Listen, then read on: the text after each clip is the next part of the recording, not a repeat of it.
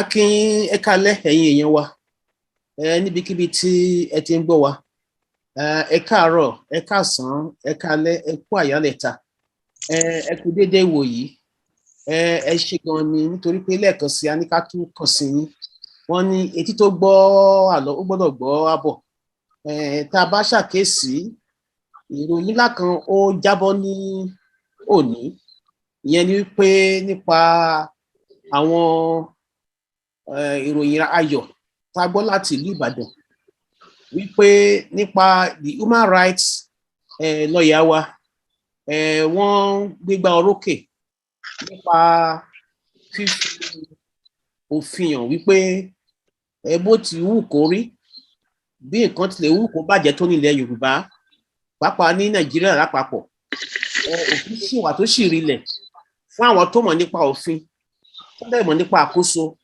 àti ṣe ètò nípa òfin. So ìdí ìlà sọ pé ní àṣálẹ́ yìí ká wá kí gbogbo yín pé a kú oríire ọjọ́ òní bí a tilẹ̀ máa sọ wípé lóòótọ́ kò tó ṣùgbọ́n wọ́n ní half bread is better than none. Wọ́n dẹ̀ ní aláǹgbá tó jábọ́ láti orí ìgànná sílẹ̀ ni omi rílẹ̀ mẹ́ta wọ́n tàn bá ti ẹ̀yìn òun lòun á yí ara wọn.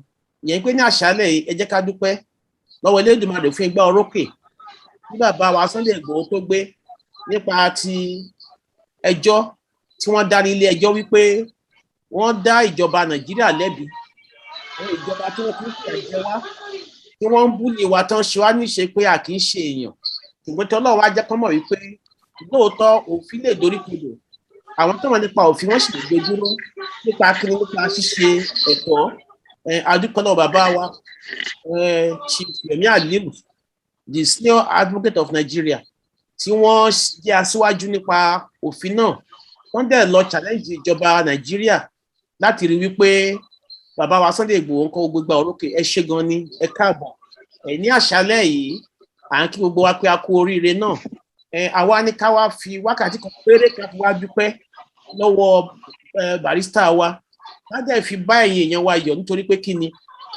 bó ti wù kó rí wọ́n lẹ́yìn òkùnkùn birimọ̀birimọ̀ ń kọ́ ìmọ́lẹ̀ àjọba àdúpẹ́ pé ní òní ìmọ́lẹ̀ ìjọba ara mi wípé gbogbo iṣẹ́ takuntakun tí bàbá wa Yomi Aliyu ṣe ń kọ́ ó jẹyọ gbogbo wa sì rẹ́rìn ayọ̀ ìtumọ̀ èyí ni wípé bàbá wa yóò máa ṣe àwọn àlàyé fún wa ìyẹn ni pé kí ni the bandwagon effect kí ni àwọn àmúlọ́wọ́ nípa òfin tí ọ̀rọ̀ àwọn tó kù tí wọ́n ní kó máa wá sign ní ilé ẹjọ́ àti pàápàá àwọn tí àwọn DSS wa tó sì mú mọ́lẹ̀ tó ń fi ìyà jẹ lọ́wọ́lọ́wọ́ kí ni the cumulative and bandwagon effect tó máa ní nítorí pé ìsìn wọ́n ní ibi tó yọ láti lọ ṣe àwọn nǹkan ọ̀sẹ̀ yìí kan pé ó jẹ́ nǹkan tó lòdì sófin ìyẹn ni pé gbogbo àwọn tó kó ní ilé yẹn gbogbo ìwà tó wù ní ilẹ̀ kan ó lòdì sófin ẹ máa ká lọ nígbà tí a ó máa kàn sí ọ̀pọ̀lọpọ̀ àwọn bàbá wa tó wà níkàlẹ̀ àwọn ẹ̀gbọ́n wa àwọn àbúrò tó wà níkàlẹ̀ ní àṣálẹ́ wọn á bá wa sọ̀rọ̀ ọ̀pọ̀lọpọ̀ kan ni a máa mú wá ní ètò ti àṣálẹ́ yìí ẹ ṣé gan ni a kí yín o ẹ káàbọ̀ àkú ìrọ̀lẹ́ Olúwa tí ó bá bẹ̀rẹ̀ a bá parí ẹ̀ àwa náà mọ̀ pé a lè sún yìí nítorí kan ní tí iná ò bá tán lórí ẹ̀jẹ̀ kì í tán lè kọ́ná so ìdí la ṣe dúpẹ́ lọ́wọ́ yín gidigidi pé ẹ kú àdúró tì wa ẹ kú àwòmọ́ra ẹ dẹ̀ kú àfaradà ní agbára ṣe Ọlọ́run ilẹ̀ Yorùbá abọ́lóko ẹrú gẹ́gẹ́ bí ògo adúláwọ̀ Olúwa gbé wa sókè ẹni àgbáyé wọn lè mọ̀ pé ilẹ̀ Yorùbá ń kọ́ àwọn dúdú tí àwọn èèyàn wa tó ti sá lọ láti gba ẹrú àtàwọn tán wà ní gbogbo oko ẹrú lọ́wọ́ nígbà tásìkò bá tara gba òmìnira a lè mọ̀ pé nǹkan tá a fi ń ṣanwọ́ tí a fi tà ń tẹ̀ mọ́lẹ̀ bí ṣàbàṣùbàṣù yìí ohun tó jẹ́ ògo ńlá tó yẹ kí gbogbo àgbáyé kó mọ̀ kó dẹ̀ máa gbé lárugẹ kán lè mọ̀ wípé àwa gọgọgọ ní ẹni Olódùmarè ẹni agbára ṣe Ọlọ́run àádébẹ̀ ẹ má lọ́rọ̀ mi pọ̀ o inú mi ń dùn ni ẹ ṣe gan ni ṣùgbọ́n ká tó gbé bàbá wa wọlé ọ̀pọ̀lọpọ̀ àwọn ètò ló ti wà nílẹ̀ tá a tẹ bá ṣàkíyèsí láti ọjọ́ Monday láti ń ṣe ètò nípa àwọn NINAS ní Amẹ́ríkà nítorí pé the 76th session àwọn United Nations tí àwọn olórí ṣe ìpàdé head of state wa náà máa wà ń bẹ̀ ọ̀pọ̀lọpọ̀ àwọn èèyàn ló dẹ̀ máa wá jàǹkànjàǹkàn a dẹ̀ fẹ́ kí gbogbo àgbáyé mọ̀ wípé ìyà tó ń jẹ wá ní ìlú Nàìjíríà àwọn ọmọ Yorùbá wọ́n ṣe pa wá ní ìpakúpa a fẹ́ káwọn àgbáyé mọ̀ kán lè mọ̀ wípé bí wọ́n tẹ̀ dá sọ́rọ̀ wa àwa tí ọ̀rọ̀ kàn á pariwo síta kágbáyé lè mọ̀ ìdí èyí la ṣe ń pe gbogbo yín pé ẹ jọ̀wọ́ ẹ bá wa jáde nílùú Amẹ́ríkà ẹ bá wa lọ nítorí pé wọ́n ní ọ̀sẹ̀ tá máa bọ́ sí yìí Buhari ń bọ̀ ní Amẹ́ríkà láti wá deliver speech gbogbo hypocrisy gọ́ọ̀mẹ̀ntì yẹn la mọ̀ bọ́n ṣe ń ṣojú ayé tó ń dẹ̀ ń tàn wá gbogbo ẹ̀ la mọ̀ ṣùgbọ́n ẹ jẹ́ ká jáde kí gbogbo wa kán lè mọ̀ wípé ariwo tá a bá pa sí àgbáyé ńkọ́ wọ́n gbọ́ láti lè ṣe àánú fún wa tá a bá ké gbàjarè wọ́n á mọ̀ wípé àwa tí ìyà ń jẹ ńkọ́ ìyàwó mọ́ wa lára akọ̀ fi bára torí pé àfẹ́ wàhálà ni kí Olúwa kó ràn wá lọ́wọ́ màá wá pé Jídé Ìgè kó jọ̀wọ́ kó tó ní ká máa gbé àbá wọlé kó lè settle down kó bá ṣe àwọn àlàyé díẹ̀ nípa kí ni ètò tó wà ńlẹ̀ látọjọ́ Monday nípa the NINAS rally tí ó ti bẹ̀rẹ̀ ní ọ̀sẹ̀ tó kọjá Evangel Jídé Ìgè ẹ jọ̀ọ́ ẹ bá kàn sí àwọn èèyàn wa ẹ ṣé.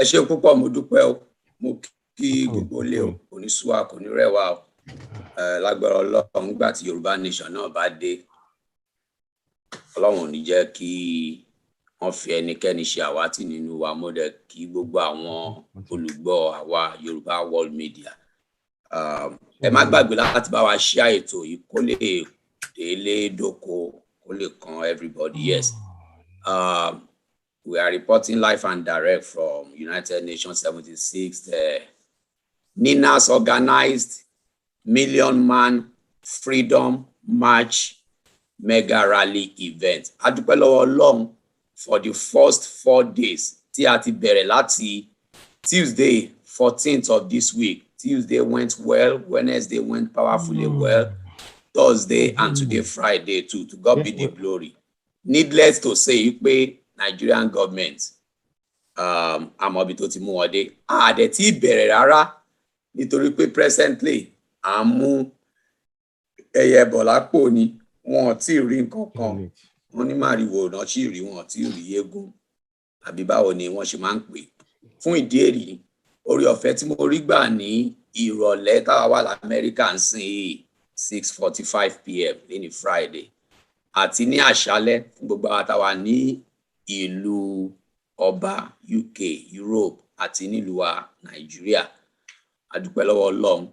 Èyí ni láti sọ fún wa àti láti fi tó wa létí pé gbogbo nǹkan tá a ṣe ní ọ̀sẹ̀ yìí tí Ọlọ́run fún wa ní agbára orí ọ̀fẹ́ láti ṣe gbogbo àwọn tá ti travel tá ti padà DC, Virginia, Washington, Maryland area.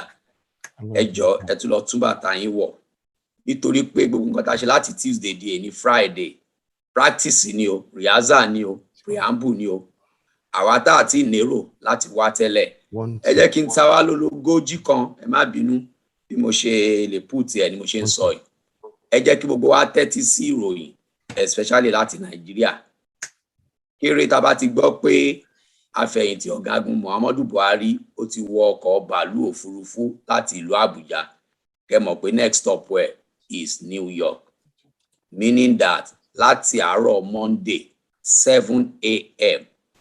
Anyway, ẹ má ṣì mí gbọ́, Buhari wá kò wá, òun gangan kọ́ ni pàtó nítorí pé bóun ò wá wọn ní bí ọ̀kọ̀ọ̀kan ọ̀rẹ́ èjìrìn ẹgbẹgbẹ̀rún ẹ̀ á lọ. Àwọn olórí pípé head of state àti head of government. Ẹ jẹ́ kí n end there, something is gone wrong. Sorry, I'm gonna stop. I have to stop. Ni a fẹ́ wá bá pàdé láti lè máa ké gbàjarì gbogbo bí Fulani government of Nigeria bó ṣe ń treat all the southern people nílùú wa Nigeria. So ẹ jọ̀ọ́ à ń bẹ̀ wá, à ń rọ̀ wá ni à ń lo orí ọ̀fẹ́ yìí. Ẹ bá wa share program yìí. Ẹ bá wa sọ fún gbogbo èèyàn onílé lóko lọ́nà odò. Gbogbo àwa tá bá lè make it Monday can make it Tuesday, Wednesday, Thursday, Friday next week. September 20 to 24 ẹ jọ̀ọ́ ẹ jẹ́ ká jáde. Cat times 3, cat times 4, 5, cat times 10 crowd tí a experience ní New York United Nations General Assembly ní ọ̀sẹ̀ yìí. Ó ṣe ní láàánú pé ìjọba Buhari àtàwọn tó ń mọ̀ ní United Nations wọ́n play pranks ṣùgbọ́n Ọlọ́run jù wọ́n lọ. Mi ò ní purọ́ fún wa, àwa wà on ground bí a lè sọ pé ọjọ́ kan pàtó báyìí ni Buhari ló máa give speech, bóyá Monday ni o, bóyá Tuesday ni o, bóyá Wednesday, Thursday or Friday 24th. A lè sọ ẹni tó bá sọ fún yín pé ọjọ́ kan kẹ́ mọ̀ pé àwọn saboteur ni, propaganda ni, kò sẹ́ni tó mọ̀, wọ́n lè change ẹ̀ at the last minute. Fún ìdí èyí ni ó ṣe pàtàkì wípé ká follow mind àti conscience wa. Ẹni tó lọ bá fún ní ọjọ́ márùn-ún next week kó wà ń bẹ̀, ẹni tó bá yẹ pé Ọlọ́run fún ní ọjọ́ mẹ́ta péré, ọjọ́ mẹ́rin, ọjọ́ méjì, ọjọ́ kan kó wà ń bẹ̀. Ìgbà tí luck bá shine on them, nítorí pé a fẹ́ wọ jáde láti inú mọ́tò ẹ̀kọ́ tó wáyọ̀, a fẹ́ bo lẹ́gbàá gidi nídìí, a fẹ́ bo ẹ̀dẹ̀ tí mo nǹkan tí mo mí ìgbà pé a fẹ́ bo lẹ́. So à ń bẹ gbogbo àwọn èèyàn wa, ẹ̀yin tẹ́ ṣì wà ní agbègbè New York, gbogbo àwọn state tó súnmọ́ New York, ẹ̀yin tẹ́ bá sì lè book flight yín láti Monday lọ, from this Monday September 20, please let us report back at the DAG Plaza Park tí wọ́n fún wa on our permit to continue our NINA's organized 1 million man Freedom March mega rally event. We plan to meet 7 a.m. every day from Monday to continue our agitation. Please wear black, bring your signs, your tag, your banners. We are printing more from the NINA's level to give to those who don't have anything to carry. Again, the focal point and the eyes of the world is going to center and is going to be on United Nations 76th General Assembly session and debate, especially for this new week that we are coming into. We are imploring, begging, encouraging every Yoruba sons and daughters in North America and Canada, all the 50 states in America that can make it. Just come anytime you can make it. Even after close of work, 5 p.m., you will still meet us there because we will be there live and direct. Kò jù báyìí lọ, finally, nǹkan tí mo fẹ́ sọ. Yes, with Buhari leaving Nigeria on September 19th, which is Sunday in 2 days, we need to redouble our efforts to bring out our people. Congratulations to those that attended already this week, Tuesday to Friday. We want to be able to say a huge welcome to those just joining us this coming Monday, September 20, 21, 22, 23, 24. We are meeting 7 a.m. every day. Please do not hesitate. Please come one call all. Invite your friend, family, co-worker, associate, and so on and so forth. So that is all I have for now. Well, I will leave my number for those who still need further information, direction. If you have inquiries whatsoever concerning this Million Man Freedom March mega rally in New York, please don't hesitate to call me, Jide Gay. My number is 845-293-8937. Again, my number is 845-293-8937. Kò ní sú wa, kò ní rẹ̀ wá o. Ẹ ṣeun púpọ̀ o. Bàbá wa Secretary General Media, Mr. Fatai Ogunrubido, assistant wọn àti gbogbo àwọn media wa tán wà nínú ilé. Mo dúpẹ́ lọ́wọ́ yín fún oore ọ̀fẹ́ tẹ́ fún mi o, bàbá wa Ọ̀túnba Ọlábọ̀dé George, Ọlábọ̀dé Oseni. Ẹ ṣeun sir. Thank you.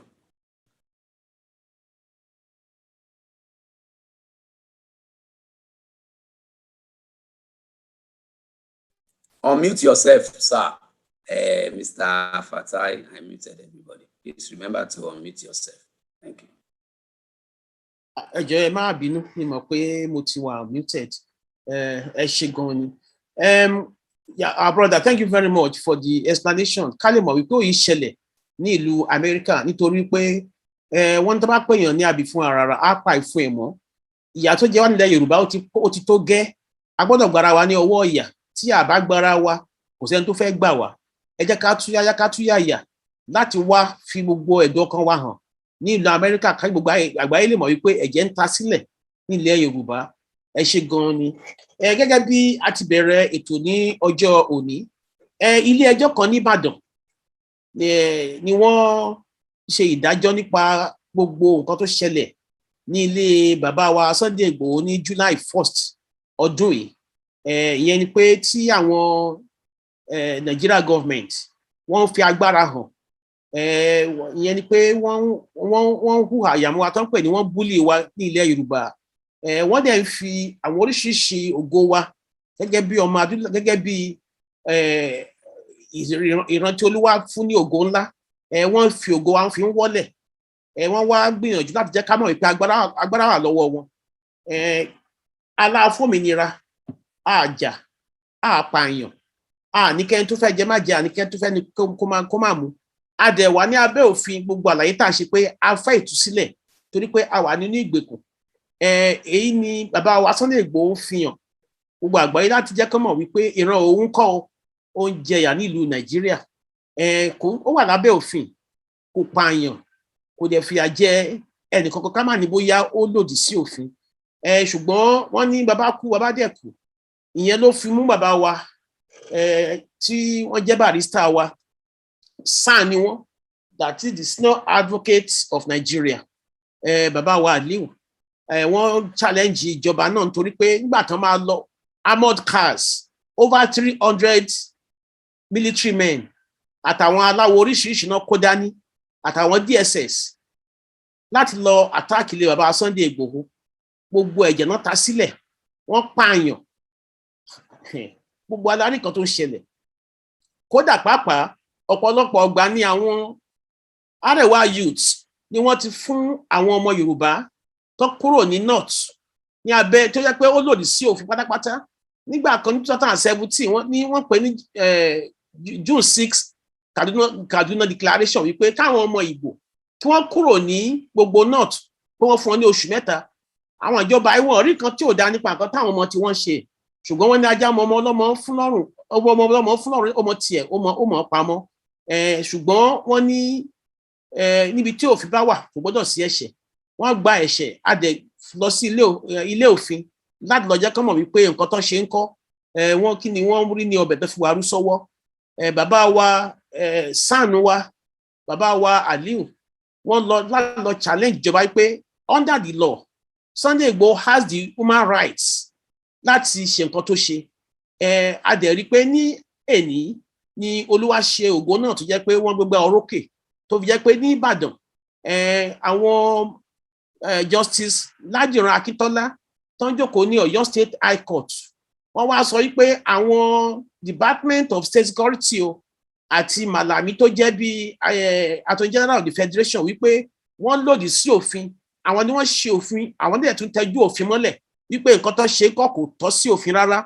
Ìdí èyí náà ṣe wá gbìyànjú láti sọ wípé ilé ẹjọ́ ó fún bàbá wa Sunday Igboho ní compensation of 20 billion naira. Wọ́n ní tí egbò ẹni bá jóore lọ́jà orí aya ni. A dúpẹ́ lọ́pọ̀lọpọ̀ lọ́wọ́ ẹ̀yin bàbá wa Aliu nítorí pé ẹ ṣe Olúwa dẹ̀ fi iṣẹ́ náà ó fi yìn yín. Ní agbára àṣẹ Ọlọ́run kò ní jẹ́ àṣemọ fún yín. Olúwa dẹ̀ máa lọ́ra ẹ̀mí yín. Àwa pè yín ẹ jọ̀ọ́ ẹ wá bá wa tu àwọn yẹn wá nínú. Nítorí ọ̀pọ̀lọpọ̀ nǹkan ló ṣì wà ńlẹ̀ tí àti mọ ọ̀nà tá a máa gbé gbà. Pàápàá àwọn tí wọ́n ká mọ́ ilé náà, àwọn tán pa àti gbọ́ nípa wọn, àwọn tán dẹ̀ ká mọ́ ilé tán kó lọ. Ọ̀pọ̀lọpọ̀ wọn náà nìkan wọ́n yìí nìkan wá máa sáìn.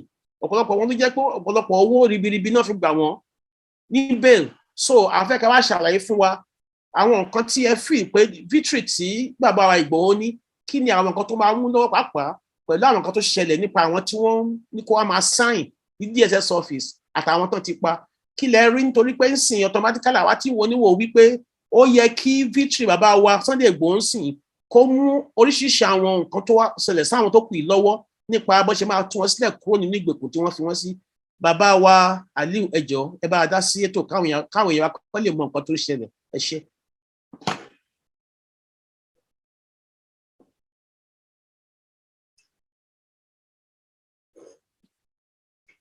Dáàdì wa Yomi Aliu ṣe wà ń bẹ̀ sà. Hello. Ẹ ṣé gan ni sà ń gbọ́ yín. Ẹ kálẹ́ o, ẹ káàsán o, ẹ káàárọ̀ ẹ kú ojúmọ́. Ẹ ṣé gan ni sà, ẹ káàbọ̀ sà. Inú mi dùn láti wà níbí. Initially, I thought mo rò pé orí WhatsApp ni a ti fẹ́ sọ̀rọ̀. So I was waiting on WhatsApp. Kí wọ́n tó sọ pé kí n lọ sórí Zoom kí tó wá síbẹ̀ ń sìn.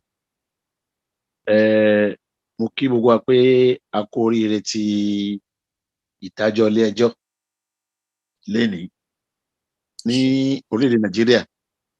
Kò tíì sí ẹnìkan kan. Mo ti ń ṣe amòfin sìn ó jẹ́ 36 years. Kò tíì sí ẹnìkan kan tí ilé ẹjọ́ fún ní irú ìdájọ́ 20 billion aggravated damages. And then Tẹ́ẹ̀bà máìǹ sà, ẹ jẹ́ ká rójú yín sà, tẹ́ẹ̀bà máìǹ sà. Ẹ̀yin tẹ́ pè mí lọ́gànjọ́, ẹ jẹ́ kí n mọ̀ bórí bẹ́ẹ̀dì máa wà. Okay, I will allow you to see me in due course. But meanwhile, ẹ jẹ́ kí máa sọ̀rọ̀ lọ bá ti ń sọ̀rọ̀ lọ yìí. So ilé ẹjọ́ wọ́n fún wọn ní 20 billion tí mo ní kò tíì sí irú ẹ̀ rí ní Nàìjíríà àti ìgbàrú ẹ̀ rí láíláí.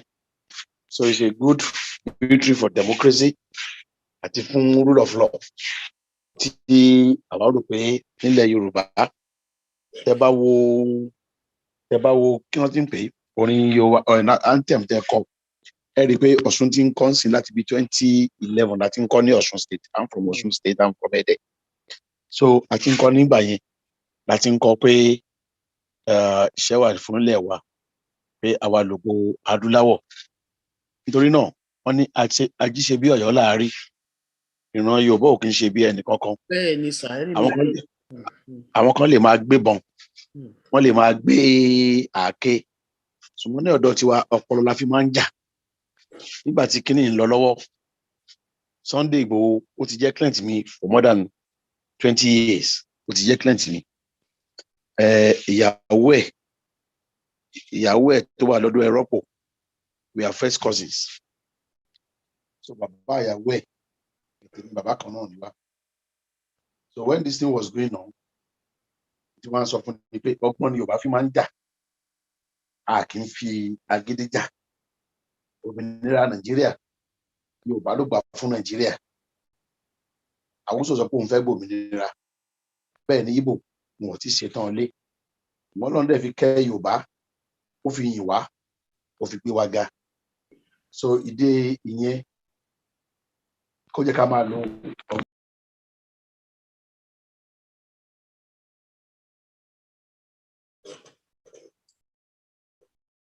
ẹ̀yin yẹn wá ẹ má bínú o, ó dàbí ẹni pé network wọn ló ń fade, wọ́n á tún padà wá. Ẹ jẹ́ ká fi sùúrù ká fi dúró dè wọ́n fúngbà díẹ̀. Ẹ ṣé. Gbogbo àlàyé tí wọ́n ṣe fún wa ó dàbí ẹni pé a ti gbọ́ nítorí pé aṣíwájú ni wá gẹ́gẹ́ bí ọmọ ilẹ̀ káàárọ̀ oòjíire. A kì í ṣe èrò ẹ̀yìn rárá. Bàbá wa ti padà. Ẹ ṣé gan ni sà, àti rójú yín sìn. Ẹ tẹ̀síwájú sà.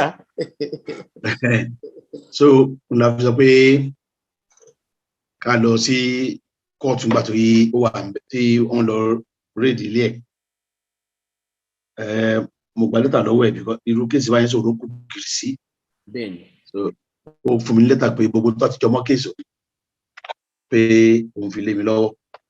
láti ṣe ìyẹn ló mú pẹ̀lú mi ní Àbújá pé kó lọ ṣe kéèsì àwọn 12 tí wọ́n kó ní ilé ẹ̀ ló fi lọ ṣe ti Àbújá yẹn tó ti Ìbàdàn ohun tá a fẹ́ fi ti Ìbàdàn ṣe ni ẹni pé bá ti bẹ̀rẹ̀ ti Ìbàdàn bẹ́ẹ̀ ni àwọn IPOB àwọn náà lọ bẹ̀rẹ̀ tí wọn lọ́sí gbogbo wọn ò mọ̀ pé nínú òfin Nàìjíríà pé self-determination is a fundamental right nínú òfin Nàìjíríà tá a fọwọ́ sí láti 1986 ó ti wà ní òfin Nàìjíríà kò kí ń ṣe nǹkan yẹn ní ṣùgbọ́n tó pé ìwé òfin yẹn kò kí ń ṣe òfin títẹrú tọmọ lè gbọ́ ṣe mo rò pé ẹ̀ ń gbọ́ mi.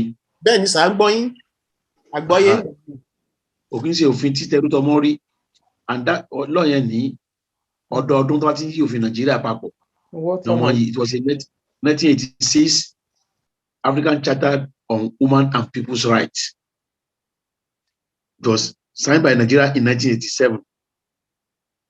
So all the laws in Nigeria no fi sínú ẹ̀ pé fundamental, self-determination is a fundamental human right. So if something is fundamental human, and then there's another case. Tí wọ́n sọ wípé òfin o Ransom Kuti àti Abacha against Ransom Kuti. Wọ́n ní òfin tayọ ojú gbogbo òfin Nàìjíríà lọ pátápátá. African Women and People's Rights. Pé gbogbo òfin tó wà Nàìjíríà pátá wọ́n gbọ́dọ̀ tẹríba fún òfin yìí ni. So now àti test the constitution wa wò but kò ní ìpínká test ẹ̀ o. If tí Nàìjíríà bá fọwọ́ sí òfin yìí tí gbogbo Africa fọwọ́ sí ó mì pé automatically self-determination is part of self-determination ó dàbí ara òfin tó wà ní constitution ní Nàìjíríà. Tó tá bá dẹ̀ ti mú yẹn kúrò ń bẹ̀ tá bá rí yẹn gbà nílé ẹjọ́ gbogbo nínú òfin a ní case kan náà ṣe ní London náà ṣe ní UK wọ́n pè ní UAC against McVoy pé a lè gbé nǹkan lórí òfurufú yóò ṣubú ni. So gbogbo tán káwọn ọmọ wa lọ sí àtìmọ́lé tó ń kó wọn lọ sí court fún terrorism wípé Nigeria is a sovereign and indivisible nation a rí pé òfegè ni tí àwọn ọmọ yìí ò bá ti jà pé àwọn fẹ́ fi tipátipá gbà tó ń jà fún ni pé àwọn fẹ́ referendum. I think it was done in Britain or Scotland. Wọ́n ṣe ní Britain wọ́n ṣe ní Spain Catalan. So ìyẹn òkè kò mí ìbéèrè tábà ṣe wọ́n á win. Just let these people kọ́ wọ́n láwọn fẹ́ lọ wọ́n láwọn fẹ́ lọ ní ẹ̀ lè fi tipátipá mú wọn tẹ́ lè ṣe náà ni pé ẹ lẹ́fẹ́ lọ òkè ẹ jẹ́ àṣẹ referendum. Tábà dẹ̀ ṣe tẹ́ bá win ó dàárọ̀ ó dìgbò ṣe tó wá dẹ̀ win mọ́ àjẹ́ pé ẹ bá ó tún di bí a ti lọ pé ẹ gbọ́dọ̀ tún bèèrè mọ́ títí di ọdún 10 o. So yẹn náà lè ṣe ilé ẹjọ́ ti sọ lé nísìn wípé ẹnìkan kan ò lè dókòkò anybody tó ń bèèrè nípa self-determination. Ògbésẹ̀ táwa gbé níbẹ̀rẹ̀ pẹ̀pẹ̀ ó lè àwọn IPOB ṣe lọ ń gbé ń sìn àwọn náà ti lọ sí kóòtù nílùú wọn fún 50 million àbí 50 billion wọ́n ṣe ní kí n wá ṣe kéèsì àjọ mo sọ fún wọn pé mi ò lè ṣe é torí pé wọ́n ti fi ogun bẹ̀rẹ̀ wọ́n ti ń sun ilé ìjọba wọ́n ti ń sun ọgbà ẹ̀wọ̀n so irú yẹn ò ṣe korí bọ̀ wọ́n tó bá tà wọ́n ò tí ì débẹ̀ yẹn wọ́n ò tí ì lé wa débẹ̀ mo lè fi ṣe fèwé ló ṣe fèwé mọ́ so lẹ́ni nísìn ilé ẹjọ́ ti ní ìbéèrè fún ìdádúró ara wa iṣẹ́ ẹ̀ṣẹ̀ nínú òfin Nàìjíríà fat ẹ̀tọ́ ọmọnìyàn ni. So gbogbo èmi àti pẹ̀lú mi àpàdé lẹ́ni ó wá bá mi lọ́fíìsì nìbàdàn lẹ́ni so a ti sọ̀rọ̀ lórí ẹ̀ pé inú wa dùn àti Kútọ́nù ni o àti Àbújá ni o títí tí àbí ó fi yí padà ilé ẹjọ́ kankan kò lè déyàn lẹ́bi nípa wípé ó béèrè fún self-determination ìjọba tiwantiwa ti ìran rẹ̀. Ìgbàtà lè lọ sí ilé ẹjọ́ Ìbàdàn agbé ti African Charter lẹ̀ agbé ti UN United Nations Charter on indigenous people's rights agbẹ̀yẹn náà lẹ̀ tó sọ pé àwọn èèyàn indigenous people èyí ni pé àwọn ẹ̀yà tí wọ́n ní agbègbè tá lè pé agbègbè wọn rí tán ní agbègbè àrítọ́ka sí bí Yorùbá ń sìn kò sẹ́ni tí ó mọ̀ pé gbogbo south west Yorùbá ló ní so Yorùbá ní agbègbè àrítọ́ka sí wà wọ́n sì ń bẹ níbẹ̀ èdè kan ló so wọ́n pọ̀ tó ń pè ní Yorùbá sórí wọ́n lè béèrè fún ẹ̀tọ́ ara wọn láì jẹ́ pé ẹnìkan dókòkò mọ́ wọn ilé-ẹjọ́ lè sọ lénìí pé ìwà tí wọ́n wù tí DSS wù lé olóyè Ìgbòho pé ìwà tí ò bá ọ̀làjú ìwà tó yẹ kí gbogbo èèyàn tó bá jẹ́ èèyàn kan bẹnu àtẹ́lù ìwà tí mo gbọdọ̀ bá lọ́wọ́ oníṣẹ́ ìjọba tí wọ́n fi owó orí àwọn ènìyàn sanwó oṣù rẹ̀ ìwà bìkítà ìwà ta ni ó mú mi tó yẹ kí gbogbo ènìyàn wọ́n bẹnu àtẹ́lù pé nídìí ẹ̀ òun fún wọn ní òun award against wọn exemplary and aggravated damages wọ́n máa ń lò fún arbitrariness of any public servant so àti mọ̀ pé wọ́n á lọ sí appeal wọ́n bá lọ sí appeal ní 20 billion náà bá wọn dínkù láyé mi rò pé wọ́n lè dínkù sí tí ò ní fi wọn lọ́wọ́ àti pé láti ìjọ márùn lọ́sìn àwọn ti lọ sí báǹkì pé gbogbo tó bá fowó wọn sí owó DSS ibi tó bá wà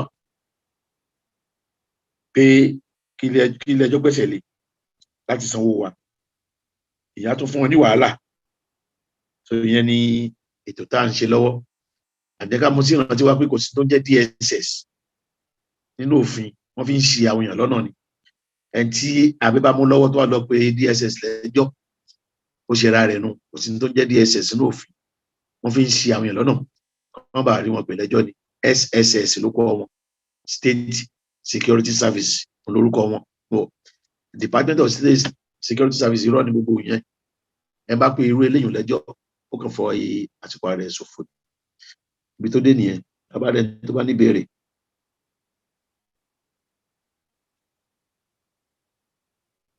ẹ ṣé gan ni bàbá wa fún gbogbo àlàyé tí tẹ́ ṣe in fact gbogbo àná la wà impressed torí pé látàárọ̀ àti ń yọ̀ a dẹ̀ ní pé ní àṣálẹ̀ a gbọ́dọ̀ kóra wa jọ láti pè yín ká dúpẹ́ ká dẹ̀ celebrate yín mo fi wákàtí ọwọ́ mo fi kí bàbá wa Ọ̀túnba Hùsénì àti ìyá wa Erelú àwọn ni wọ́n jẹ́ olórí wa nínú ìkànnì yìí tí wọ́n ń kó wa jẹ ó dẹ̀ kí gbogbo àwọn colleagues mi náà tí a jọ wà ní orí ètò a fẹ́ gbìyànjú láti béèrè ní ọwọ́ yín kí ni implication tẹ́ ẹ rí or kí ni the bandwagon effect tẹ́ ẹ rí kéèsì ẹ sí pẹ̀lú àwọn tí wọ́n sì ń dún okò mọ́ pàápàá àwọn méjìlá tí wọ́n kó ní ilé wọn àtàwọn méjì tó jẹ́ pé wọ́n sì wà ní abẹ́ òfin wọn ní Àbújá lọ́wọ́lọ́wọ́ tí wọ́n ń fi ìyà jẹ pé wọ́n fẹ́ charge wọn fún terrorism and gẹ́gẹ́ bí àlàyé tí mo ṣe earlier on ọ̀pọ̀lọpọ̀ east west north and south of Nigeria láti rí act of terrorism tí a dẹ̀ rí any proactive action by this government ó ṣe wá jẹ́ pé àwa ọmọ káàárọ̀ oòjíire tá à ń jà pé a fẹ́ òmìnira àwa náà wá dùn kòkò mọ́ láti máa fọ́ọ́rẹ́ àwọn ọba wa àwọn bàbá wa ní imú wípé wọn jẹ́ nǹkan kan tó pé ìtumọ̀ ìwà tí ìjọba Buhari wù sílẹ̀ Yorùbá nìyẹn kí lẹ wá rí tí ìdájọ́ yẹn kí lẹ rí tó lè mú lọ́wọ́ fún àwọn tí wọ́n fìyà jẹ láì nídìí.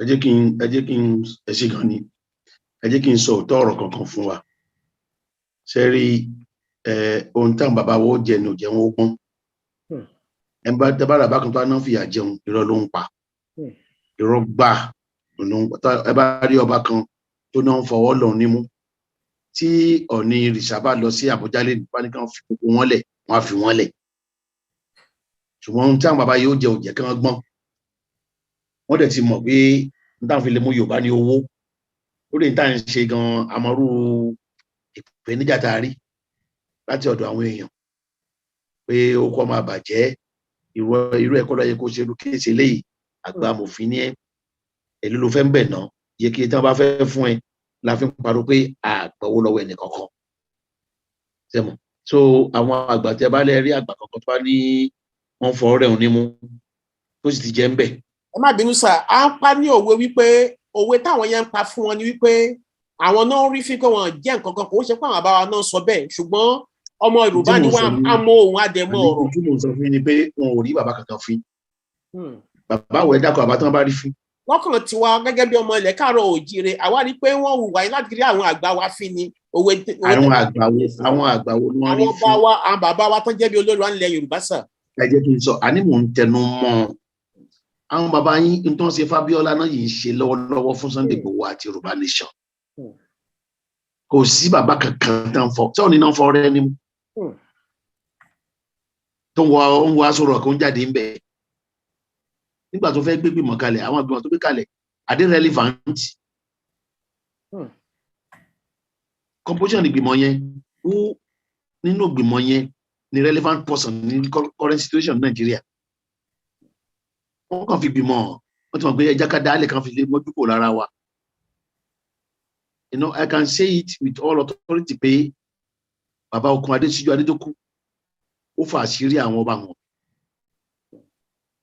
Wọ́n á jà fún ẹ̀yìn aráàlú lọ́sàn ní òru wọ́n á wà pẹ̀lú ìjọba. I was very close to him. Ṣé okun Adésíjú Adé èmi mú fún wọn ní Ifẹ̀ East local government when I was in government when I was chairman of the Government Service Commission. So kò sí àbákan tó ń fọwọ́ rẹ ní mo ẹ jẹ́ ká gbàgbọ́ àti wọn jẹ́ àwọn àbáyọ̀ lọ jàjà fúnra wọn. Wọ́n tó jẹ́ ara wọn gbé. Nínú gbogbo àwọn ọba nílẹ̀ Yorùbá ń sìn mo rò pé Olúbàdàn Ìbàdàn nìkan ló ràn yàn lọ sí Kútọ́nù wọn ló ràn yàn lọ Kútọ́nù ọba tó jókòó tó fìdí rẹ̀ lẹ̀ ńlẹ̀ tí yóò jáde ta irú àgbà ọba náà fọwọ́ rẹ̀ ní mẹ́ta kan jẹ́ ká bàbá mi pa àwọn tí wọ́n fọwọ́ rẹ̀ àwọn èmi ò rẹ̀ tán fọwọ́ rẹ̀ ní ká kọjú mọ́ kéèsì tiwa ni wípé mo ti bẹnu bá bí mo ti ń lọ nínú mátà yìí níkọ̀ọ̀kan bí mo ti ń lọ nínú kéèsì Sunday yìí níkọ̀ọ̀kan every day wọ́n bá give judgement wọ́n bá give ruling wọ́n bá ti adjourn ni mo ń send ẹ̀ sí Kútọ́nù kan interpret ẹ̀ sí kan tí pé French kan lè bá rí lò ní kóòtù yẹn àwọn tí bẹ̀rẹ̀ náà tún ní nísìlẹ̀ kan kọjú mọ́ṣẹ́ wọn lọ́yà síbẹ̀ nísìlẹ̀ kan kọjú mọ́ṣẹ́ wọn òṣèlú náà ń fi Sunday ṣe ní àtìmọ́lé nígbà tí mo pariwo gbà yẹn pé Sunday wà ní àtìmọ́lé pé wọ́n dé ní chain lọ́wọ́ wọ́n dé ní chain lẹ́sẹ̀ wọ́n sunkún bí ọmọdé àwọn èèyàn wọ́n bẹ̀rẹ̀ sí bú mi until Sunday came out pé òótọ́ ni tóun sọ because ṣẹlẹ̀ ni mí àwa ní orísun wa ní Kútọ́nù so I know what is going on there àwọn ọmọ ìjọba mi ń fún mi láṣìírí tí wọ́n fẹ́ bá sọ̀rọ̀ ń sinmi àti sọ̀rọ̀ lọ́wọ́ wọ́n fẹ́ kájọ ẹ̀ mọ́ra àmọ́ bá ti lè ṣíta fún àjọ ara wa mọ́ra wa a ti sọ̀rọ̀ lénìí so gbogbo ìhàlẹ̀ àwọn lọ́yà sí Kútọ́nù lẹ́yìn Fálọlá mi ò rẹ́ tó tún serious nínú wọn mọ́ bẹ̀yẹn so ohun tá a fi kéèsì ṣe ni pé a fẹ́ fi yọ àkàbà lẹ́sẹ̀ ẹni tó gògiri ẹni tó gòpó náà tó ti dìbò poná tá a yọ àkàsà lẹ́sẹ̀ rẹ̀ ọ̀gá mi tí ó bẹ̀lẹ̀ ni inú kó dìmọ̀ náà ń bẹ̀ tàbí kó jábọ́lẹ̀ wọ́n dẹ̀ ti jábọ́lẹ̀ ní ibì kan ó lọ lára ẹ̀ so ń sìn basis for ìtàn gbẹ́kẹ̀lé láti kó àwọn ọmọ yìí lọ sí ilé ẹjọ́ terrorism pé wọ́n ń béèrè fún self determination ilé ẹjọ́ ní kò sí tó ń jẹ́rú ẹ̀ ẹlẹ́ẹ̀kejì ilé ẹjọ́ ní ìbọn tán náà rí lé Sunday pé kò sí ìfìdímúlẹ̀ rẹ̀ pé wọ́n lé Sunday náà ti rí ìbọn that's a precedent òfin dẹ̀ ní ohun tó fi ń jẹ nìyẹn so wọ́n ti ní kò sí ìbọn pé kò sí ìfìdímúlẹ̀ pé wọ́n gbé ìbọn lé Sunday tán dẹ̀ fi ìdímúlẹ̀ wípé ẹ̀tọ́ ọmọnìyàn ni kéèyàn jà fún kí àwọn ẹ̀yà kan béèrè fún pé àti ya lọ kí ẹ dákun kí wọ́n fẹ́ pè wọ́n lẹ́jọ́ fún it's a matter of time in any case gbogbo àwọn ọmọ tán tì mọ́lé pátápátá la máa gbé wọn la máa gba afẹ́ parí ti kan tán kó bàdí pé wọ́n fún wa nílẹ̀jọ́ tó ń takora wọn the 12 of them have filed action ní Ọ̀yọ́ State High Court ní Ìbàdàn bíbá yìí for damages against DSS So when we do that, táwọn náà ṣẹjọ́ ń bàdàn bí wọ́n fẹ́ gbá àwọn ọmọ ọlọ́mọ lọ a máa wò àwọn tó ń tì mọ́lé ń bẹ̀ is that say lady yẹn ló fẹ́ lọ ṣé mo ló fẹ́ bèrè ni the lady saw it in her dream in her vision and she cried out and she wept pé bàbá ọ̀yà gùn lẹ́sẹ̀ that is the travail to ma undergo. I watched that program and I cried, I wept.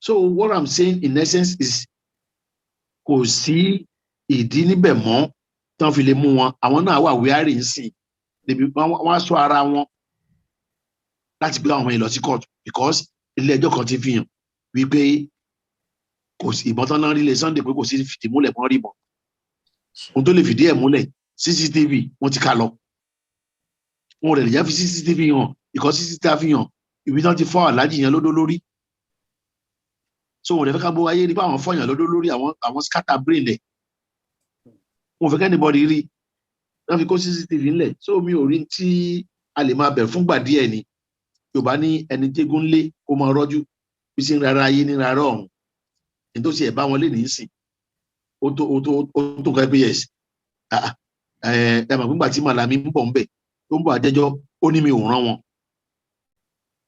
ẹjọ́ tí Màlàmí gbẹ́ láfi dá Sunday lóhùn ni pé mi ò rán èmi ò pèsè Fúlàní mi ò lẹ̀ ṣiṣẹ́ ní DSS èmi ò ní kán lọ kólé èmi ò ní kán lọ fọ́lé onílé nítorí náà mi ò rán wọn o kò kàn mí o when the Attorney General is saying that it means you're on your own and he's saying that because he knows wípé wọ́n lè lọ file kìíní sí International Court of Justice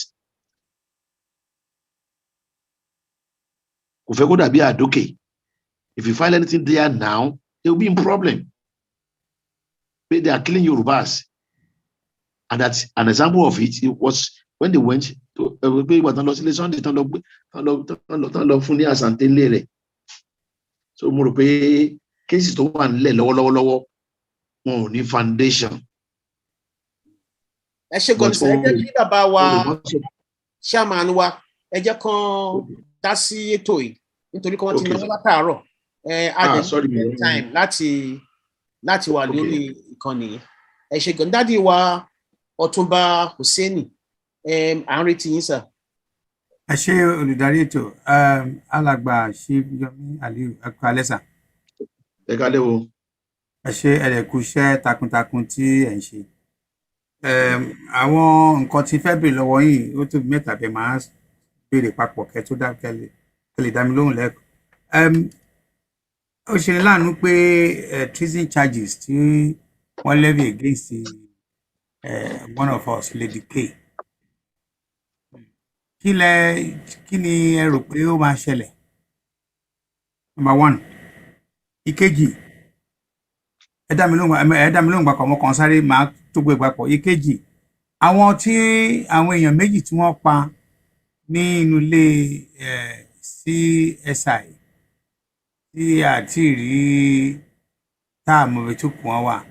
Kí ni process àti procedure láti recover because anywhere in the whole world irú kó oríṣiríṣi ló máa ń pààyàn tó tọ́ níbẹ̀ tí irú tó pa àwọn ọmọ yẹn àwọn tí wọ́n ní òkú ọkàn wọn ò ní balẹ̀ until tí wọ́n bá rí òkú wọn kàn sí wọn fúnra wọn even though there's still going to be a fight in the family and the government. Ìkẹta, hopefully there will be you are still going to fight for everybody. Kéèpà ń patronize yín o torí pé wíìnì bẹ̀ I believe pé wọ́n ní tí ògùn ẹni bá dáni lójú wọ́n máa fi ń gba orí ni so a lè fi ń yan gàn wọ́n mọ̀ pé you look after all this problem for us. Then finally ìgbà wo ni ó máa ready láti report to ìjọba tó wà níbẹ̀ sí ICC? Mo hope pé ẹ̀ ń get gbogbo àwọn question tí mo béèrè last one ni pé ìgbà wo la máa ready àbá ti fẹjọ́ wọn sùn ready àbí àṣẹ kí a máa dúró nígbà tí wọ́n tún bẹ̀ sí pa àwọn fresh set of people wà ní. Ẹ ṣé sà. Ẹ ṣeun. Ìkíní lórí ti Lady K treason charges ó dàn kí mo ti answer indirectly. Nǹkan méjì ló so mọ́ ti Lady K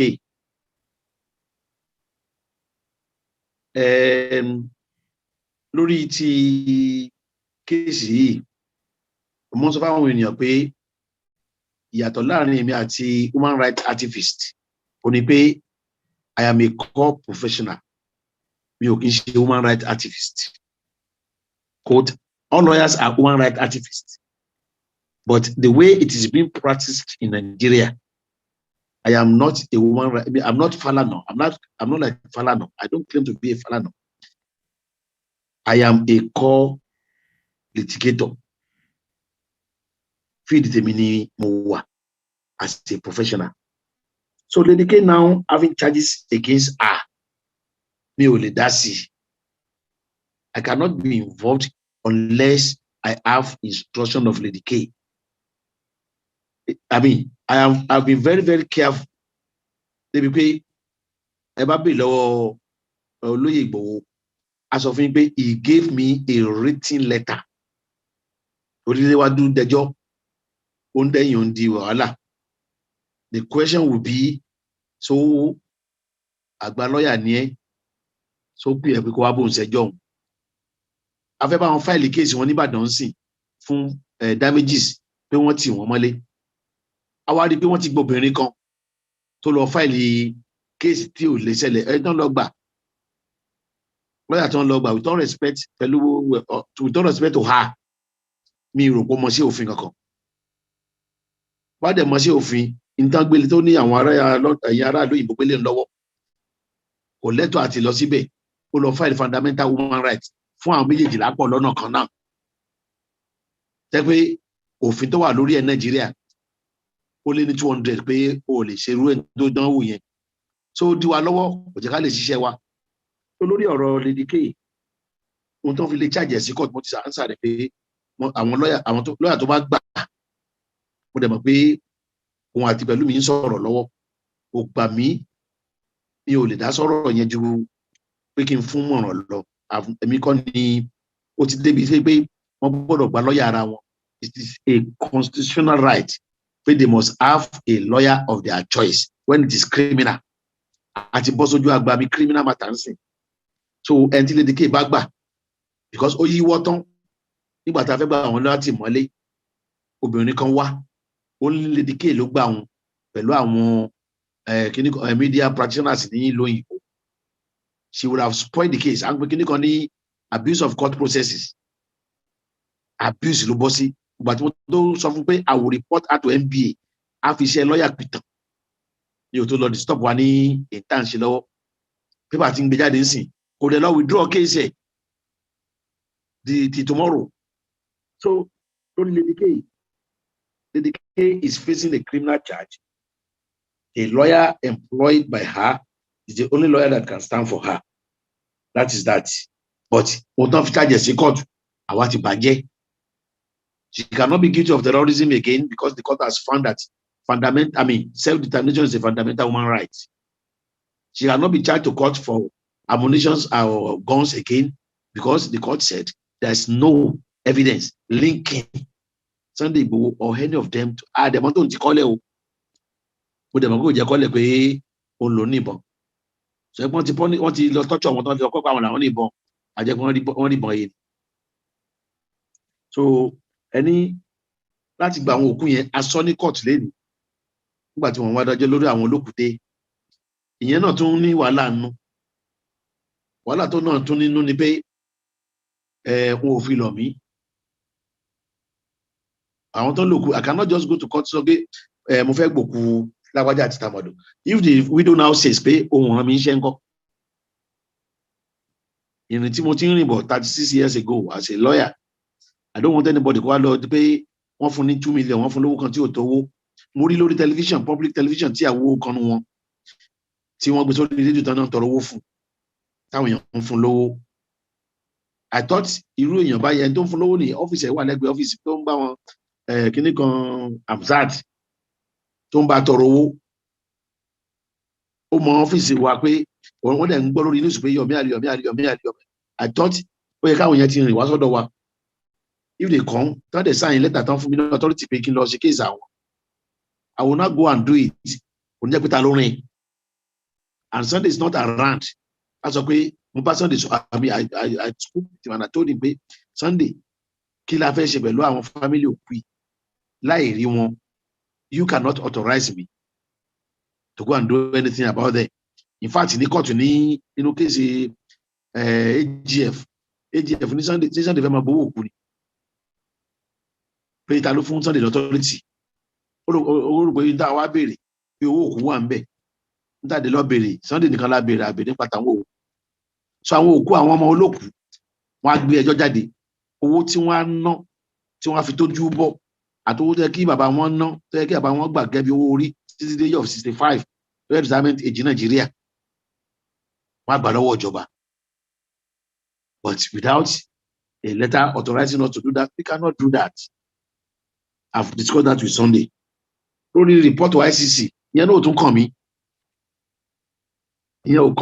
Like I said earlier on, I'm a call litigator. I'm not a human rights activist.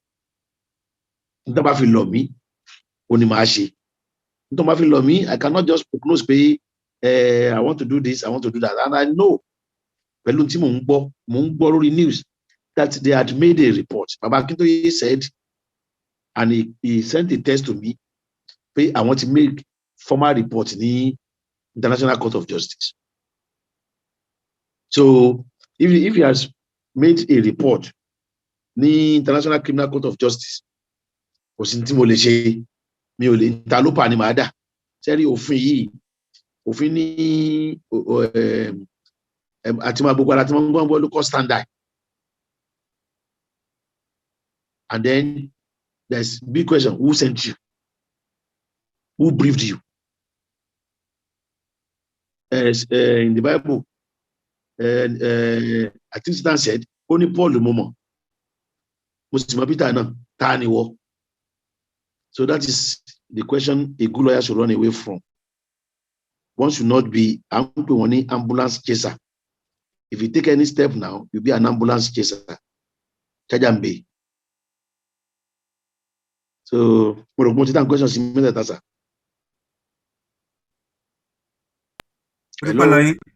Mo ti pẹ́ lọ́yìn sà, ẹ ṣé gan, mo ti pẹ́. Ẹ ṣé gan sà. Bàbá wa season hay. Okay, sir, ṣeun. Náwó sókè, ẹ jọ̀ọ́. Ẹ ṣeun. Ẹ gbóhùn sókè. Okay, ṣé ń gbọ́ mi? Ṣé lè ń gbọ́ mi? À ń gbọ́ yín dáadáa. Okay, ẹ ṣeun. Now, mo fẹ́ bi àwọn béèrè méjì kan. Ení, ẹ sọ̀rọ̀ nípa ọ̀rọ̀ DSS pé àwọn kan pé wọ́n pè wọ́n ní DSS but State Security Service ni wọ́n. Bẹ́ẹ̀ni. Lórí ọ̀rọ̀ yẹn,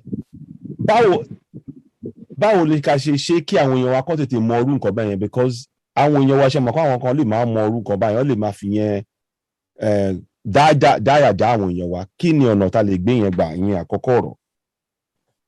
Then báwo ni ìbéèrè kejì tí mo ní, à ń rí pé àwọn Fúlàní wọ́n ń ṣe oríṣiríṣi èmi ò ń ṣe agbẹjọ́rò àbí adájọ́, sọ mi mọ̀ ẹjọ́ tí n bá ṣe ọ̀rọ̀ sọ ọkàn ń béèrè gẹ́gẹ́ bí layman.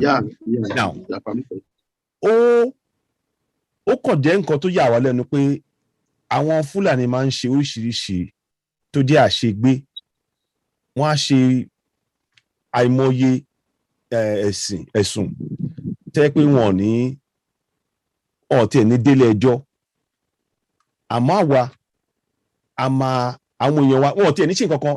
Àpẹẹrẹ ìmú èèyàn kan lọ́wọ́lọ́wọ́ báyìí wọ́n parọ́ mọ́ pé ó ṣe èèyàn kan léṣe, ó gbẹ̀mí èèyàn kan, kò dẹ̀ sí ń bẹ̀, kò dẹ̀ wà ń bẹ̀, kò dẹ̀ ń ṣe èèyàn kan, kò ń ṣe èèyàn méjì ní kí ni ẹ̀ ṣẹlẹ̀ sí. Ìmọ̀ràn owó lè gba àwọn èèyàn wa, àbí kí ni ìgbésẹ̀ táwa lè gbé láàrin ọ̀dọ̀ wa nílẹ̀ wa ká bẹ̀ sí jí àwọn èèyàn kan lè dìde fún ẹ̀tọ́ wọn nínú ọ̀rọ̀ pé ẹ̀yin agbẹjọ́rò bá ṣe lè bá wa ṣe yẹn. Ọ̀rọ̀ méjì yẹn mo ní ẹ ṣeun. DSS tó bá fẹ́ pẹjọ́ tí lọ́wọ́ bá fẹ́ ṣe tó bá fẹ́ pè yín lẹ́jọ́ ó dẹ̀ mọ̀ pé èèyàn méjì ló wà nínú òfin. Èèyàn kíní èèyàn tọ́lọ́run ń dá, èèyàn kejì èèyàn tí òfin dá. Tó yé wa, ẹnìkíní ẹni tọ́lọ̀ ń dá ẹnìkejì ẹni tó fi dá.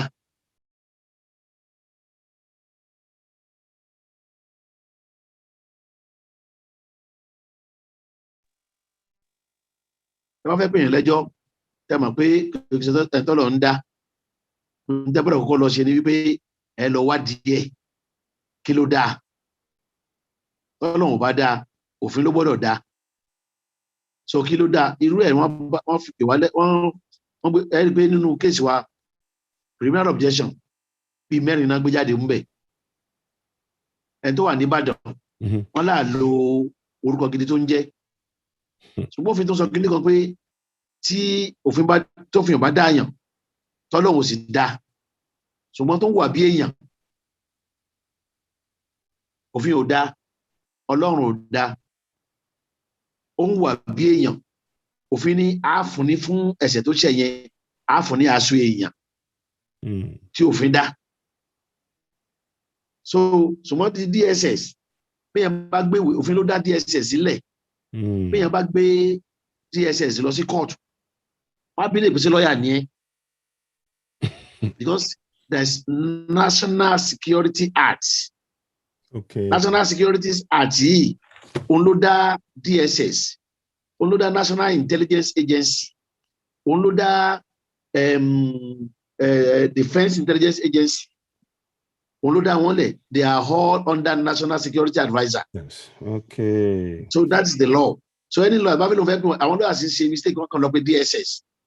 I know somebody that called me tó ní ọ̀gá SSS lọ sùn ní sùn DSS. Mo ní fìmí ilẹ̀ pẹ̀lú tí mo mọ̀ ó ní mi ò mọ̀ kí mi ò mọ̀ òfin ó kàn mú ọ̀pọ̀ mi ní sàn ó dẹ̀ ti ń bínú mo ìbínú sẹ́mọ̀ so ẹni Fúlàní àṣegbé ó wà nù nǹkan tá a kọ léèlì tí kóòtù dájọ́ lórí ẹ̀ ẹ rí i pé àwọn náà gbé fídíò kan wá sísọ́ọ̀dì tí ní kan lọ ra àbọ̀n pé kò ní kan lọ ra àbọ̀n ó ní ẹ rí mi màá bá ń ṣèbọn ẹ bá rí mi màá bá ń ṣe ẹ ṣèbọn ẹ dẹ̀ ṣe oògùn kò ní ẹ ra àbọ̀n ó ní ẹ ṣèbọn kẹ́ẹ̀dẹ̀ ṣe oògùn gbogbo wa la mọ̀ kẹ́ẹ̀ tó lọ sí lóyìnbó àfẹ́ntàbá bí sí lóyìnbó ló pé àníbọn tá a fi ń pe erin àníbọn tá a fi ń pẹ̀fọ̀n àníbọn tá a fi ń pa ó kẹ́ẹ̀ pé tá a bá ti yìn lẹ́ẹ̀kan náà àfẹ́ntàbá lẹ́nu méjì òye sísábà lẹ́nu méjì tá a bá yìn lẹ́ẹ̀kan náà sí orí erin yóò túká ni ó rí bẹ́ẹ̀ lórí àyà tá a bá fi sínú ẹ̀ ṣùgbọ́n tó ń táwọn DSS bí ìyẹn wá pé Sunday ní kí wọ́n máa yìnbọn pé Sunday ó ní kí wọ́n máa lò bọn pé Sunday ló máa bá wọn ra bọn kó takò pé kò sọ pé òun fẹ́ bá wọn ra bọn o tó sọ ni pé òun fẹ́ bá wọn ṣe bọn a sì mọ orúbọn tó lè ṣe ọ̀tọ̀ ní ra ọ̀tọ̀ ní ṣe sakabula gbogbo ọdẹ àdúgbò níyì ẹlẹ́ẹ̀kejì àbá gbé fídíò wá pé Sunday nìkan kọ́ ló sọ. Even Minister of Defense ó ní wá gbé ìbọn wá kàn yín lẹ́mẹ̀ta pàápàá ẹ̀ẹ́dẹ̀ máa sákìrì can't you defend yourself? Àgbé fídíò yẹn lọ sí kóòtù àgbé fídíò ti kíláàtì pé lọ sí kóòtù Theophilus Danjuma tó ní defend yourself it's now time pé àmì ti gbà bọ̀dẹ̀ ẹ má sá mọ́ so àfi méjì kọ lura wọn ìtàwọn gbé agbésọ́dì ní òun ṣèbọn fún wọn àti tí àwọn tí current Minister of Defense so they will just come and they will shoot twice or thrice in the hair and be running away. Can't you shoot back? So we now balance pé ṣé torí báwo ilé ìjẹ́ Fúlàní òun lè fi lè tí wọ́n mọ́lé tàbí kẹ́kọ̀ọ́ àwọn mọ́lé lọ́gànjọ́ òru and then sẹ́ẹ̀dì kìíní kan bẹ́ẹ̀ nílẹ̀ Yorùbá ẹ má jẹ́ àtàrà ọ̀rọ̀ ti pín pọ̀ pé kò sẹ́ni tó jẹ́ Ìgbò láàrin wa mi kò dẹ̀ Haúsá láàrin wa. tọ́rọ̀ bá kàn wá sẹ́ẹ̀dì bá ṣe wà náà bá ṣe dùn mọ́ la wà yìí náà bá ti fi pòtọ́ wa lẹ́nu wò àkìmara wa mọ́. ṣebí Ọbásanjọ́ ló wọ́tà Babalógun ńlẹ̀ Ọbásanjọ́ ló wọ́ ńlẹ̀ náà ikú Bọ́lágè ayé Ọbásanjọ́ ní ikú Bọ́lágè wáyé náà. Bàbá Rìwánù ẹyẹ Ọbásanjọ́ gbogbo wọn kú náà kí ló ṣe ń pa wọn? He didn't do anything. àwọn Fúlàní ní Nàìjíríà lè ní ibi àyè tabadé kóòtù àwọn tó wà ní kóòtù á sọ pé ojú wọn Fúlàní nínú kóòtù, and that's why this man said Malami only I didn't send them, mi ò ní kí wọn lọ fọ́lé onílé, mi dẹ̀ kí n ṣe Fúlàní. So àwa náà ti mọ̀ pé tá a bá ní bàbá nígbẹ́jọ́ tá a bá rojú ẹ̀bi ààrẹ náà mọ́ dání. Àsìkò wọn lẹ́wà àfi táwọn fẹ́ tẹ́ra wa jẹ. Gbogbo àwọn tá a ní ní Yorùbá tán jẹ́ ní tó wà ní pátá kálukú ń sáfórí ara ẹ̀, kálukú wọn ò sòótọ́. If you listen to my àwọn kan ti wo fídíò tí mo interview mi tí mo kọjú sí kíní pé Ọ̀ṣínbàjò, you are a son. Fáṣọlá, you are a son. Ẹ̀yin wà ní Aso Rock tẹ́ ń gbádùn, àwọn ọmọ yín wà jọ iná fún àwọn ọmọ yẹn lẹ̀ láti Monday not release wọn. Níbẹ̀ mo ti kó ti this German man Martin Neumann. When they came for communist, yes, I did not say a word because I was not a communist. They came for trade unionist. I did not say a word because they came for Jew. I did not say a word. But finally they came for me. Nobody was there. But the phone Ọ̀ṣínbàjò, only remember what happened to Dia. Dia felt unconcerned. And when it came to Dia, nobody was there to support him. Obasanjo came from South Africa. Nobody was there to support him too. One gbé lórí gbogbo national media now. You will notice pé ọ̀sán ọjọ́ náà Monday yẹn náà release àwọn tó wà l'Abuja. The 10 of them were released that Monday. Because wọ́n mọ̀ pé ọ̀rọ̀ tá a sọ ó bá wọn níbi tí tó ti lè dùn wọ́n. Àwọn èèyàn wa tó wà lókè tí tó bá fi wọ́n jẹ president lọ́la ń sìn. Níṣẹ́ kan kọjú mọ́ lòmíì kápọ́n Yorùbá lé Yorùbá náà máa jìyà o. Ọbásanjọ́ wọ́tà Babalógun lẹ̀ ni o. Ọ̀pá Bọ́lági o. Àmọ́rúkọ ẹni tó pa o. Kan ní orúkọ ẹ̀ bàbá àti ń jẹ poison ni o. Minister of Internal Affairs ń gbà yẹn SM Afọlábí, he poisoned himself. Wọ́n náà ká 200 billion mọ́ lọ́wọ́ àbí iná náà ká mọ́ lọ́wọ́. So he had no choice than to poison himself. Bàtà wa wà ń bẹ̀, àmọ́ká àmọ́ ya wa wà ní Kútọ́nù o. Àṣírí line lọ sí Kútọ́nù o. He didn't do any line to Kútọ́nù. Àdìbẹ̀ pa ni. So ẹnìkan ṣe tẹ̀ lọ sí Nìjẹ́ ìsìnkí ló kàn wá pẹ̀lú ẹ̀. Why are you burdening yourself? Bákan yìí náà, ẹ̀yin lẹ̀ kí n náà ti ara yín. Niger Bridge. There were 2 Southern presidents. They didn't do Niger Bridge. Hausa ló ń ṣe Niger Bridge fún wọn sí. What are we saying? Ẹ dákun tọ́nà bá dọ̀rọ̀ ara wa. Táwọn ìyá méjì bá wọnú ilé, táwọn bá rẹ́rìn jáde, ẹ dákun lọ́nà pa fúnra wọn. Ọ̀rọ̀ ti dọ̀rọ̀ Yorùbá, àwa là ń ṣera wa. Abẹ̀rẹ̀ kéèsì Igboho, wọ́n fẹ́ fún mi lówó. Gani Adams fún mi 500,000 saving per minute. And I told him, pay that for lawyer son. Will you give that son 500,000 naira? Baba Adebanjo wanted to give me money. He said somebody should give me 1 million naira. Baba Adebanjo said 1 million left in Basan. Johnson, are you going to pay his son 1 million naira? I can tell you, my brother, I did not on this table. I didn't leave this room, and I was here. To prepare this case. So somebody was now offering me 2 million naira.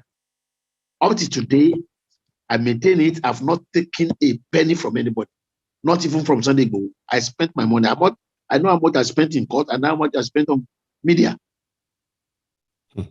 So, Fulani ò jẹ̀bi wa. Tá a bá ní baba ní ìgbẹ́jọ́, tá a bá rojú ẹ̀bi ààrẹ náà mọ́, àwọn náà wà ń bẹ̀ ń sin àsìkò wọn rẹ̀. Ẹ jẹ́ káwọn náà lásìkò fúngbà díẹ̀ náà ni ẹni egun lé ó máa rọ́jú bí sínú ara ayé nínú ara ọ̀run. But in law kò sí ọmọ wa tí ó lu ẹ̀wọ̀n mọ́ lórí self determination. Wọ́n ti fọwọ́ ara wọn jóná tán fi lọ lé Sunday. Igbo mọ̀ wípé self determination wà ní òfin wa. Àwa la èmi mo gbé jáde. Wọ́n mọ̀ tẹ́lẹ̀ sà. àtọ̀ wọn ò bá mọ̀ ni wọ́n sì lọ sùn sí ni they now went and 550 billion naira wọn ò mọ̀ so nobody knew adájọ́ was surprised ó ní Chief Aliu, please are you sure this thing is there bákà fún pé it is fundamental right of indigenous people to ask for self-determination fundamental human rights ló pé and government of every state must support and ensure that those indigenous people were given self-determination. And the court say today, yes, it is a fundamental. So, kò sí criminal mọ́, ló jẹ́ kí èmi náà lè máa address yín. Tí o bá pé kò sọ bẹ́ẹ̀ lédi ni I can't address you, I dàbẹ̀ kí mo address terrorist. But nobody can declare Odua Nation a terrorist organization again. That's gone and by. Mo ti sọ̀wọ́n tí mo lè ṣe lórí ìdáhùn. Ẹ ṣeun gan ni mo dúpẹ́ lọ́wọ́ yín sáà mo ṣeun ẹ ṣeun ok. Ẹ jẹ́ ká pe ìyá wa Ajakun kan bá wa dá ṣètò ẹ̀. Ẹ̀yin èèyàn wa ní ilé tí ẹ bá fẹ́ kàn sí wa tẹ fẹ́ bá wa sọ̀rọ̀ Chief Aliu San wa láìpẹ́ láì jìnnà àwọn ẹ̀rọ ìbánisọ̀rọ̀ tẹ́ bá ti kàn sí wa àá gbé jáde fún yín ṣùgbọ́n ẹ má bá wa ká lọ. Ajakun ẹ bá dá ṣètò ẹ̀. Ẹ ṣé mo dúpẹ́ bàbá wa, ẹ ṣeun gan sà, bàbá wa San Aliu, ẹ ṣeun gan, Ọlọ́run á túbọ̀ jẹ́ kẹ́ pẹ́ fún wa, àdè ní jẹ̀bi bọ̀ ń bẹ̀ ní agbára ti Ọlọ́run, rere ń bẹ̀ lágbára Ọlọ́run, àní fi yín ṣàwátì, ẹ ṣé gan. Bẹ́ẹ̀ bàbá Fatai mo kàn ní kí n rán yín létí náà ni pé kẹ́ pe nọ́mbà tí àwọn èèyàn wa máa pè sí, kí ẹ pè síta fún wọn in case tabalẹ̀ tó bá fẹ́ pé àmọ́ pé wọ́n ti sùn ní Nàìjíríà nísìnyí but ní US àmọ́ pé àwọn èèyàn dúró tí wọ́n fẹ́ pè wọlé. So ẹ bá wa pe nọ́mbà yẹn síta sà. Ẹ ṣe ni mo fẹ́ sọ ní ìlú ní question. Tí ẹ bá fẹ́ bá wa sọ̀rọ̀ nọ́mbà tẹ́ máa pè sí òun ni 07958 +44 07958 06 03 00 +44 7958 06 03 00. Ìyá wa Queen ẹ béèrè ìbéèrè yín lọ́wọ́ San wa. Mo sọ fún mo ní mi ní ìbéèrè mo fẹ́ rán yín létí mi nǹkan fẹ́ bàbá òsèlè náwó bàbá òsèlè náwó. Ọ̀túnba mo rí bẹ́ẹ̀ ṣé ẹ tí kàwé sàlẹ̀ ní abẹ́ tún ní ìbéèrè tẹ́ fẹ́ béèrè sà. Mo ní nǹkan kan tí kò fẹ́ ṣíà pẹ̀lú amòfin wa. Ẹ tẹ̀síwájú sà. Mo ń try pé since tí a lè sọ fún gbogbo aráyé pé a ti ní àwọn lọ́ọ̀yà wa, forget about it pé bóyá relationship yín pẹ̀lú client yín ẹ̀yin gangan believe pé ìyà yìí tó gẹ́ ó dẹ̀ ti dé stage kan tó yẹ pé ohun tá à ń béèrè fún àjàyọ̀pá ẹ̀tọ́ wa ní. Àwọn lọ́ọ̀yà bíi tiwa míì náà máa ń sọ pé kò sí ibi tí wọ́n kọ́ sí because kò sí provision fún referendum nínú constitution wa. Because of that ni àṣírí right tó yẹ pé anybody tó bá gbójú gbáyà tí wọ́n fẹ́ bẹ̀rẹ̀ nǹkan tí ò sí nínú constitution ó máa amount sí act of terrorism ni. And any form of agitation also will amount to act of taking law into one's hand against the state. So question ti fẹ́ bí yín sà, and I have mentioned it to a couple of people, this platform and other platforms.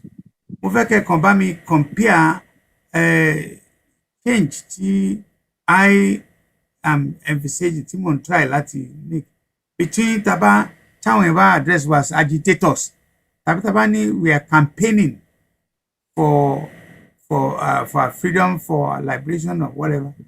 Èwo lẹ rò pé ṣé ká keep àdé àbí ká sọ pé campaign yẹn èwo lẹ rò pé kò ní kó wa sí yọ kò ní fún wa ní tó máa tag wa tàbí tó máa label wa àṣẹ tó ń fàjọbọ. Ẹ ṣé sir. Hello sir. Ṣé mo pé ìwé kan wà wọ́n pè wọ́n ní straight and crooked thinking. I know straight about and crooked thinking, yeah. And crooked thinking. Yes. If I'm your friend, you will say I am straight. If I'm not your friend, you will say I am wicked. And we are referring to the same thing. Agitator, kò kí ń sọ orúkọ gidi fún èèyàn. Secretary, èmi rò pé wọ́n fi ń deride ni wọ́n fi ń bú ni. Agitator, wọ́n fi ń bú yàn. Ìgbà mi dẹ̀ ní èébú ó máa ń dorúkọ. Most of orúkọ tó wà láyé ń sìn. Èébú ló dorúkọ. So, ṣùgbọ́n agitator, èmi rò pé wọ́n fi deride ẹni yẹn, wọ́n fi ń bú ni. Self-determination ni. Ìjọba ẹ̀ tó ń wájọba ara wa. Wọ́n dẹ̀ pé agitator náà ní èébú tó bú mi ò dùn mí. Tó bá ní kò sí ẹni sọ̀rọ̀ nípa referendum. That's what they call inú constitution. Wọn ò lè kọ gbogbo tí támánikà kọ gbogbo tí ìgbésẹ̀ tó máa gbé inú constitution. Ẹ rí pé ìwé àjù Bible lọ. Constitution sì wá ní ìpàtí tó Bible ó ti kúrò ní constitution. Ó gbọ́dọ̀ jẹ́ pé tó ṣe é gbé lọ́wọ́, tó ṣe é gbé rìn láì níyàn lára ni. And they are calling something doctrine of necessity. Nígbà tí Yar'Adua kú, kò sí ètò kankan nínú constitution pé báyìí ni ẹni tó máa lọ síbẹ̀ rẹ̀ ni wọ́n ti yàn tó máa di president rẹ̀. Nígbà tí Kogi náà kú, ṣé Bello kí ló kọ bọ́ọ̀ tó kú ní Kogi ìgbà tó jẹ election. Kò sínú law wa. So, but a lo doctrine of necessity. Referendum is a constitutional tool. Kò ní kó wà ní constitution. They are asking, as I need, about recall. If you want to recall a governor, any elected officer, say they recall one by election, by votes. That's another a form of referendum. So referendum is there. It's a constitutional tool that don't let low. So agitator is a deriding name. Èmi rò pé àwọn èèyàn ló mọ orúkọ tán fẹ́ pẹ́ra pé àwọn agitator wọ́n dẹ̀ pẹ̀lú agitator náà ní kò sí tó burú bẹ́ẹ̀ tán bá pè yín bẹ́ẹ̀ ṣùgbọ́n bí ẹni pé straight and crooked thinking, wicked and straight ni. What you are asking for is self-determination. You are not agitating for anything because agitation tó lè ní element of force nínú. So, but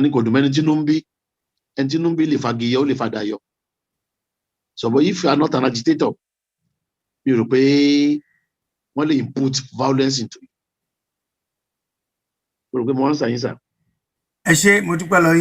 You said it. I was just thinking like I've tried láti wá alternatives to some of these projects. To facilitate to them because the way we are going, we are making progress, but we also have to every inch time I make we should subject ourselves to review, to rearrangement, to redesign and to reorganize what we are doing, and that is what I'm trying. I want Mofe to call on you again for all what you've done. Mofe question easy for you. Apart from all the knowledge you have, because you are in it, you believe in it. This is also part of my struggle. Yàtọ̀ sí àwọn tí wọ́n believe in it, tí wọ́n dẹ̀ sì ń ròyìn pé kò kàn wọ́n. And someone on my program tonight said pé kò kàn yín, ó máa ṣe kò kàn mí. Nígbà tó máa kàn yín, it might be too late because gẹ́gẹ́ bẹ́ẹ̀ ṣe sọ nígbà tí ẹ bẹ̀rẹ̀ presentation yìí nípa àwọn lọ́balọ́ba ó jẹ́ nǹkan ìbànújẹ́, ó jẹ́ nǹkan tí ó ń dùnyàn lọ́kàn, and ṣẹ̀dẹ̀ rí nǹkan kan tí many people understand ni pé at any given time gbogbo ìwà tá a bá kú, gbogbo tá a bá ṣe, gbogbo changes nǹkan tó ń take place is coming from accident. Ohun tó ń ṣe yìí gangan ló máa define wọn, ló máa redefine wọn, ló máa jẹ́ pé ńgbà tí a bá gba ìjọba, tá a bá gba ìlú wa, a máa ní láti sit down to rearrange them and giving them what experience tá a níyì òun ló máa kọ́ alọ́gbọ́n. Do you understand what I'm saying? Do you subscribe to that? Yes, I understand what you are saying. because as time goes on, sir, gbogbo àtọba Ifẹ̀ àtọba Ìlọrin àtọba Ìyànà Ìpájà àti gbogbo wọn pápátá náà máa account fún wa, because my understanding at my own age òun ni pé ọba ìlú supposed to kí àwọn aráàlú tó jẹ́ subject wọn ọ̀n tiẹ̀ ní àwọn aráàlú láti kọ́kọ́ jẹ kán mu kán wà níbi tó dáná protector ni wọ́n, but n ta rí lẹ́nu jẹ́ mẹ́ta yìí nídìí gbogbo àwọn ọba wa àwọn ìjòyè oní àpò ara wọn tí wọ́n nìkan ní àpò ara wọn àdẹjọ́ wọn dẹ̀ kọ́, because most of them wọn gangan qualification tán ní bus garage ni wọn, èyí tí ò jẹ́ boxer ni wọn á jẹ́ bus conductor tẹ́tẹ́lẹ̀, èyí tí ò jẹ́ ọ̀tọ̀ ni mọ́sàsà torí àwọn onítọ́mọdé bá débi ẹ̀rù máa bá ní àwọn dẹ̀ ti kọjá ìtẹ́rù tí máa ti bá, and that is the truth. Kódà even àwọn tó jẹ́ journalist bíi ti àwa media báyìí gangan tán wà ń bẹ tẹ́tẹ́lẹ̀ kan tó dọba brown envelope ló gbé wọn débẹ̀ torí àwọn ẹlòmíì ò dẹ̀ mọ̀ pé àwọn tán digbá tán dà o highest bidder on ra position ẹni they are not genuinely the original people that are supposed to be there. And again, like I said, time will judge them. I want to thank you again on behalf of everybody, and you've done a very great job for us. We always appreciate you. Bàbá kan wà ń Kòròdú ó máa ń sọ afọ́jú ni kò ríran lọ́sàn-án lóru lálẹ́ àtàárọ̀, anybody tó bá ti lọ sílé ẹ̀ tó bá ti lọ bàbá ẹ̀ a máa kí wọn, but ó ní àǹfààní olóore ọ̀fẹ́ kan bí gift tọ́lọ́run fún. Gift yẹn ni wípé bẹ́ẹ̀ bá wọlé bẹ́ẹ̀ bá kú tẹ ga tẹ dúdú tẹ kó pa báyìí àmọ́ yìí ó kọ́kọ́ pẹ́ káyìn sọ pé àbẹ̀ ń purọ́ ni kò ríran for many years, bẹ̀tẹ̀ bá ti wọlé ní adúdú yẹ kìnnì kan àkórú tẹ kìnnì kan agùntàṣọ lò èèyàn pupa ọmọ pupa má ṣe báyìí nǹkan kan mẹ́. A wá sọ pé finally tí wọ́n bá fún ló wá ní bó ṣe ń ṣe ni kò máa ṣe o, ẹ jẹ́ kán máa ṣe bẹ́ẹ̀ lọ. Time will judge them, kò dẹ̀ yé wọn ni, ó dẹ̀ dùn wáyé pé wọ́n ti gbàgbé gbogbo àwọn tó ń ṣíwájú wọn tó ló dàbí ẹni tó kó 300 billion sákàǹtì ni kí ló fẹ́ fi ṣe. Ẹnìkan jí mi láàárọ̀ ó ní ọlọ́túnba tó ń bá ní kàn fún ẹ ní 100 million àbí 10 million naira bẹ̀tẹ̀ ò ní jí wọ́n láàárọ̀ la èwo ló fẹ́ láíláí máa jíjẹ́ ń jí láàárọ̀ la because the sure banker ní fún mi mo lè ní more than that money.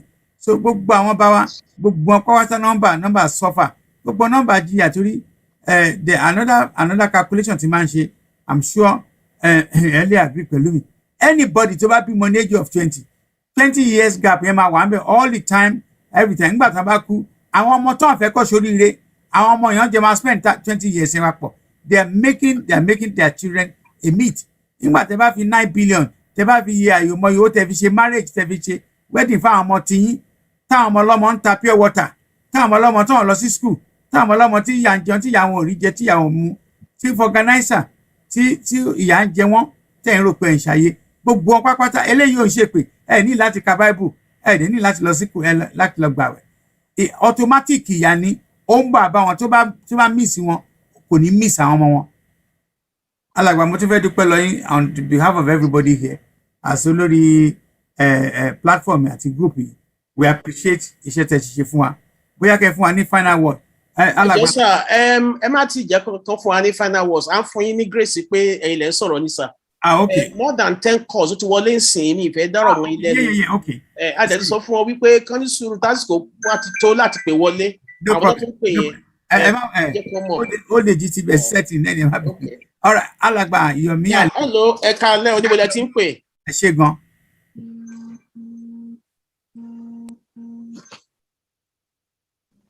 Ẹ jọ̀ọ́ ẹ pè wá sí WhatsApp only nítorí pé tẹ bá ń pè sí normal number ó ń cut off àwọn calls tó ń wọlé WhatsApp only please ẹ má bínú ẹ pè wá sí WhatsApp only ẹ má bínú WhatsApp only please. Hello, ta ló ń pè gbọ́dọ̀ tí ń pè. Hello. Okay. Somebody was calling and it was actually undercutting your call. So where are you calling from, ma? Okay. Yeah, go on. Where are you calling from? I'm calling from Houston, Texas. Okay. So you can see your call is being cut off by your normal call. We need WhatsApp call, please. WhatsApp call only. Otherwise, your calls are cutting off other calls, please. WhatsApp call only. Please.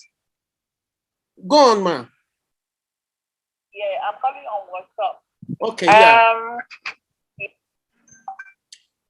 So this is the problem. People are calling on both the normal number and they are cutting off those who are calling on WhatsApp number. Sorry about all this. We are having overwhelming calls, but people have to call rightly. Yes, hello, good evening.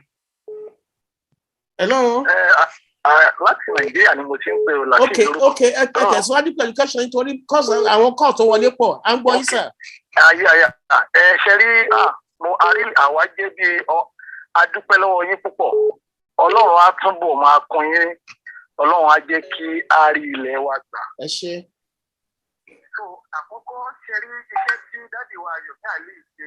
Bẹ́ẹ̀ni. Ó jẹ́ ìwúrí. Ẹ gbé sílẹ̀ bẹ́ẹ̀ ṣe gbé tẹ́lẹ̀ yẹn. Okay. Hello. À ń gbọ́ yẹn máa sọ̀rọ̀ sir. Ó jẹ́ ìwúrí nínú ìran Yorùbá pé a ti rí àwọn tí wọ́n jẹ́ olótìtọ́ àgbàlagbà láwọn tá a rí látẹ̀yìnwá. Because we are living in sorrow in this country. We are living in stubbornness. I'm now 47 to 48. Láì pé gbogbo nǹkan láti gbìyànjú, adáṣẹ́ sílẹ̀ wọn àjẹ́ kárí ṣe. In fact, ṣẹ́rí ọ̀rọ̀ tí dáàdì sọ lẹ́ẹ̀kan nípa àwọn ọba, governors, bí àbá ṣépè fún wọn, èpè máa jẹ́ tiwọn. Torí pé ọmọ àgbẹ̀ ń yí àpapọ̀. Àwọn dẹ̀ ń lọ kó ẹgbọ́n rọ́bì statement tó jáde lẹ́nu gbàjáde àmì láti kí wọ́n ní àwọn ajíntọ̀ ní terrorist níbi tó ti ń jí owó lójoojúmọ́ tó dẹ̀ lóhun tó lù. Bó bá ní láàárọ̀ alẹ́ rẹ̀ ò ní da pẹ̀lú nǹkan tó sọ jáde yẹn. Because irú ọ̀rọ̀ tó sọ jáde láti jẹ́ kó jáde lẹ́nu ẹ̀ pé kí wọ́n ní ìmọ̀ àwọn nígbà fún ìran míì tó ń bọ̀. Tóun bá wò kóun ti wọ 50 ó ti wọ 60 sí kò rántí pọ́nmọ́ tóun filẹ̀ àmọ́ owó tó ti kó padà lọ inú sàárè lọ́mọ yẹn ti náwó yẹn pẹ̀lú tó ń sọ yẹn.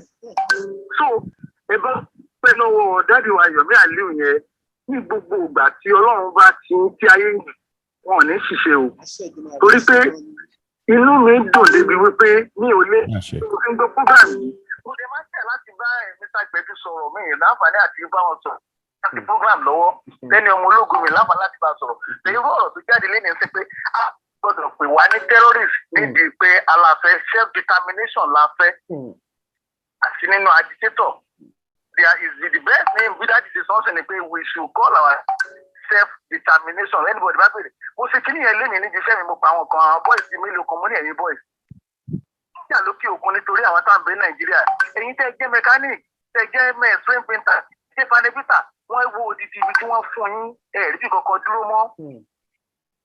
Ẹni tó wà age of 25 ó ti dàbí ẹni tó wà age of 75. Ẹ bá a ṣe kọ́mọ́kọ́wọ́ sà nítorí àwọn èèyàn pọ̀ tó ń pè. Ẹ jọ gbogbo ṣe ń lọ àwọn náà fẹ́ máa fọ́lọ̀ yín. Ẹ bá a dúpẹ́ lọ́wọ́ wọn Ọlọ́run á tún bá fúnlé àtọ̀nà wọn ṣe o. Àgbà wọn dá ẹgbẹ́ àwọn ọmọ wọn o. Gbogbo iṣẹ́ tí wọ́n bá ṣe kò ní gbogbo ẹni tẹ́ wá dúró tì wá látòkèèrè Ọlọ́run ti gbà fún tẹ̀lé tó ń ṣe tiwa ẹ̀ ní fọmọ dí o. Aṣẹ́dùmarè. Àárẹ̀ ò ní ṣe yín kò ní sàwọn ọmọ yẹn. Ẹ ṣe gan-an. Ẹ bá dáwọ́ lé wọn máa jọ sí rere o. Ẹ ṣe gan-an ni Aṣẹ́dùmarè. Ẹ ṣe gan-an. Ok, ẹ ṣe gan-an. Wọ́n dúpẹ́ lọ́wọ́ bá wa Aliu wípé ẹ ṣe ẹ kúṣẹ́ mo rò pé ẹ gbọ́ wọn dáadáa. Hello níbo jẹ́ tí ń kọ́ kí lórúkọ yín mà bí sà. Orúkọ mi Ọlálẹ́kùn Láríwájú and then I'm calling from USA. Èmi náà lọ́yà ni mí. So kí n tó pa my learned senior advocate thank you very much. Ẹ má bínú pé tó sọ ìgbó. Ẹ má wọ́n sọ pé wọ́n lọ́wọ́ acceptable sir ẹ tẹ̀síwájú sir wọ́n gbọ́ yín barista gbọ́ yín sign.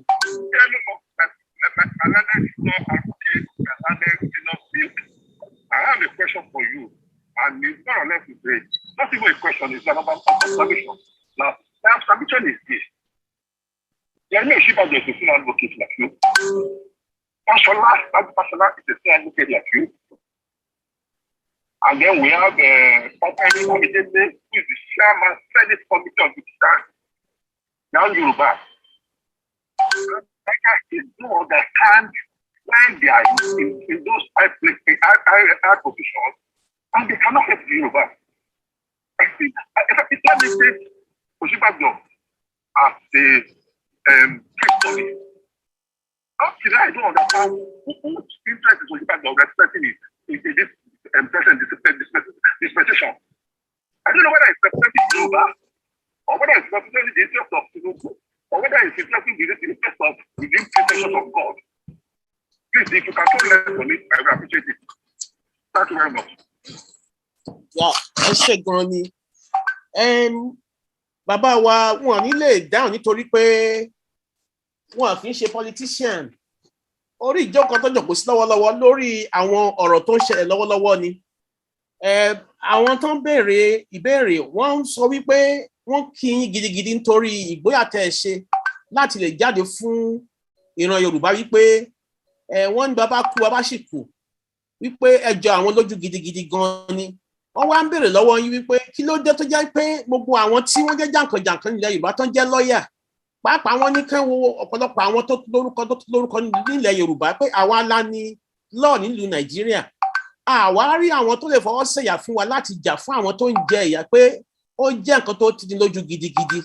Ìyẹn wọ́n ní kí n sọ fún yín pé kí lẹ rò wípé ó ń ṣẹlẹ̀ sí àwọn wọ̀nyí, kí ni ìdí ẹ̀ tí wọ́n fi dákẹ́ tí wọ́n lè sọ̀rọ̀ láti gbèjà àwọn ìran wọn. Ìyẹn lèmi sọ fún wọn wípé tọ̀ lóòótọ́ ẹ̀ ń gbèjà àwọn tẹ́ ń gbèjà yìí, ṣùgbọ́n àwọn yẹn náà mọ nǹkan tí wọ́n dì sí ẹrù tó fi wá rú sọ́wọ́. Tí ó bá náà láyé tẹ̀lé bá a ṣe fún wọn, kí kọ́ mi tó wọlé ẹ bá wa ṣe sà pé kí ni ìdí ẹ̀ tá a fi ní àwọn ilẹ̀ Yorùbá tí wọ́n lè sọ̀rọ̀. Àlàyé tí mo lè ṣe ni wípé tí n bá ní kí n dárúkọ àwọn jàǹkànlẹ̀ Yorùbá, màá dárúkọ Chief Wọlé Ọlánìpẹ̀kun. Hold on. Hello. Ẹ tẹ̀síwájú sà, ẹ̀yin kọ́ àwọn tó kọ̀ ni mo ní kàn wọ́n. À ń gbọ́ yín sà, ẹ máa sọ̀rọ̀. Màá dákọ̀ Chief Wọlé Ọlánìpẹ̀kun, màá dákọ̀ Chief Awómọ̀ọ́lọ, màá dákọ̀ Chief Olújìmí, màá dákọ̀ gbogbo àwọn tí mò ń dákọ̀ sáà ni wọ́n o.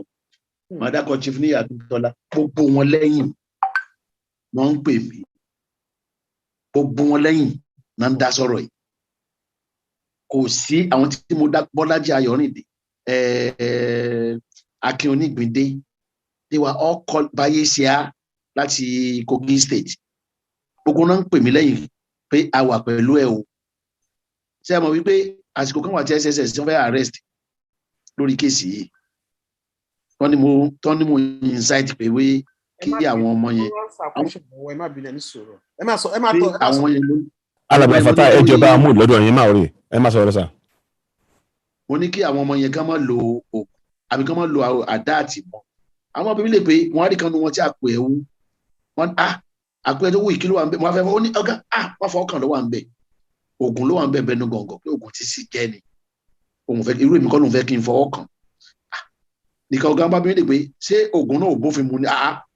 Àlùwò òògùn kánà kò gbogbo rẹ̀. Òfin ò sọ pé kẹ́ ẹ máa lo òògùn. Bí DSS ló fẹ́ jọ́ mi sùn Nigerian position nìyẹn. Pé àwọn máa arrest mi ni. So wọ́n fẹjọ́ mi sùn judiciary náà CJ. Àyìn bá ní Yomi Aliu kì í ṣe human rights activist àgbàmọ̀ pé wọ́n ṣe fún ní award kan ní lórí iṣẹ́ yìí ní MPA Ìbàdàn. Wọ́n pe chairman MPA Ìbàdàn. Àwọn ṣe fún ní award ní ohun tó dẹ̀ ń lọ yìí. Sórú àwọn àgbà yìí tán wà lẹ́yìn èèyàn.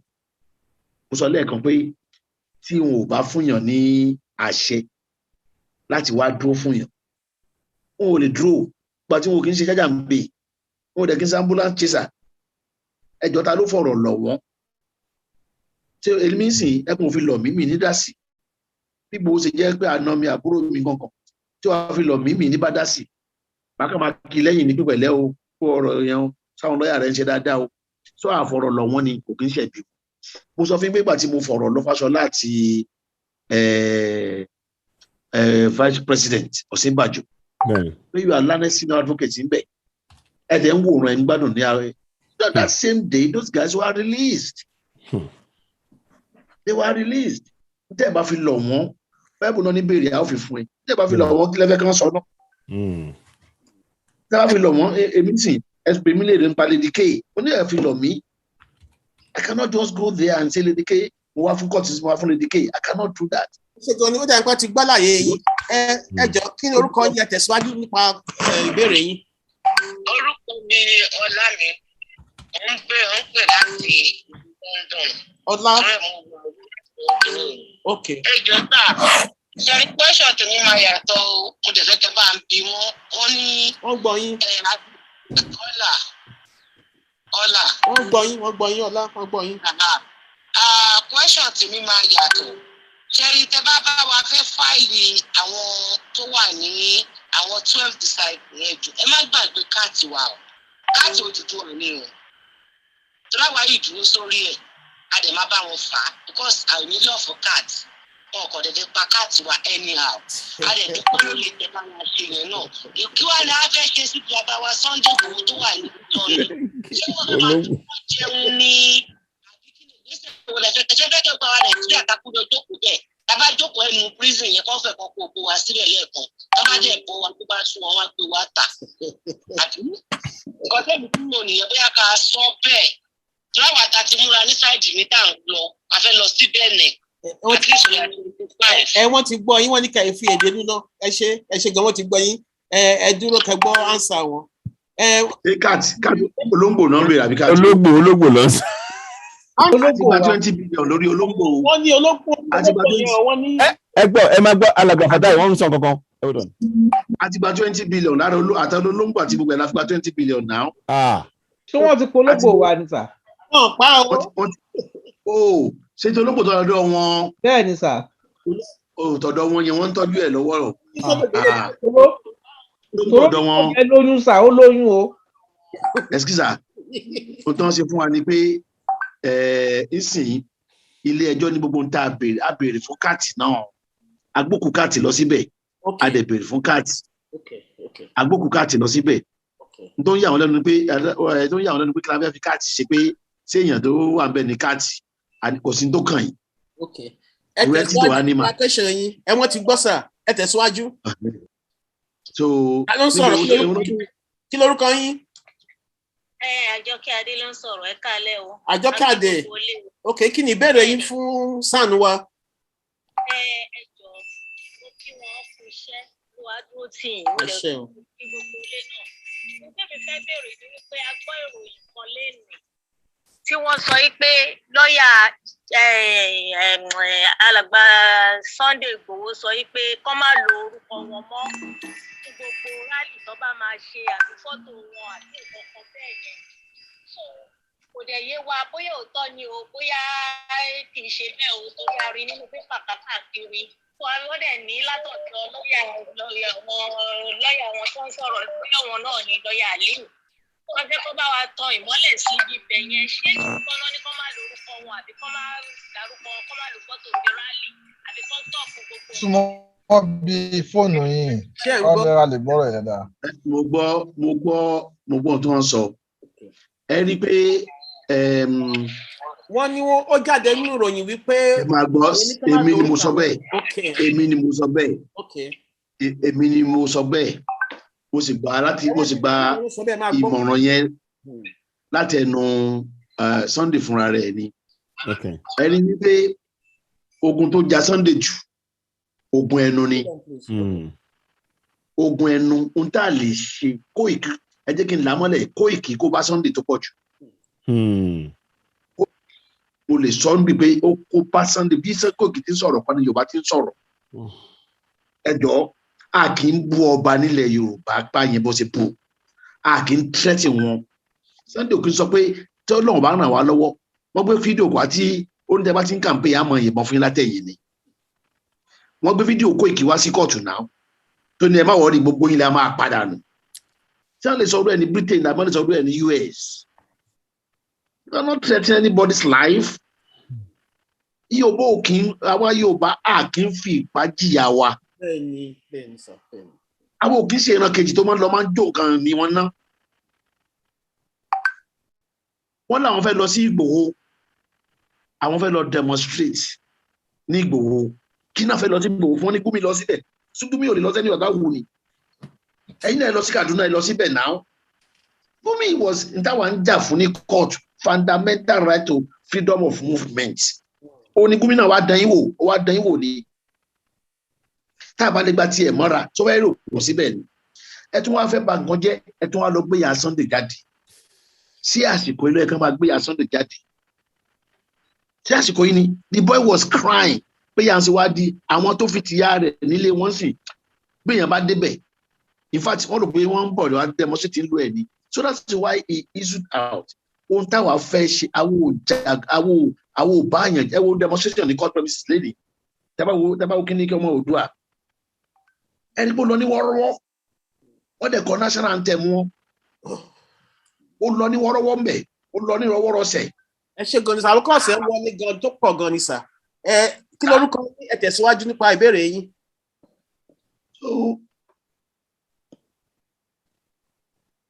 tó fà nìyẹn. ẹ tẹ̀síwájú nípa ìbéèrè yín kí ni orúkọ yín. mi ni Ọmọọlá láti Italy. Ọmọọlá láti Italy kí ni ìbéèrè yín. Ọmọọlá láti Italy. Mo fẹ́ dá sí ètò torí mo wo program yẹn. Bàbá wa the sun wọ́n gbọ́ yín. Nǹkan tí mo fẹ́ sọ òun ni pé mo fẹ́ dúpẹ́ lọ́wọ́ bàbá lọ́wọ́ SAN fún iṣẹ́ ìjì wọn. Sọ̀rọ̀ sókè o. À ń gbọ́ yín. Mo fẹ́ dúpẹ́ lọ́wọ́ SAN. Ẹ ṣe kọ́mọkọ́mọ. Ẹ ṣe kọ́mọkọ́mọ ẹ jọ̀ọ́ èrò pọ̀ lọ́yìn nínú. Ok, fi àdúrà àtúnfẹ́ ràn wọ́n lọ́wọ́ kí ọ àbọ̀ ọ̀rọ̀ kó má fi bá wọn. Àṣẹ ìdùnnà rẹ̀. Ìyẹn lọ bẹ́ẹ̀ nílé ìfúnpádà fẹ́ ni pé ẹ bá rí àwọn ọ̀rọ̀ tí SAN sọ wọ́n tún ti là wá lọ́yẹ lórí orúkọ tí a tún lè máa pera wa tí ó ní ìwú àbí ìdání which is self-determination. Ẹ jọ̀ọ́ ẹ bá wa gbé yẹn náà sí bọ́ọ̀lù kí gbogbo àwọn tí wọ́n ń lo agitation tẹ́lẹ̀ kan yìí sí self-determination. Fún ara wa tó jẹ́ ní ilé ìtẹ̀mí fẹ́ dá sí.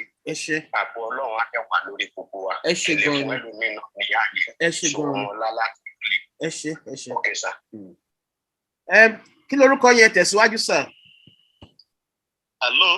Hello ẹ tẹ̀síwájú wọ́n gbọ́ yín. Akí agbátẹrù akí olóyè wa SAN ẹ jọ̀ọ́. A sọ fún yín ẹ jọ̀ọ́ ẹ má pè sí normal call ẹ pè sí WhatsApp nítorí pé ẹ ń cut off àwọn tó ń kàn ní WhatsApp please. Ẹ jọ̀ọ́ ṣé mo lè sáré bí ṣé mo lè asáré fi ìbéèrè kan àwọn kan béèrè question bẹ́ẹ̀ fẹ́ abọ́tí wọlé. Ẹ jẹ́ kí answer call yìí. Ẹ tẹ̀síwájú kí lorúkọ yín àdìgbòdà tí ń kọ̀. Okay, Kalesa, Mekele ló ń pè láti US. Okay. Number one, questions méjì ni mo ní fún lawyer wa. Number one, pé mi mọ̀ bóyá pé mo lè go to like 8 minutes kí n tó join. My first question is what about the appeal? See, Malami sọ pé o máa appeal against the penalty tó yẹ kán san fún Sunday about the 20 billion. That's number one. Number two, Oni Oro Koiki, and I'm so happy this our lawyer, we won't fear no call. And what? And I'm so happy to hear that. The lawyer is a one ni Sunday at the because right now, but then matter coming there, come up with the agitation, for them all sort of family, come up with mommy and some. Koiki to Jade, or to share video, or to call, or to call, all those things. Now, Lashima is your Koiki. Because motivative question over and over again. Can't we get somebody that can call, that have caution, that do, or maybe that even that have a legal knowledge that will be able to like represent Sunday Igboho well and be able to be someone that is cultured, because this guy has done too much damages for this man. It's too much. Okay, ẹ ṣe gan ni mà. Ẹ má bínú, màá ṣàlàyé díẹ̀ fún yín nípa ìyẹn nítorí pé bàbá wa náà ti rèsì ṣìyàn bàbá wa SAN. Ṣé rí kọ́lọ̀ máa dá wa lẹ́bi. Ṣé rí ẹ̀jẹ̀ ọmọdé ó pẹ̀lú nǹkan tó ṣe Koiki. Kò ṣe pé ó fẹ́ nǹkan tí ò dáa fún bàbá wa Sunday Igboho. Bọ́rọ̀ ẹ ṣe ń ka lára àti bó ṣe bí ilé ayé ṣe yé mọ́ ló ṣe ń ṣe. Tẹ́ bá ṣàkíyèsí ẹni pé lọ́jọ́ mẹ́ta yìí ó ti ń kọ́ṣẹ́ ara ẹ̀ òun náà ti ń gbọ́n òun náà ti ń ròyìn ilé ayé. So ẹ bá wa dáríjì ẹ bá fi èdè nú ó mean well ẹ jẹ́ ká wo gbogbo nǹkan tó náà ti ṣe sẹ́yìn nípa ọ̀rọ̀ ìjàngbara yìí nítorí pé ó risk life ara láti rí pé gbogbo nǹkan yìí ó débi tó dé. Ẹ má jẹ́ ká wo negative side ẹ̀ ẹ jẹ́ ká máa là lóye ká máa là lóye ká dẹ̀ máa fi ilé ayé yẹ kó lè yé. Ẹ̀jẹ̀ ọmọdé ló ṣe é ẹ má bínú sí i. Màá fi yẹn save time wa ká lè tẹ̀síwájú àwọn tó ń pè wọ́n ti pọ̀ jù. Hello, ẹ tẹ̀síwájú kí ni question yín? Hello. sir. ẹ ṣe ti okay ta ló ń pè kí lórúkọ yín ibo lẹ ti ń pè. Ayọ̀ ló ń pè láti Nàìjíríà ní ìpínlẹ̀ ìlú Adó. ẹ bá wa gbọ́ sókè dáadáa torí àgbọ̀yìn dáadáa. Ayọ̀ láti Adó Èkìtì. Bẹ́ẹ̀ni sà. Ẹ kú ètò ẹ kú àtàárọ̀. Ẹ ṣé. Kí ni ìbéèrè yín sà? Mo dẹ̀ kí bàbá wa sàn pé wọ́n kú iṣẹ́ ìní Ọlọ́run á máa fún wọn ṣe o. Àṣẹ Èdùmàrè. Ẹjọ́ ọ̀rọ̀ kan ló ń gbé mi nú láti bí àárọ̀ yẹn ẹjọ́ ọ̀rọ̀ yanjú wo náà tún lè bá wa ṣe fún àwọn méjì tó kù ní Àbújá yẹn ẹjọ́ torí Ọlọ́run kan tó ń gbé mi lọ́kàn látẹ̀kan yẹn nìyẹn. Ok wọ́n ti gbọ́ yín wọ́n á dáhùn question yín láìpẹ́ láì jìnnà ẹ ṣé gan ni. Ok sir. Ok ẹ ṣé.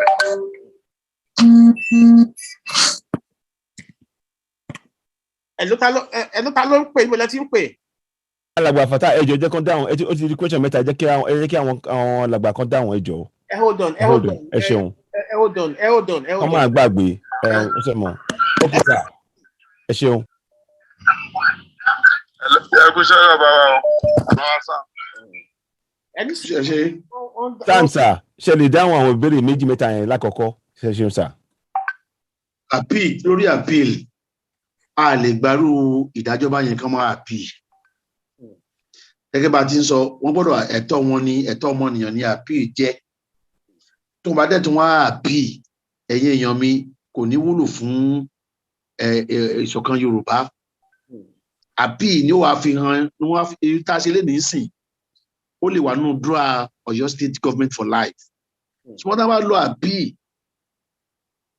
wọ́n á gbé sínú law report ìrandíran wa yóò kà nínú law report. So kí wọ́n lọ sí appeal ló pé wa èèyàn dẹ̀ kí n pẹ̀kú sọ fún èèyàn kì í ṣe sáà lájẹ́ pé èèyàn lọ sí appeal rí ó gbọ́dọ̀ dé Supreme Court ó gbọ́dọ̀ tí wọ́n bá lọ sí appeal yẹn nínú wa máa fi dùn. A sọ fún yín pé owó yẹn kọ́ ló jà lọ́kàn wa owó yẹn kọ́ ni tó jà ṣùgbọ́n wípé self determination is a fundamental human right kó wà ní òfin Nàìjíríà bó ti wà ń bẹ̀ kí lẹ́jọ́ dẹ̀ fún tẹ̀lú ní tó jà jù nìyẹn kò kí n sọ owó tó bá lọ sí appeal owó náà lè bá wọn dínkù. Àbí òun sọ pé wọn ò pààyàn lé Sunday àbí òun sọ pé wọn ò lọ sílé Sunday lọ́gànjọ́ àbí òun sọ pé wọn lọ yìnbọn bí ẹgbẹ́ wà fún entertainment àbí òun sọ pé wọn ò fẹ́ pa Sunday fúnra rẹ̀ àbí gbogbo tí wọn ò ṣe nísàlẹ̀ wọn ò lè ṣe lókè ṣùgbọ́n a fi wà ní òfin àgbáyé nínú law report Nàìjíríà wípé ní àsìkò kan báyìí adájọ́ tó dájọ́ yìí bàbá tiẹ̀ Lákíntọ́lá bàbá Lámilámi nígbà yẹn mo rán létí pé bàbá rẹ̀ tó rántí bàbá rẹ lórí ilẹ̀ yìí náà bàbá rẹ ti pẹjọ́ Adégbénró against Akíntọ́lá òun náà bá rẹ́rìn wọ́n tó bí bàbá rẹ ti make history ìwọ náà make history lọ́wọ́lọ́wọ́ ń sìn tàn sí nígbàgbé rẹ láì lọ sí court of appeal òwúlò fún wa jẹ́ kán lọ court of appeal lórí ti Kóìkí ọ̀rọ̀ tẹ́ bá tẹ̀lé Kóìkí gbogbo yín tẹ́ bá wá sí Nàìjíríà ẹnu bodè ni wọ́n ti máa tì í mọ́lé because ohun tẹ̀yìn ṣe ń bẹ̀ ni pé orin ogun ni Kóìkí ń kọ tẹ́ bá ń kọrin yẹn lọ wọ́n á sọ wọ́n á sọ Yorùbá nation wọ́n á sọ the terrorist gang a máa yìnbọn fún wọn a máa lé wọn ọ̀dà mọ́tò kankan ò ní já lọ tó bá ti ń ṣe yẹn àwọn èèyàn tó bá ní ìtò ní báyìí dá sí decent people will not join you. Mo mọ Kóìkí o mo ní phone number ẹ̀ lọ́wọ́ mo lè bá sọ̀rọ̀ straight ṣùgbọ́n èmi àti Sunday we discuss Sunday ṣé o fẹ́ lọ yìnbọn gba Yorùbá nation ni àbò fẹ́ fọpọlọ gbà á ó ní bọ́mí ìlú àfẹ́yìn sí Nàìjíríà so let's change our method we now Yorùbá ìran àwọn ọpọlọ la ní àwọn òkè ń lò bọ́n àwọn alágbàjọ múra fún Nàìjíríà náà àwọn sọ̀rọ̀ pé wọ́n fẹ́ gbòmìnira ọ̀rọ̀ àwọn sọ̀rọ̀ wádà bí ọ̀rọ̀ àwọn ará Republic of Benin ni tí France tán fọwọ́ ọ̀tún fún wọn lómìnira tán fọwọ́ òsì gbà lọ́wọ́ wọn. Bẹ́ẹ̀ ni wọ́n ṣe ní fún gbogbo àwọn Yorùbá àwọn Yíbò àtàwùsá ṣùgbọ́n àwọn alálọ́pọlọ àwọn Awólọ́wọ̀ àwọn Bádìwé àwọn bàbá àgbà tí Mákọ́lé àwọn náà wòrò àwọn náà lo ọpọlọ tí ọpọlọ ni Yorùbá fi ń jà wo kì í fìbọn jà kì í lọ àkẹ́ ẹgbẹ́ tá a délé nìsín ó làwọn Yíbò lẹ́nu ni gbogbo àwọn ọ̀rẹ́ tó ń jẹ́ Yíbò tó ń jẹ́ lawyers náà ń pè mí pé you this Yorùbás 20 billion wọ́n fún yàn Nàìjíríà rí now individual that's not been granted to anybody in Nigeria before Self-determination. Nobody knew it was in Nigeria statute. And the law says it overrides any Nigerian law. Ọpọlọ Yorùbá nìyẹn. Báwa ṣe máa ń jà nìyẹn. Sọ́tẹ́ kan ló pé ọjà call. Hello. Wọ́n lè pọ̀ táwa máa dáhùn ìkọ̀kan yìí. A kàn useless náà ni. Ẹ jẹ́ ká máa dáhùn kan lẹ́kọ̀ọ́ rẹ́rẹ́. So it's not the number that matters. It is the content. Okay, sir. Content the answer wa ló matter jù. Ṣé nọ́mbà àwọn tó pè wá. Ẹ tẹ̀síwájú. So lórí ti àwọn méjì tó kù yẹn, mo ti sọ ohun tó wà lórí ẹ̀. Síbẹ̀síbẹ̀, abiyamọ kò kí n fojú méjèèjì sùn. Pẹ̀lúmi l'Abuja is standing by. But a fẹ́ wà embarrassed níbi tá a gbà wọ́n lẹ̀. We were embarrassed by people in diaspora. Tán lọ brief lady lawyer kan. Kò tí withdraw dọ́là. She has not withdrawn till tomorrow. And what she filed, èèyàn ní Nàìjíríà, ó lè file èèyàn mẹ́ẹ̀ẹ́dógún pọ̀ mọ́ èèyàn méjìlá pọ̀ lẹ́ẹ̀kan náà nínú fundamental human rights. It's not done. Fundamental human rights is an individual right. It's not a collective right. She now sued collectively. Ó lóun ti bọ́ lọ́wọ́ àwọn media practitioners ní diaspora. Òun dẹ̀ gbọ́dọ̀ ṣiṣẹ́ fún wọn. Iṣẹ́ yẹn ò bá kó àwọn ọmọ tá a gbà lẹ̀. Iṣẹ́ yẹn ò bá kó bá wọn. Ó mọ lọ́ọ̀ yìí kankan. With all respect to her, sir. Because ó mọ̀ pé lọ́la kan wà ń bẹ̀. And you are now coming. The next thing we should do is to report her to NBA.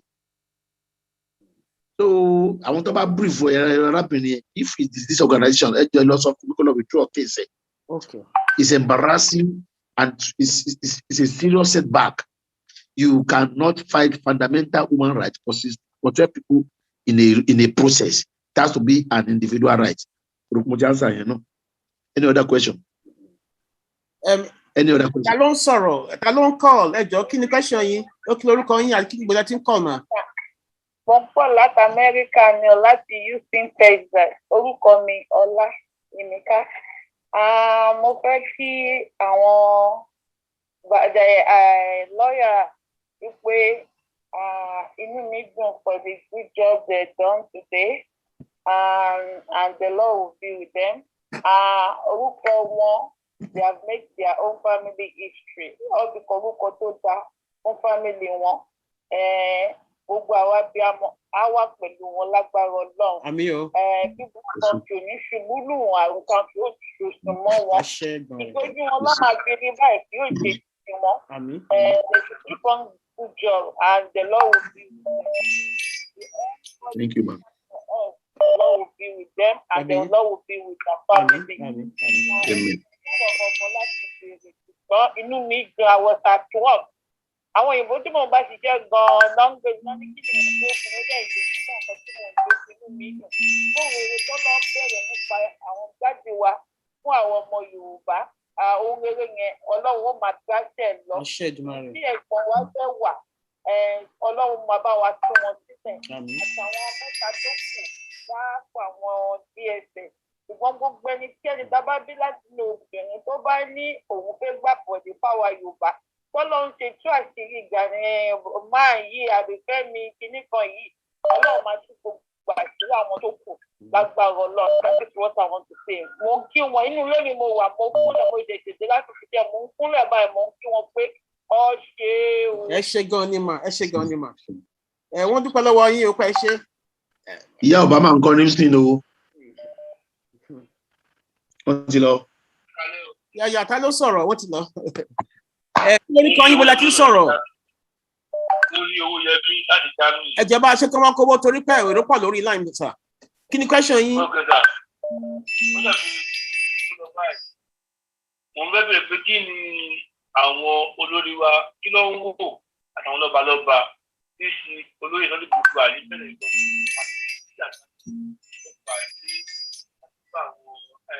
pọ́sọ́dọ̀ àwọn DSS láti gbà ẹ́ dìbò yìí táwọn olórí wa tọ́lẹ̀ dìbí tọ́lẹ̀ náà bí látọ̀rí Sunday Igboho àti lè UK àti láti wà ní pọ́sọ́dọ̀ àwọn DSS bẹ́ẹ̀ òjò bá rẹ̀ lọ. Ẹ ṣé. Ìbéèrè náà ni pé kí ni àwọn olórí wa ṣe nílẹ̀ Yorùbá àtàwọn ọba àtàwọn tí wọ́n fi dá sí ọ̀rọ̀. Ẹ ṣé. Sẹ́ẹ̀rì sì tẹ́lẹ̀tẹ́lẹ̀ wọ́n lè má dá sí. Sẹ́ẹ̀rì mo fẹ́ fún àwọn ènìyàn pé ẹ má bù wọn. Because adìẹ lè máa ṣiṣẹ́ kí ó lè máa lágùn kí ẹ̀rẹ̀ mọ́ jẹ́ àmọ́. Ẹni nìyẹn. Tẹ́lẹ̀tẹ́lẹ̀ gbogbo náà ń sá fún this terrorism. But ilé ẹjọ́ ti sọ́nsìn pé self-determination is a fundamental human right. So now they cannot go out pé ilé ẹjọ́ ti sọ báyìí kí lẹ tún dí àwọn ọmọ yìí lọ́wọ́ fún. Kí lẹ tún dí wọn lọ́wọ́ fún. So at worst ni pé kẹ́lẹ́ fẹ́ ṣe referendum kò sí tá a lè ṣe referendum náà ni. Ẹ̀yin tẹ́ wà ní Britain about 2 years ago, 3 years, they had a referendum for Scotland. Benny. And they lost. I want to go in Spain. As a referendum for Catalan, and they lost too. Anybody in government can't really win a referendum because the instrument of referendum will be by government. What I will order after this case is a referendum. I order it. Government in power, popularity of government in power decides the outcome of a referendum. If the government is popular, either one diaspora and see, with either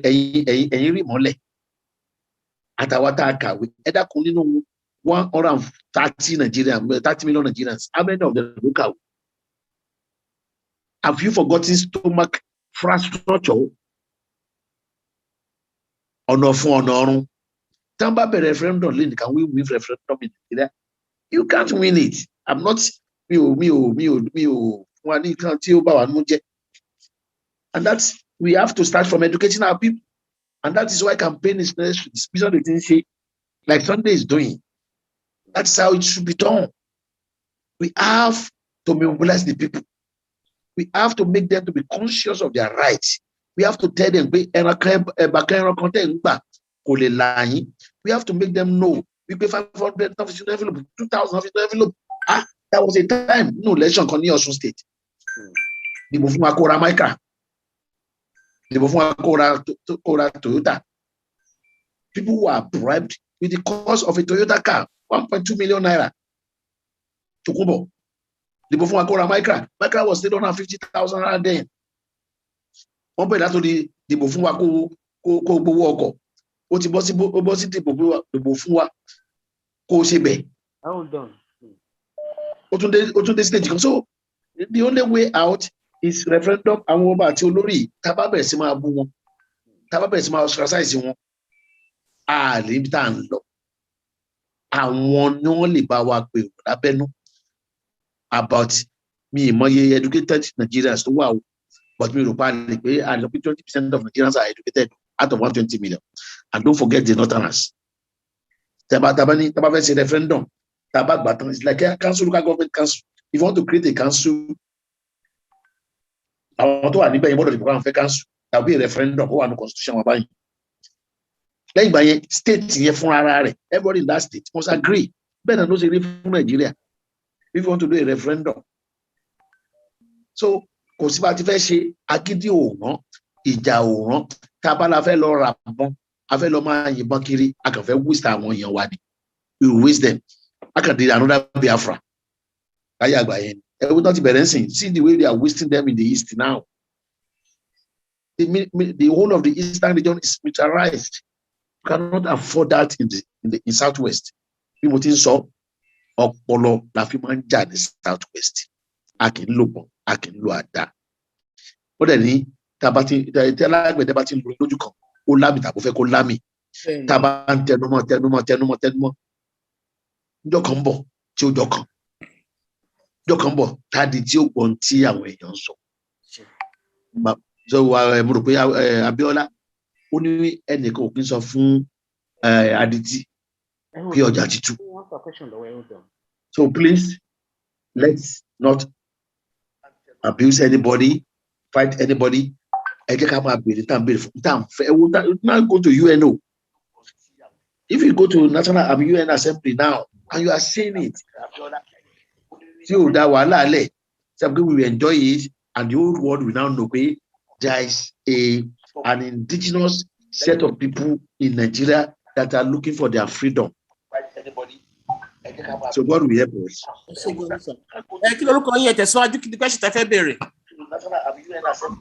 ẹ jọ sá ọwọn tó wà nílé náwó sókè o bàbá Ògúnbídó. ẹ máa last call ní until tí.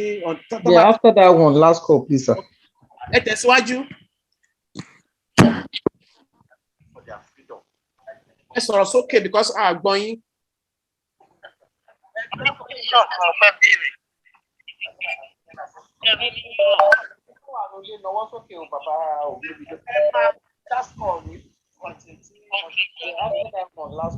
Ọgbọ́n yín dáadáa ẹ sọ̀rọ̀ sókè o. Bóyá recession bíbá. Okay.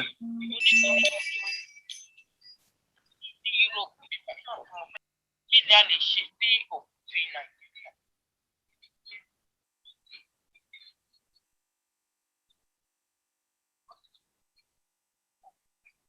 Ògúnbídó gbọ́ nǹkan tó ń sọ tẹ́ ẹ bá ti gbọ́ wọn ẹ jẹ́ kí àwọn tó wà nílé pé wọ́n á dẹ̀ máa. Question. Àwọn tó wà nílé ń béèrè question wọ́n náwó sókè. Gbọ́ yín dáadáa and there are many people that want to ask questions. Ẹ láti sọ̀rọ̀ sókè kí ni question yín pé kí ni wọ́n lè ṣe ní Europe kí ni fi lè ṣe kí nìyẹn. Ṣé ń gbọ́ mi? À ń gbọ́ sí. Mo ní ṣẹ́rí òfin wa. How is it possible? Débi kí wọ́n lè pass it on to Google. Táwọn ènìyàn máa fi mọ̀ wípé this is òfin tá a ní ní Nàìjíríà because èmi tí mo wà ní Europe gan mi ò mọ òfin wa at all mi ò mọ right mi ní Nàìjíríà ṣé ti yé yín so how can they do it? Let it go into Google. Can I? If I can help you, ma, if you Google any law in Nigeria, you find it on internet. There's no law. Gbogbo òfin Nàìjíríà ló wà ní internet. Google African Charter and Human Rights. If Google Mberi, there's 20 for self-determination. Why are they behaving like that in Nigeria? Well, because why didn't they follow law? Okay. Why didn't they respect lawyers? If they don't respect law, we not get what you got today. So Nigeria, I mean, let me just, there's one philosophy, jurisprudence of law. Do you know? The jurisprudence of law is that the law is not made for the rich. If you want to know that, the law is not made for the rich, it's made for the poor. So that's the law. If you can afford a good lawyer, we escape. Ẹ ṣe gan ni dáàdi wa ẹ̀yin ìyá ẹjọ́ náà bí nítorí pé oríṣiríṣi ètò ló wà ń bí ẹ jẹ́ ká fi àsìkò díẹ̀ sílẹ̀ nítorí pé àwọn ọ̀rọ̀ wà tó yẹ ká bá àwọn bàbá wa sàǹsọ lọ́wọ́lọ́wọ́ ẹ fún wa ní bí ìṣẹ́jú 5 sí 10 àtúpadà sí ọ̀dọ̀ yín ajakun ẹ jẹ́ ẹ bá bèrè question lọ́wọ́ dáàdi wa àlè. ẹ bá mi pé Tẹ́ni ọmọ ológo wọn náà fẹ́ lọ sùn ẹ jẹ́ kí òun kọ́kọ́ lọ bí fọmi. Tẹ́ni tẹ̀síwájú. Ẹ ṣé ẹ kálẹ́ ẹ kú iṣẹ́ mo dẹ̀ kí ṣe fi Yomi Aliu Sam mo kí yín ẹ kú iṣẹ́ ẹ jẹ́ kó ètò ẹ ṣé tẹ́ darapọ̀ mọ́ wa. Ìbéèrè mi tí mo fẹ́ béèrè lórí bí ẹ ṣe reply àwọn èèyàn lórí pé mi ò ní sọ̀rọ̀ lọ nípa pé bóyá ọ̀rọ̀ Koiki àbí wọ́n fẹ́ pààyàn látẹ̀yìn or anything but mo fẹ́ sọ̀rọ̀ lórí àwọn lọ́ba èmi a máa sọ̀rọ̀ nípa wọn tí ò dẹ̀ sẹ́ni tó máa sọ pé kí n má ti sọ̀rọ̀ nípa wọn. Ìdí ni pé wọ́n ní àgbà kì í wà lọ́jà kó rí ọmọ tuntun wọ̀ ẹ má bínú tí mo bá pòwe tí a bá rí àwọn ta ní ọba ta ní àkínlẹ́ni ní mùsùn kí a mú kíkan gbogbo àwọn àgbààgbà ilẹ̀ Yorùbá mo fẹ́ lè sọ pé nígbà tí mo bẹ̀rẹ̀ sí ní join ìjàngbara yìí mo bẹ̀bẹ̀ débi pé dé stage kan màá tún máa kúnlẹ̀ màá máa rá bàbà fún wọn màá lóṣù ẹ̀ dìde ẹ̀yin bàbá ẹ̀ pípa ipò báwo ni wọ́n ṣe máa pààyàn nílùú tí wọ́n máa kẹ́jọ́ wá sí ààfin because wọ́n rí ọba ní rí pé àwọn náà lè sáré gbà wọ́n nílùú nígbà tí wọ́n bá kẹ́jọ́ dé police station tí ọlọ́pàá tó dájọ́ tó dé pé ẹni tí ó ṣẹ̀ tí Fúlàní àti ọmọ Yorùbá bá ń jà tí Fúlàní pa Yorùbá táwọn tó kù mẹ́jọ lọ bẹ̀ ẹni tó mẹ́jọ lọ náà máa mú sínú gbàgà Fúlàní tó pààyàn wá ní pé kó máa lọ wọ́n wá lọ kẹ́jọ́ fún ọba pé ọba ló lè gbà wọ́n sílẹ̀ ọba lòun ò láṣẹ lọ́wọ́ wọ́n bá tẹ̀ tún déwájú ààfin ọba go jọ ọba go ò tún ní dájọ́ ọba gan tún máa sọ fún wọn pé wọn ò tiẹ̀ ní jẹ́ kán rí ọba ìmí màmá ní kán mú £20 wá kán mú £20 wá kán mú 20,000 wá kán tó lè rí ọba tí mo ní ẹ̀rí tó pọ̀ ní Ifẹ̀ tó bá wà nífẹ̀ẹ́ kan bọ́ta kan wá sọ pé kò ṣẹlẹ̀ torí èmi sì ráwọn èèyàn lọ́ngbà tí wàhálà yẹn bẹ́lẹ̀ ní Ifẹ̀ tí wọ́n jẹ́ kí wọ́n rí wọn oríṣiríṣi àwọn nǹkan ló ń lọ ẹ wá tún wo Olúwo wọ́n náà ń pa àwọn èèyàn níbì kan ní Ìgàngán wọ́n ń pa èèyàn wọ́n ní wọ́n ń jiyàn gbébẹ̀ yẹn Olúwo ní pé kí gbogbo Fúlàní o kí wọ́n máa bọ̀ nílùú Ìwó àwa ọmọ Yorùbá ò ní kọ́kọ́ ta sí wọn wáì tí wọ́n ń bú wa èébú ọ̀dọ̀ tí wọ́n ló kọ́kọ́ ti máa wá bí kán máa pè wá ní dìdìrì bí kán máa sọ pé àwọn amúkú mẹ́kọ bí kán máa sọ pé àwọn ọ̀dẹ̀ ẹ tún gbọ́ ìtì gọ́vnà Oyètọ́lá wí lẹ́nu ọjọ́ mẹ́ta yìí sáwà la kọ́kọ́ ta sí Oyètọ́lá kó tó di pé wọ́n bú wa nígbà ẹni tí ò bá dá sọ̀rọ̀ ni kò lè máa búyàn ẹ nísìn ẹ máa kán máa ṣe tiwọn now ta sí wọn tígbà táwọn ń ṣe tiwa ẹ wá ní ara ń ta àwa lámọ̀yà tá ń jẹ ṣe fẹ́ gbọ́ mi mú bá pólíìsì lọ́kọ̀ tèmi wọ́n dẹ̀ pa ni torí ìjọba Nàìjíríà mọ̀ wípé àwọn làwọn kó Boko Haram sí ìgboro Gumi wà ní ìgboro Gumi rìn káàkiri ní ìgboro Gumi wà ní ìlú tó yẹ pé òun ló negotiate pẹ̀lú Boko Haram nínú igbó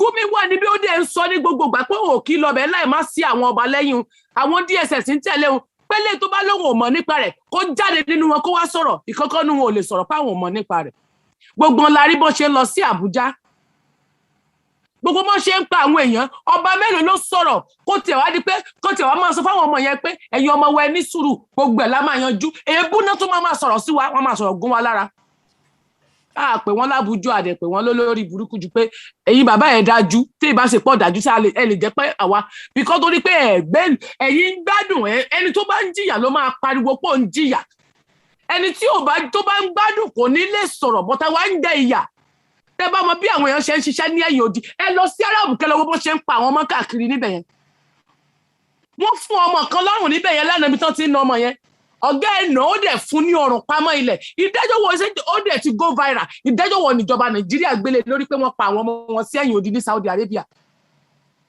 bí èèyàn bá jẹ ọba jẹ́ ẹni tó pé ó jẹ́ aṣojú fún ìlú tó lè bá wa sáré lọ sí ọ̀dọ̀ Àbújá àbí ìkọ̀kọ̀ pé àmọ̀ pé wọ́n máa lọ sí Àbújá tá a bá tún wá láṣẹ security fúnra wa tàbí kankan fúnra wa àwọn náà tún máa dàrú ẹni sáwà lè bá Fúlàní jà Fúlàní tó ń bá màálù sùnú gbó tó ṣe kinní kan sáwà lọ fẹ́ bá Boko Haram jà eléyìí tó bá repent nínú wọn kó repent kan fún wọn nílé bí Olúwo kó máa lọ sẹ́yìn òkè òkun lẹ́yìn ìgbà tán pààyàn tán so àwọn ọmọ tí ò wá pààyàn náà pè ní criminal l'Abuja ń sìn ṣé lè ní kéèpẹ́ bó bu wọn ló sọ̀rọ̀ nípa ìjọba ní so wọn ni terrorist ò ní criminal Boko Haram tó wá ń dúró èèyàn lọ́rùn tó ń pa ènìyàn ẹ láwọn lè repent kẹ́ ẹ kó wọn lọ sílùú òyìnbó kẹ́ ẹ kó wọn lọ sókè òkun kọ́ lọ máa gbádùn táàdẹ̀ ní ọba tó lè gbèjà wa táàdẹ̀ rí kankan ẹ wá ní ká panúmọ́ ká sáà máa wò wọ́n níran títí wọ́n fi pa wá tán tí wọ́n fi pa wá lápasáyé Afghanistan ló wà ń bẹ̀ yẹn bọ́n ṣe bẹ̀rẹ̀ náà ní títí tí wọ́n fi ká wọn mọ́ sódìgbà tí ogun bá wọlé dé Boko Haram pa èmi lẹ́kọ̀ọ́ wá ní kí n dákẹ́ mi ò lè dákẹ́ ń tèmi torí èmi ń tèmi mi sọ fún tẹ́nílẹ̀ mi ẹni tó bá fẹ́ gbé mi mo wà ń fún mi ò kúrò lẹ́ni gbé ẹni ọmọ ológo lèmi tó gbá ski gidi gan èèyàn kò lè kó Boko Haram sínú igbó ẹ mọ̀ pé ilẹ̀ kó Boko Haram sínú igbó ẹ dẹ̀ ń kó àwọn sójà lọ́nu gbé kán lọ́ máa tákù wọn pẹ̀lú nǹkan tí ò nítumọ̀ wọ́n pa mí lọ́kọ ẹ wá ní kí n fi wọ́n sílẹ̀ kí n fi ìjọba kámúsọ̀ nípa ọba àbíjòyè mọ́ èmi ò lọ́ba lọ́pọ̀ ìyóya but wọ́n lè gbèjàlú wọ́n lè fight fún wa wọ́n lè gbèjà wa ní pé kán lọ kó àdá bá ìjọba àbí kán lọ kó àdá but àwọn nípa ọ̀rọ̀ ẹni wọn àfi ọ̀rọ̀ abẹ́lẹ̀ kán sọ ọ̀rọ̀ yẹn kí gbogbo á máa gbọ́ pé wọ́n gbèjà wa o ní kán lọ bá wọn ṣebí nígbà tí Ọ̀jájá máa sọ ń jò ní arọ́rọ̀ tí wọ́n sọ ní public kọ́kọ́ tí káwọn náà máa sọ báwa náà ṣe ń sọ bóyá táwọn náà bá ń sọ fún wọn tí gbogbo ayé rí pé wọ́n ń sọ̀rọ̀ yìí ó sì ṣe kí wọ́n change kì í ṣe pé ká débẹ̀ ká kàn bá wọn lọ́wọ́ ká rẹ́rìn ká gbowó lọ́wọ́ ká kọjá lọ kódà àwọn ọmọ tó wà nílẹ̀ ń tukùn àwọn aráàlú ń ké sí ebi ń pa èèyàn ìgboro ti gbóná gégégégégé kò sí oúnjẹ nílùú kò sí oúnjẹ nílùú èló ni wọ́n ń tẹ ẹ̀wà tẹ́lẹ̀ sà èló ni ẹ̀wà dín sí sà wọ́n ti bọ́dà wa. Tẹ́mi lágbádá ẹni kí n máa wò ìjọba tó ń gbádùn kí n máa wo ọba tó ń jayé ọlọ́ba ọba wo ló ń jayé ọlọ́ba. Wọ́n ti bọ́dà wọn sọ̀rọ̀. Mo tó ń jẹ ìyá ọrùn mi ti kán nígbà tí mo bá ṣiṣẹ́ tí mo bá ronú nígbà tí mo ṣiṣẹ́ tí mo wà ní ẹ̀rọ tí mo bá gbé ìyá àgbàlagbà báyìí màá tún ti ọwọ́ bọ̀ ìdí ẹ̀ màá máa kó ìgbẹ́jáde ní abẹ́ màá máa dè màá máa gbé ẹ̀rọ ẹ̀rọ wọn sọ fún mi pé ọba kan gbádùn kò lè mójútó ìlú inú ìlú gan wà bẹ́ẹ̀ gan ìlú gan gbóná ká máa ní ẹ̀yìn odi security ò sí nílùú ọba náà lè recruit security báwọn ọmọ ìlú náà tí ò níṣẹ́ wọ́n lè fi wọn ṣe fìgìláńtì àdúgbò kan máa sanwó fún wọn náà tó bá sanwó fún wọn kò ní sí pípa lẹ́yìn odi kò ní sí pípa lẹ́yìn ìlú àlejò wọ láti ìlú á máa bẹ̀rù àti wàlú máa máa bọ́ lébẹ̀ yẹn máa bẹ̀rù pé kéèyàn máa travel lọ orílẹ̀-èdè Nàìjíríà kó máa tó wò pé òun ò fẹ́ sọ fún gbogbo èèyàn ẹ dákun ẹ mọ́ sọ fún yẹn mo fẹ́ sáré lọlé mo fẹ́ dé padà sẹ́ẹ̀lù nìyẹn àníkàn tún nǹkan kan ṣe àwa ò bá wọn jà o àwa ò dẹ̀ fẹ́ èmi ò lè ever láyé sọ pé mo máa pa ọba àbí mo máa pàjọ jíjú pé tí wọn bá tún ṣe wọn yìí máa dákọ wọn lẹ́ẹ̀mẹwàá lẹ́ẹ̀mẹ 20 Ọlọ́run ṣe adájọ́ ní ìsà adájọ́ ní ìsà dájú èmi o nípa ọba kí ọba jáde ẹrẹ́rìn kí ọba jáde kán sọ̀rọ̀ kéèké. ok ṣe ọmọ ológun tó ń rí mi ni. mo rí yìí mo ń wò yìí torí ẹrẹ́rìn mú sẹ́mùsẹ́ bẹ́ẹ̀ ni kán jáde ẹ mọ̀ sọ pé mo ṣe mi ò ṣe ẹ dáa pé ìdákọ́ nígbà mo ti sùn wọ́n tún pè mí ni mo sì máa wá láti wá sọ pé ni mo gba nọ́mbà wọn mo fẹ́ pè wọ́n tẹ́lẹ̀ kò sí wàhálà. Ìyá wa Tẹ́ní ẹjọ́ ẹ bá fi kan ẹni sí torí pé àwọn èèyàn wà tó fẹ́ sọ̀rọ̀ ẹ má bínú. Ẹ̀yin èèyàn tí ẹ dín ìtàn látàárọ̀ ni kódà mo ti gbọ́ ń tèmi sáà máa sọ ni pé ẹ sọ fáwọn bàbá àwọn òkú ọba o táwa ń pàkíyèsí ọ̀rọ̀ làwa ń sọ àwọn. Bẹ́ẹ̀ ni sà.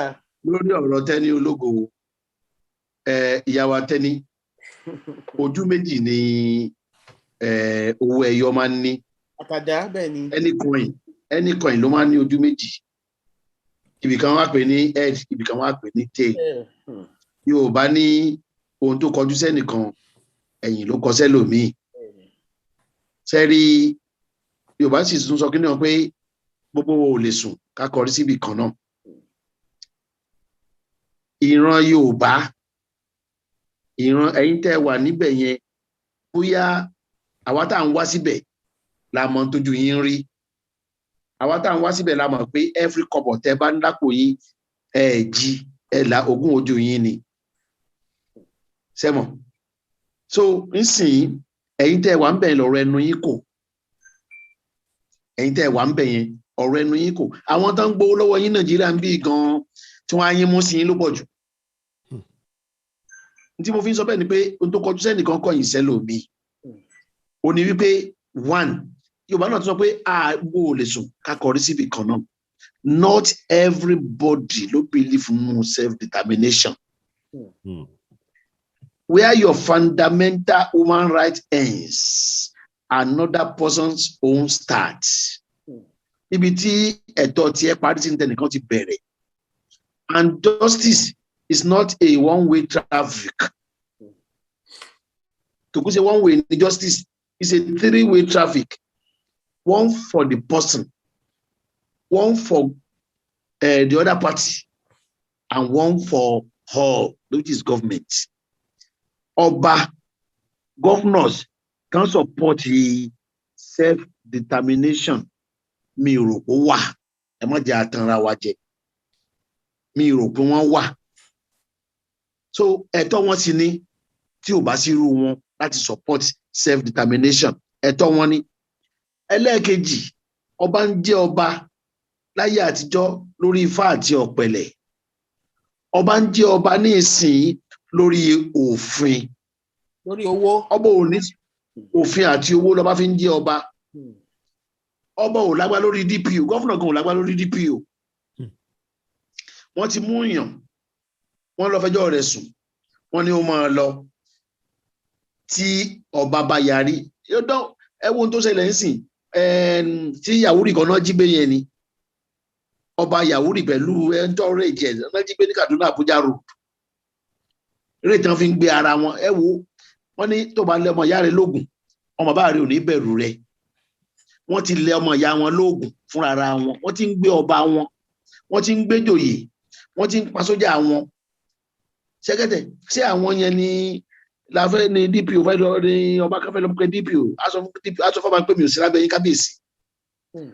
I know of ọba kan tó pè mí ní sẹ́kọ̀nà lọ́yà báyìí òun lọ bá DPO mo ní kábíyèsí sẹ́yìn lẹ́yìn DPO síbẹ̀.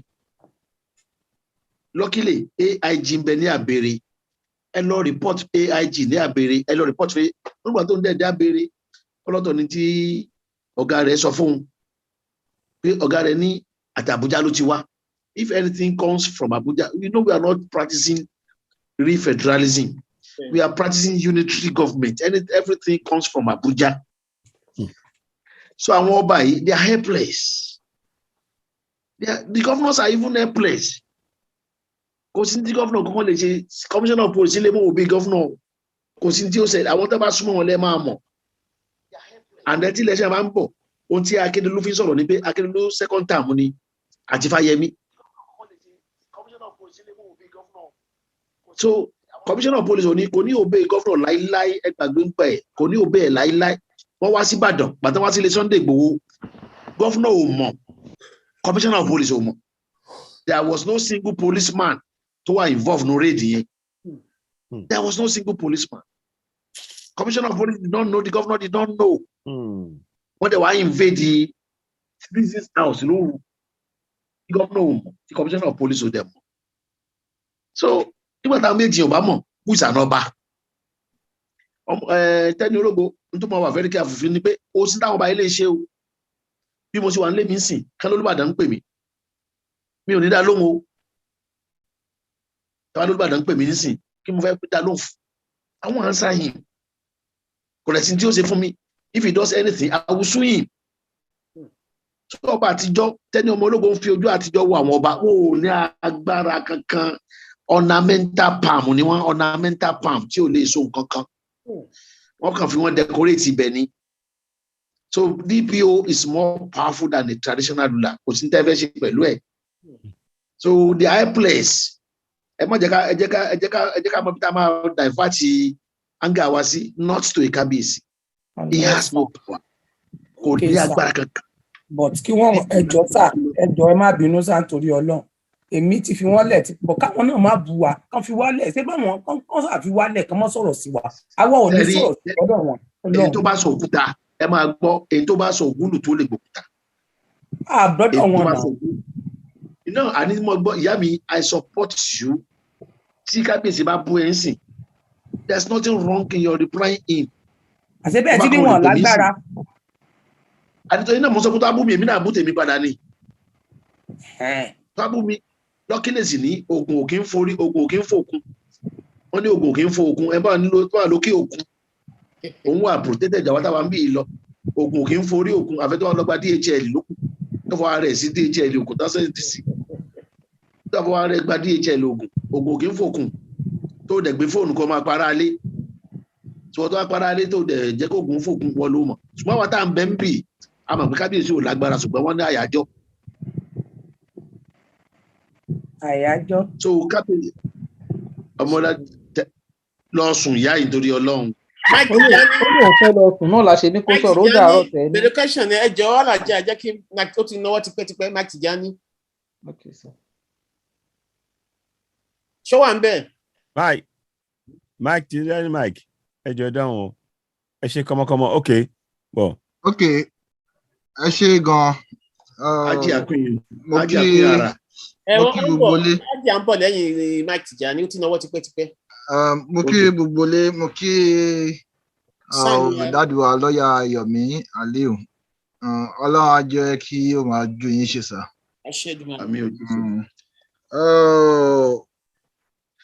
Ọ̀rọ̀ tí mo tẹ̀ fẹ́ sọ náà sísítà mi ti sọ ọ̀pọ̀lọpọ̀ bẹ̀ bọ́ ti màá yàbàrà lórí ọ̀rọ̀ ti Kóìkì náà. Ṣé rí ti Kóìkì Mr. Fatai náà ti sọ nípa ẹ̀ tí ó ti yé yín ẹ mọ̀ pé tẹ bá wo ọ̀rọ̀ tí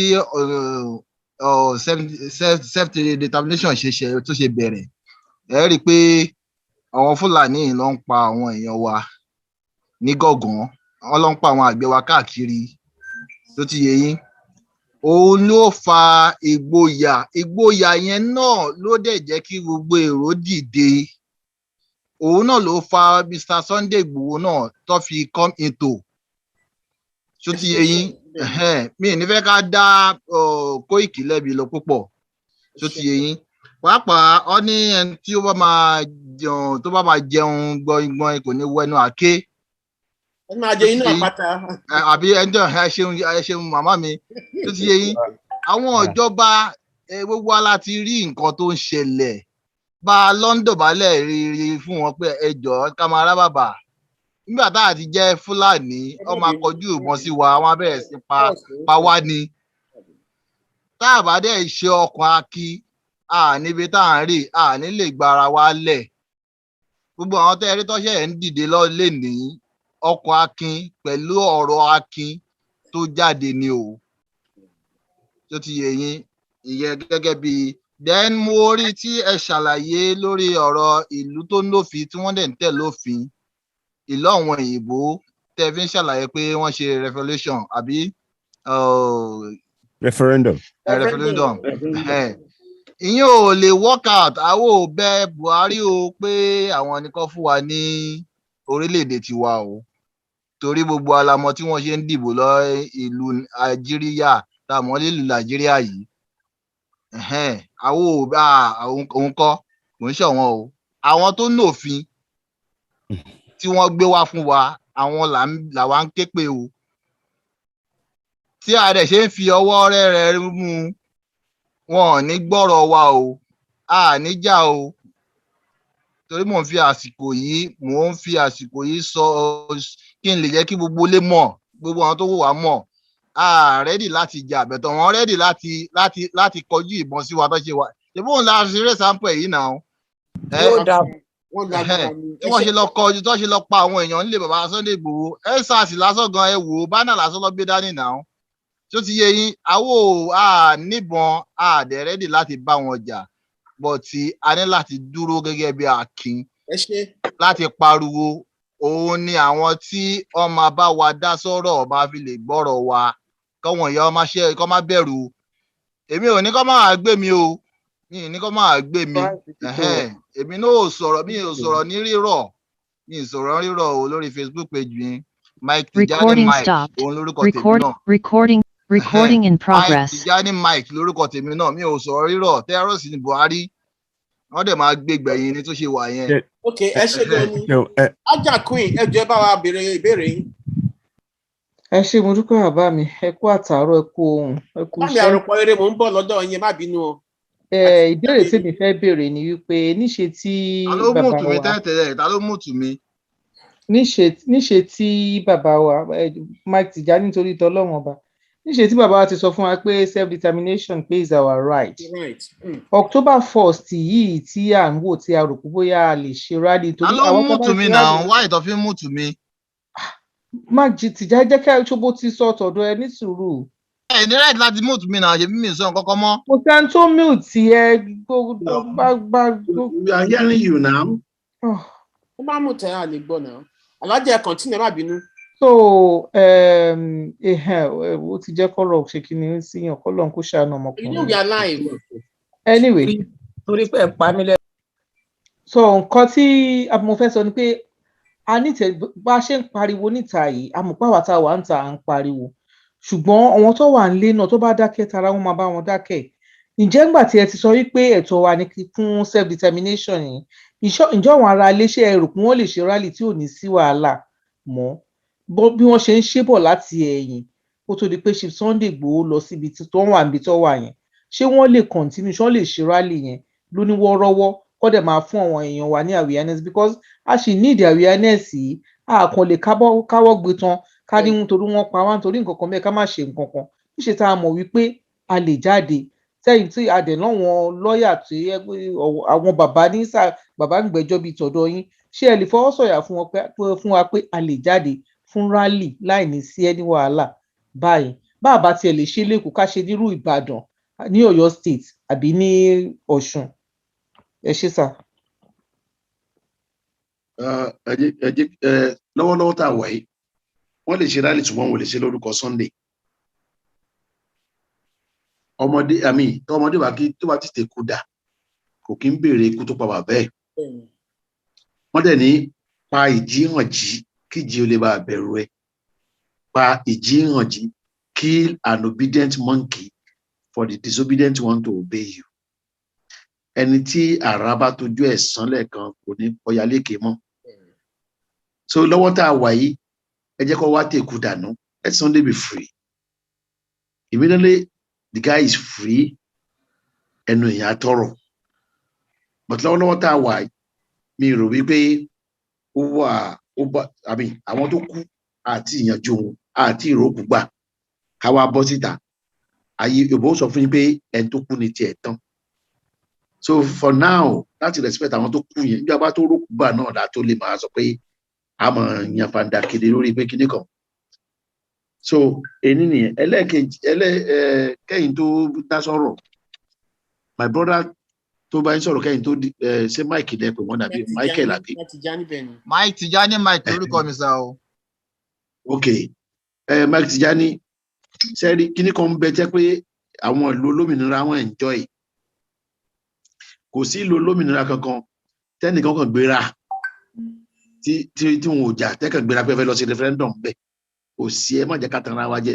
Oorun orí kẹ̀kẹ́ nìyẹn. Bẹ́ẹ̀ pé èèyàn kan sùn lórí kẹ̀kẹ́, ó gbá kẹ̀kẹ́ wa ń sùn lórí ẹ̀.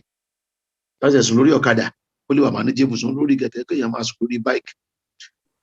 Kò sí UN who cannot come to Nigeria and say they want to organize any referendum for you. Don't deceive yourself. It's impossible.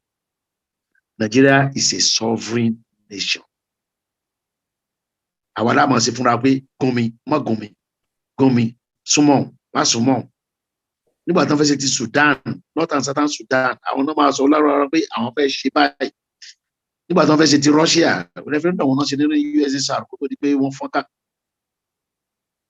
So ọ̀rọ̀ àtótónu báyìí náà ni. But ẹ tí wọ́n máa ń rí bẹ́ẹ̀ tó máa ń yàyàn lẹ́nu ni pé nígbà tí àbáwọ́ lọ́wọ́ wà láyé, a ní opportunity àti dá dúró. Ṣùgbọ́n bàbá was ambitious of ruling over a white nation, a bigger nation. Tinubu náà ní opportunity yẹn after the Sovereign National Conference. But wọn ò support it because àwọn náà ní ambition. Until now, tí wọ́n ń gbé táwọn èèyàn ń gbé igi kò nídìí wọn. All these people don't lọ sí APC tó ń taná fi ń lọ.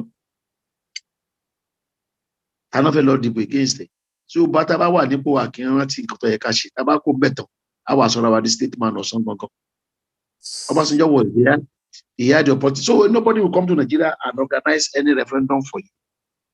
Ẹ má jẹ́ àtàrà wa jẹ, àsìnbí láti sọ̀rọ̀ dídùn. Àwa ara wa láti rẹ̀. A lè pé kán wá as observers. Níjọ́ àdẹ̀ tí ń rí election Nigeria, gbogbo náà ń wá as observers. Kí ni observation wọn kúrò yìí? Interest will not protect, sir. Sir? An interest will not protect. If they come to Nigeria, if you send anybody to Nigeria, oil area not in the monitoring. Oil area not low. Mr. Wata, òun náà lè ti gbọ́ ẹ̀ nígbà mo máa ń bá yín sọ pé nǹkan tá à ń dì máa fún yìí gbogbo tá a yẹn ń ṣe yìí eré ọmọdé ni òun lẹ́tí ń gbọ́ yẹn òun níjà bọ̀tọ̀ ọ̀nà tá a lè tọ̀ mo ti ṣàlàyé fún yín mi fẹ́ máa gbẹ́ni sọ̀rọ̀ mọ́. Ok, ẹ ṣe gan ni sir. Kò easy kò ń jẹ́ ọ̀nà tá à ń tọ̀ yẹn. Ok, a ti gbọ́ ti. Ó lẹ ti gbọ́ nǹkan tí bàbá wa. Ojú ọ̀nà tẹ̀ ń tọ̀ mi ìmọ̀jú ọ̀nà tẹ̀ ń tọ̀ bọ̀ tí mo sọ ní wípé. Ó ti yé wọn sà. Ẹni sùúrù let me still help. Ojú ọ̀nà kójú ọ̀nà lè máa tọ̀. Tébù náà ni ó parí sí. Ojú ọ̀nà kí ojú ọ̀nà láyé. Jọ́jọ́ náà ni ó parí sí. It will be jọ́jọ́ at the end of the day. And jọ́jọ́ becomes good jọ́jọ́. Tẹ́ bá rí listening ears from those that have veto power in the UNO. If you have listening ears from all of them, tí US gbọ́rọ̀ yín, tí UK gbọ́, tí China gbọ́, tí Russia gbọ́, Germany gbọ́, France dẹ̀ gbọ́. You are moving, irú ẹni tí wọ́n fẹ́ lọ ṣe yẹn. Àwọn yẹn lè persuade. They can say they are not giving aid to Nigeria again because of certain things. Táwọn lè ṣe nìyẹn. wọ́n lè pé kí wọ́n má ra nǹkan tí báyìí náà ṣe fún South Africa a ṣe fún Namibia àti àgbà independence a ṣe fún Angola South Africa a ṣe fún South Africa a ṣe fún Angola a ṣe fún gbogbo wọn gbà yẹn. We can use political pressure. And that is why people are using anything to allow them war. Igbos are waiting for Southwest to go to war. Count on our finity now, brother. Southwest, and so I think Jojo is the best way for self-determination. Sahrawi Arab Republic ní Mauritania ọdún tán ti ń jà gbogbo àyè làwọn primary school wà tán ti ń jà kí ló tẹ̀yìn ẹ̀ jáde Sahrawi ò mọ̀ jà lọ láíláí náà ní Palestine àti Israel ò mọ̀ jà lọ láíláí. So it's not new. Should not start what you cannot finish. Let's judge Joe than war. Kò sí ní tẹ́lẹ̀ ṣe lẹ́yìn. If people are giving, if they are giving you listening ears, that's an achievement. Everybody in the world now know. There are some people, there are two sets of people, in fact, three sets of people.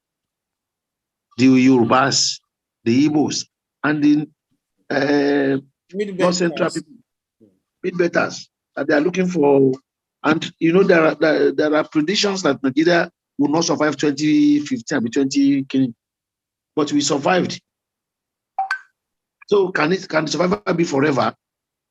Continue to judge, continue to raise awareness, but can't respect our to. Can't respect something to an Igboho, to an Kutonu. With this judgment, they will release him. I think by next week he should be released. So, so when it's released, he will know his next line of action. I got to make his coming out. I mean, difficult for him. If you are beating the drum of war, it's coming out to be very difficult.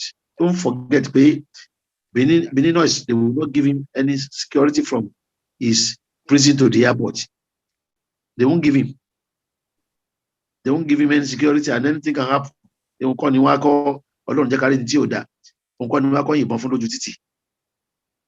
It's not. It will not be the first freedom fighter. Remember, I mean, we have so many. But we should. That's why we have to now. Amen.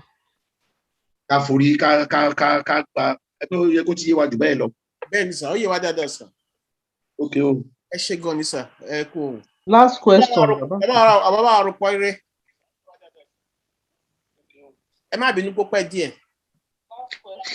Ẹjọ́ àwa náà ní ọwọ́ kò lè jẹ́ last question. Ẹjọ́ kò lè jẹ́ last question. Àwa náà wá wà lókè. Ẹ̀yin tó kàn èrè lù. Bàbá wa àròpọ̀ eré ẹ tẹ̀síwájú. Ẹ ṣeun, mo dúpẹ́ o. Ẹ jẹ́ kí n kọ́kọ́ lu bàbá wa ní ọ̀gọ̀ ẹnu. Sáà tí mo dẹ̀ máa pé olóyè ní láàrin ìlú. Á dẹ̀ tó fèèyàn joyè láàrin ìlú. Àmọ́ èèyàn tó jẹ́ ó gbọ́dọ̀ jẹ́yàn. Mo fẹ́ dúpẹ́ lọ́wọ́ yín lọ́pọ̀lọpọ̀ fún iṣẹ́ tẹ́ ẹ ṣe láláì tí ìgbà kọ́bọ̀. Ó fi hàn pé àṣírí ọmọ Yorùbá ká lè fi yangàn lókè òkun àti ní ilé. Agbára lọ́wọ́ Ọlọ́run gbogbo ọmọ tí ẹ wà bí ló ṣe wà fún àwọn ọmọ yìí ò ní sọnù máa yín lójú láṣẹ Olódùmarè. Àti gbogbo ẹni tó bá yín ṣàmì tán wò wá nílé ọmọ ẹnì kankan wa ò ní sọnù má wa lọ́wọ́.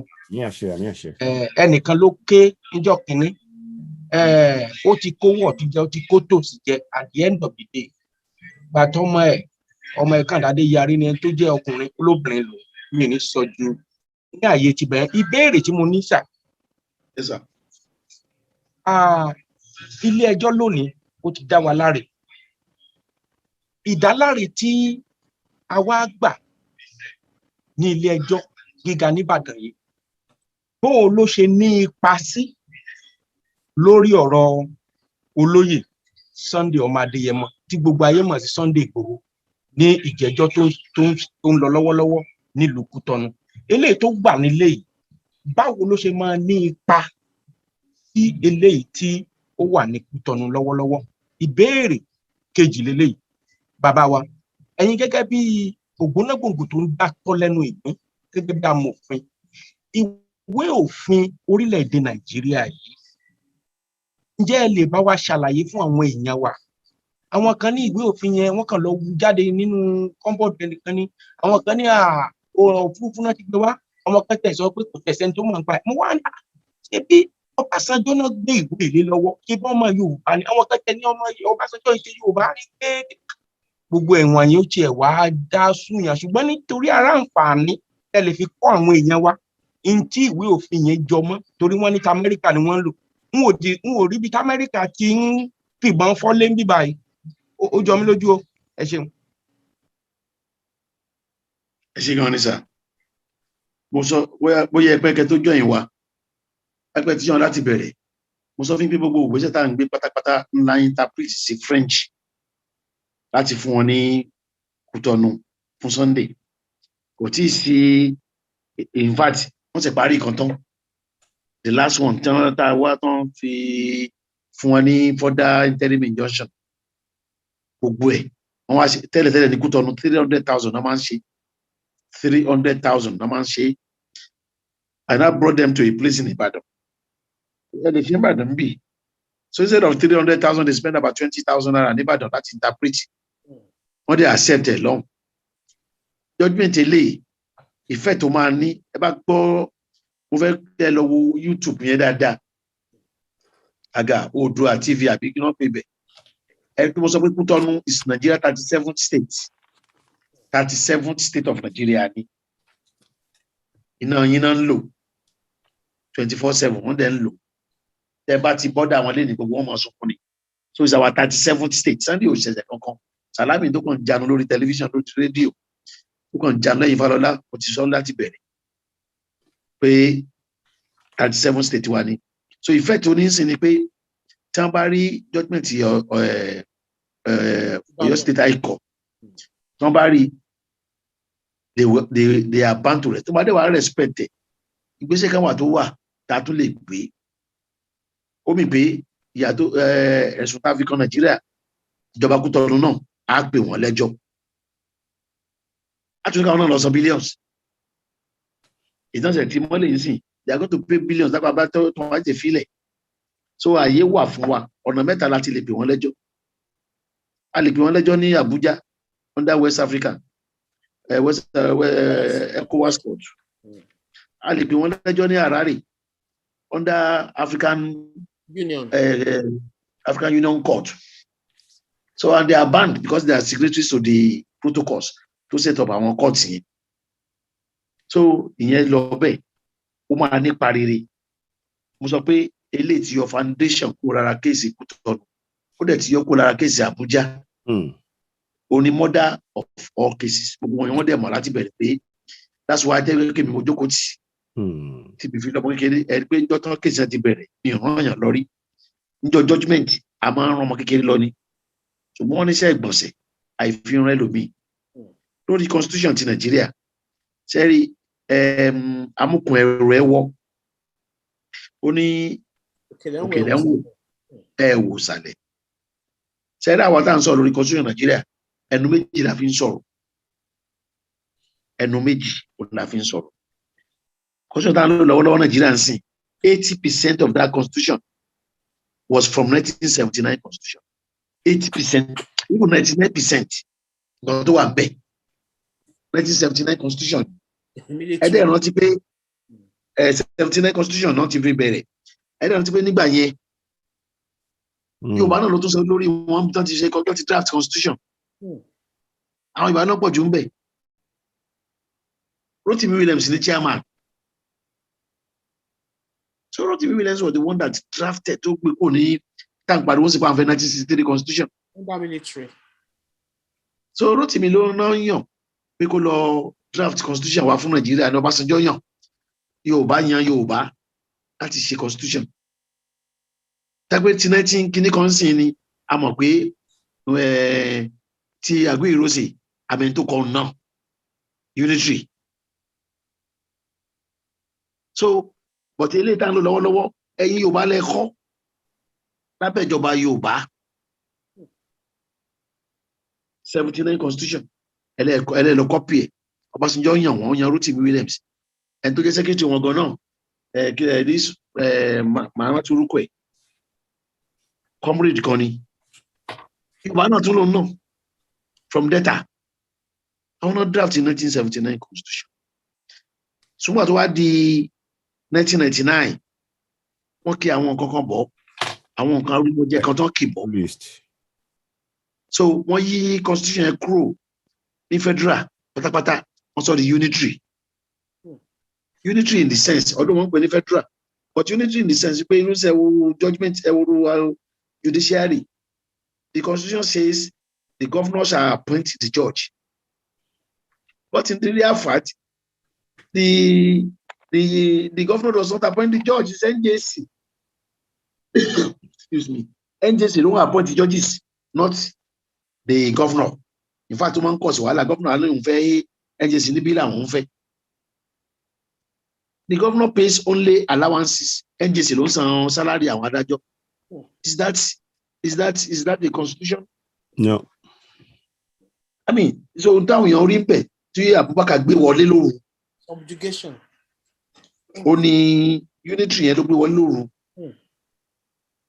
Ẹ pé ntí àsìkò ti kọláyà àtijọ́ àmì tí àgbé ìrọsì ìgbà tó dé òun ló gbé unitary wọlé ló gbé kó ní federalism ó gbé kó parliamentarian so ó gbé unitary wọlé central kíní wọn so and then anyway is it the constitution that is bad or the people operating the constitution?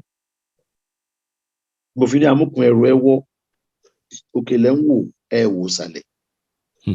Àwọn tó wà ń bẹ̀ fúnra ara wọn àwọn ní wàhálà Nàìjíríà. You know, ó dàbẹ̀ ìgbà gbé Islam wá sí Nàìjíríà sorry for àwọn Muslims kan wà bínú. Nígbà tán gbé Islam dé wọn ò gbà kán máa kírun ní Ọlọ́run nìkan lọ́ba Ọlọ́run nìkan lọ́ba kò sẹ́nikẹ́ni tó dàbí Ọlọ́run òjíṣẹ́ kan tágbẹ́ náà ti ń sọ ni tán sọ bẹ́ẹ̀ ń dájí kùtùkùtù kò sẹ́ni tó rí ẹ̀ ò ní dìde ṣùgbọ́n káfà ò lè bá a jẹun ó ní wọn gbọ́dọ̀ sọ ní Yorùbá kan Allah akbar èdè tí ò yáwọn èèyàn làáfà fi síbẹ̀ kò lè bá a jẹun irú èdè náà ni wọ́n fi sínú constitution káwọn olóṣèlú lè bá a jẹun if the constitution is bad we have National Assembly and the constitution say you can amend me if you are not happy change me you can change me. Just change me by 2 thirds. And the National Assembly could get 2 thirds in both houses. Kewagbe Rossi State could get 2 thirds. And they have been doing that. Don't change the color, but internally Jembe or change it. It is the fault of those people who are using the constitution. The constitution is okay. The constitution will have about 20 billion in now. Without that constitution, we could not have gotten 20 billion naira. So the constitution is good. But the users of the constitution, I want to know are selfish. So that is, I think I've answered this question. Ẹ ṣé gan ni sir, ẹ kú ohun látàárọ̀. Ayé òní kọ òyìn ò lágbára ṣe Ọlọ́run. Ìyá Wẹ́rẹ́lú, màmá wa nìyá ni deputy chairman media presenters. Wọ́n ní egbúdá ló gbẹ̀yìn ìgbàlẹ̀. Lẹ́yìn wọn, please, no more hand raising, please. Àwọn nìkan ni wọ́n ní oore ọ̀fẹ́ yẹn ń sìn. Ẹ tẹ̀síwájú náà. Ẹ ṣé o. Kí àwọn bàbá wa ṣe Aliu ikú iṣẹ́ takuntakun sà. Ọlọ́run á túbọ̀ fún yín ní okun àti agbára. Kò ní sú yín kò dẹ̀ ní rẹ̀ yín. My own question is very, very straightforward, sir. My number one question that I've been listening to everybody, they must have mentioned this somehow, but it might be different from the way they sir. My first question is, how viable is this self-determination that we are clamoring for? For the fact that yes, we can talk about it. So how viable is it, sir? That is my number one question. How possible? How sure are we get what we are clamoring for? Especially bẹ́ẹ̀ ṣe ṣàlàyé fún wa tó dẹ̀ yé ọ̀pọ̀lọpọ̀ wa pé referendum or no referendum, and whatever. They can't do anything about it because Nigeria is a sovereign country. Having said that, so in Kota Lang, down clamor fún, báwo ló ṣe possible, sir? Wípé a máa rí gbà. That is my number one question. Number two questions, sir. With all due respect to yourself, sir. Ẹ̀yin àgbàlẹ̀ máa ń pa lówe sá pé àbọ̀rọ̀ là ń sọ fọmọlúàbí tó bá dé ní òun máa dòdìndì ọ̀rọ̀ yìí ti yé wa but nígbà míì ó máa ń fẹ́ ó máa ń dá kéèyàn yànnà náà ọ̀rọ̀ dáadáa kó bàa lè yé àwọn èèyàn. Does it really worth it? Ká sì continue àti máa clamor fún àwọn àlàyé tẹ́ ti ṣe síwájú àti síwájú sí and how do we then present ourselves to the public? Ṣé ká stop awareness nsìn ni? Tá bá fi pé kò wà viable, kò wà doable, so what's the point of it? Àwọn nǹkan tí mo fẹ́ béèrè nìyẹn. And finally, I just want to appreciate you for the great job that you're doing, that you continue to do. Alálẹ̀ Yorùbá, adúró tì yín, ojú òní tì yín, ẹni fọmọ ṣe lágbára Ọlọ́run. Thank you for loving us. Thank you for everything that you have done. We appreciate you on behalf of all Yorubas, both home and abroad. Thank you, sir. You ask 3 in 1 question. Exactly, you sir. Said how viable? Yes, sir. You ask how viable? Yes. How possible? And how do, yeah. We all know. And then the last one was, does it really worth it? We all know one thing. You know, it is not the day you plant a mango tree that you catch mango from it. You don't pluck mango on the day. Mango today. And maybe because I'm now a Christian, I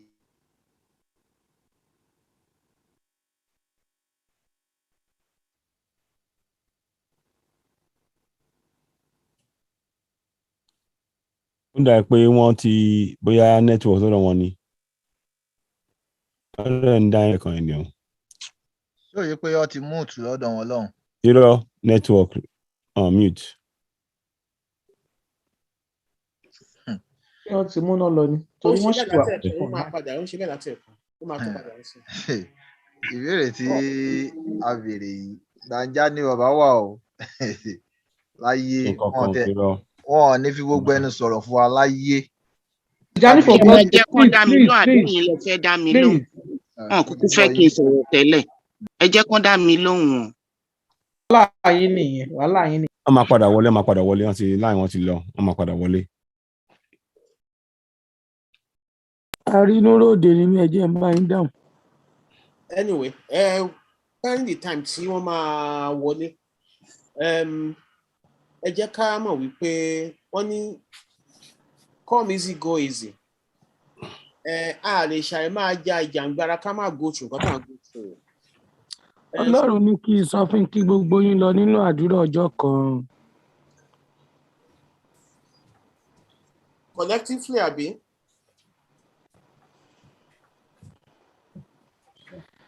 Ó ní kẹ́ ẹ lọ nínú àdúrà. Kẹ́ ẹ lọ nínú àdúrà kí oṣù tó parí. Kẹ́ ẹ gbàdúrà kí má sọ ọmọ nù.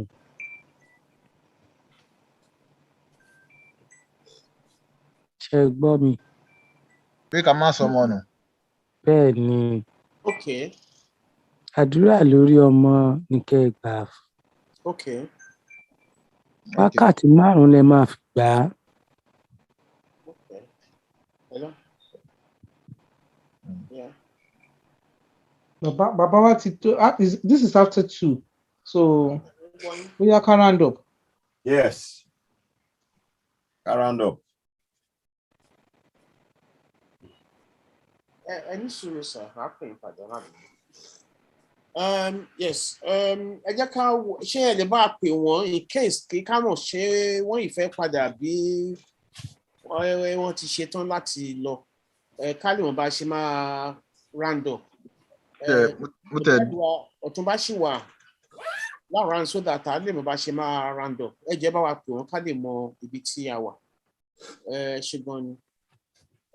Gẹ́gẹ́ bí àlàyé tí mò ń ṣe lọ, a lè ṣe ká má rí oríṣiríṣi ìdíwọ́ ìdènà torí pé àgbàrá òjò kò ní lòun nílé wó onílé fúnra ẹni ò ní gbà fún nǹkan tá a dẹ̀ ń ṣe kò kí ń ṣe nǹkan ara bí kò ṣe nǹkan ẹ̀mí a dẹ̀ mọ oríṣiríṣi àwọn májèmú tí Olúwa ti bá wa dá gẹ́gẹ́ bí ilẹ̀ Yorùbá wípé a máa bọ́ kúrò ní oko ẹrú wọ́n kàn sọ wípé wọ́n ní ìbùkún ni fún ọmọ ọ̀dọ́ náà tó fi ọgbọ́n ṣe àlàyé tí àwọn chief wa ṣe fún wa ni wípé àwọn ìgbésẹ̀ kọ̀ọ̀kan tí wọ́n ní a máa gbé ọ̀nà tá a máa gbàgbé káwọn bá ṣe máa gbé kí wọ́n bá rẹsẹ̀ kọ ká má bá dẹ̀ fi ẹsẹ̀ gún ìyẹn ni pé wọ́n sọ fún wa wípé bàbá wa Sunday Igboho ṣì wà ní abẹ́ àwọn ìjọba ní the Republic of Benin àti àwọn èèyàn wa. ìta arójú ẹ̀yin tẹ́ ń bá wa sọ̀rọ̀ náà gbogbo ẹ̀ kò lè dáàkì báyìí ẹ má bínú.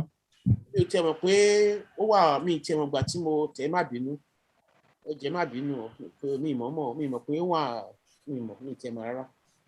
So ẹ jẹ́ ká mọ̀ wípé a lè ṣàìrí oríṣiríṣi àwọn ìkọsẹ̀ ṣùgbọ́n wọ́n ní tí ẹṣin bá dá ni wọ́n ní a máa ń tugun ni. So ẹ má jẹ́ kí gbogbo nǹkan tá a gbọ́ ní àṣálẹ́ kó da ìrẹ̀wẹ̀sì sí wa lọ́kàn. Mo mọ̀ pé ìyá mi Erelu akíkanjú èèyàn ni wọ́n kàn fẹ́ fi ọ̀rọ̀ yẹn domi tó rọrọ̀ láti ẹnu chief wa kó lè fún wa ní more assurance ni.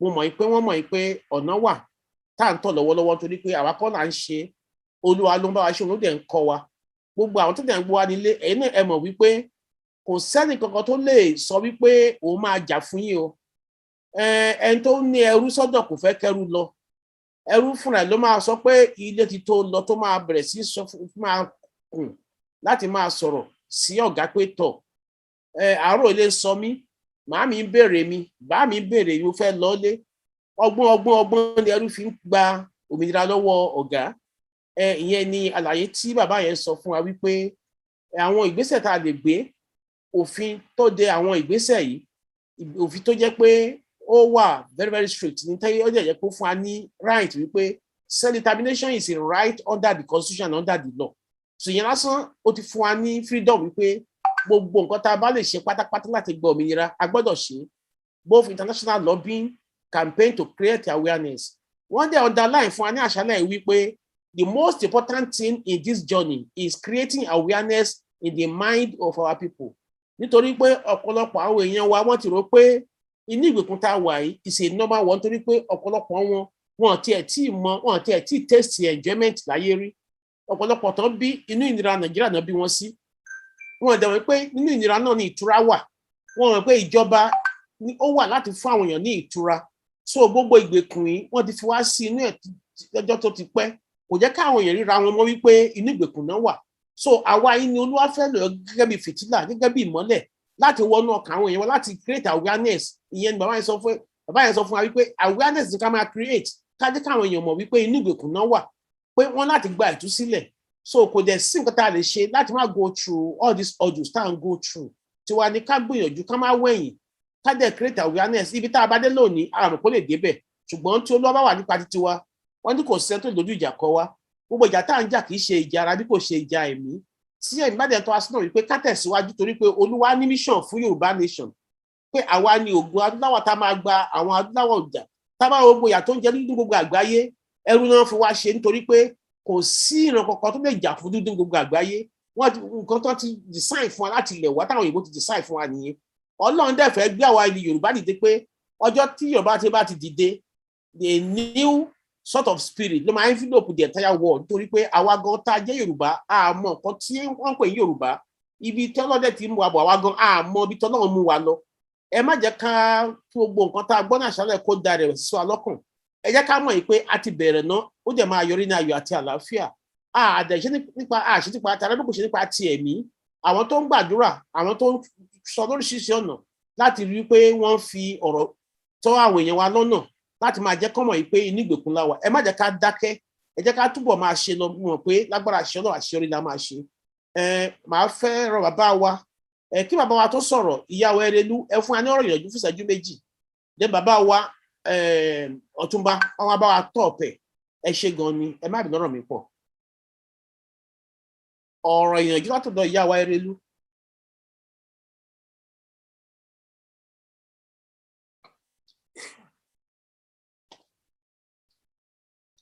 ṣé wọ́n wà ń bẹ̀? Ẹ kú iṣẹ́.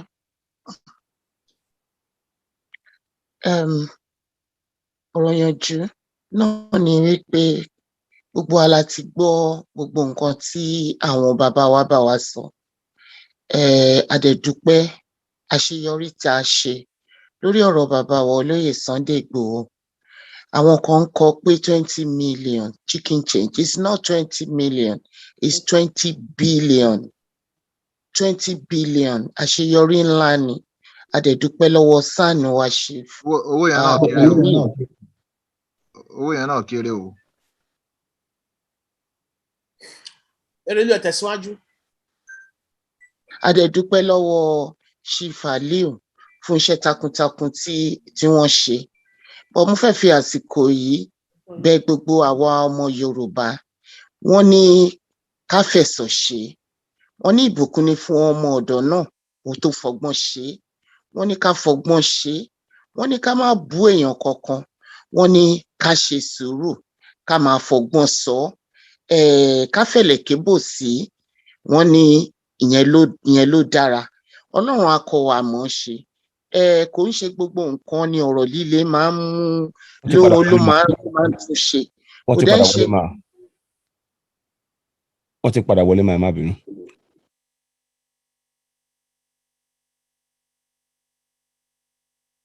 Hello? Ereluma.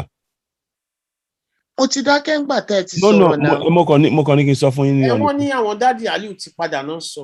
Mo dẹ̀ ti dákẹ́. Mo kàn ní kí ẹ má ní mo dọ́rọ̀ mọ́ ilé ní ẹjọ́ má bínú mo kàn ní kí n sọ kí n case mo lè ó ṣe pé kẹ́ má mọ̀ ni mo ní kí n kàn sọ ẹ ṣeun ẹ má bínú mà.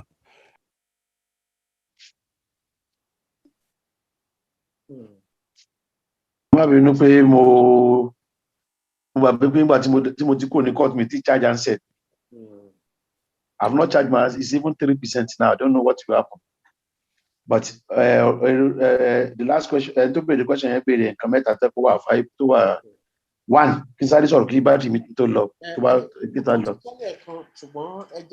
Can you hear me? I'm going, sir. Only how viable, like I was saying, we pay Antoniki in Samaria, Antoniki or Madop, not a pa. The mango jono kada kamango jono.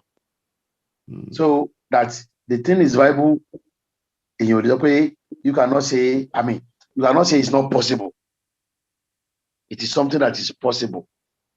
It is only possible only possible only lema possible generation tiwa. But it could be something that is certain. Until the revolution. Among participants, I'm continuing in Russia. Because the most celebrate to celebrate my Gorbachev.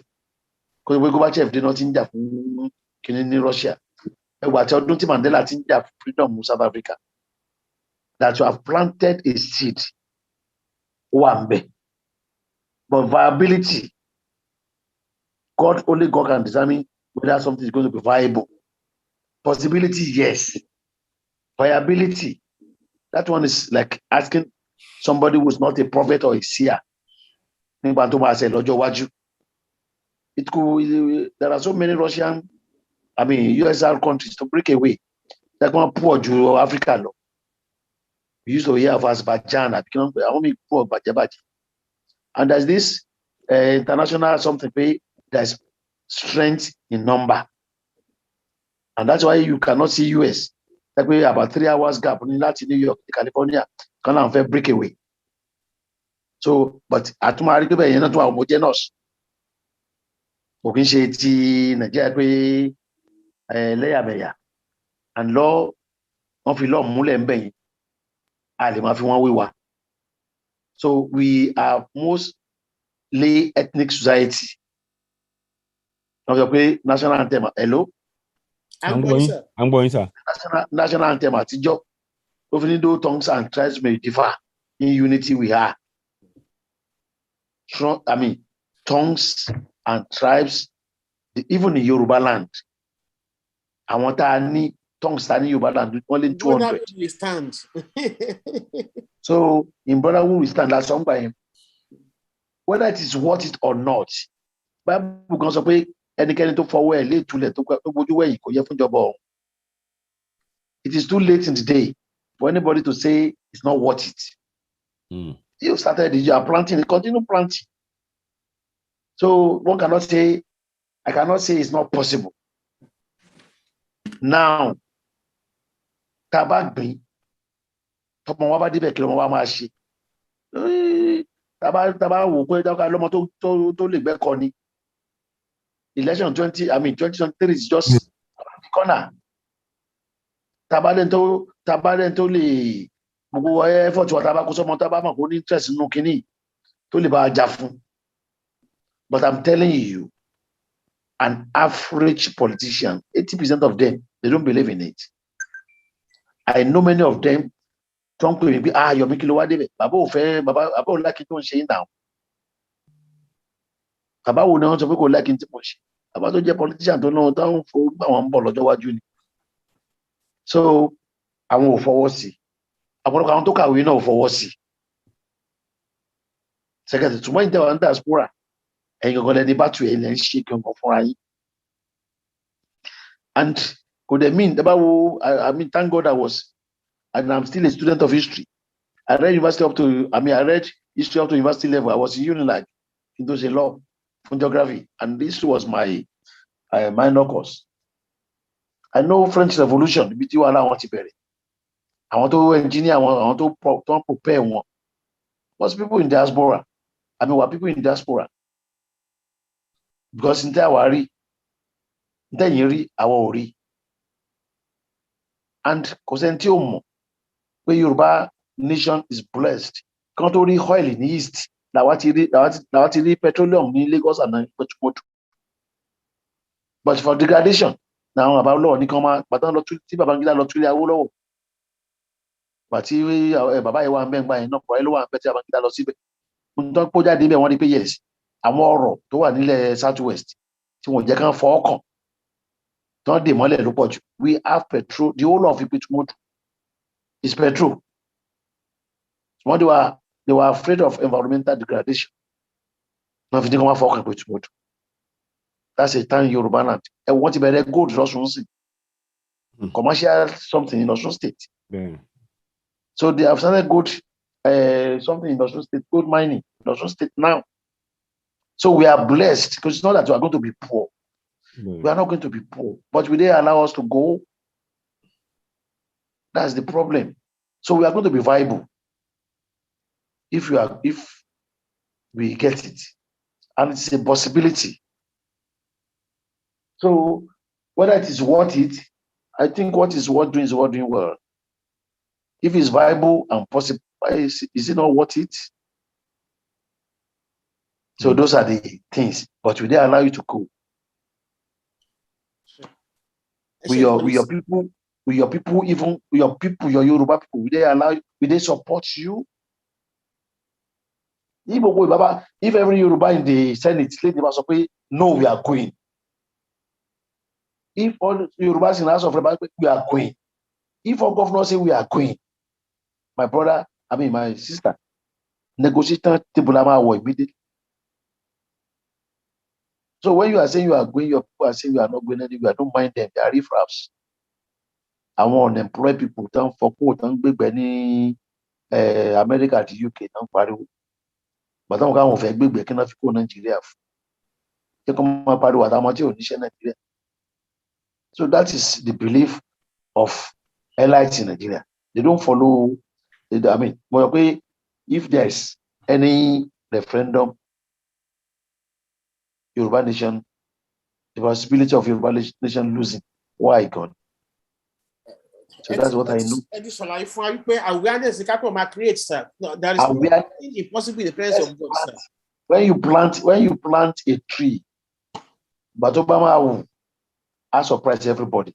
It's a tree to be planted, and you have started. Can you go back now? Stop.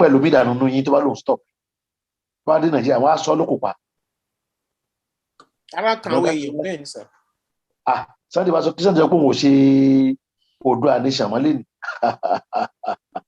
I don't think he can go back.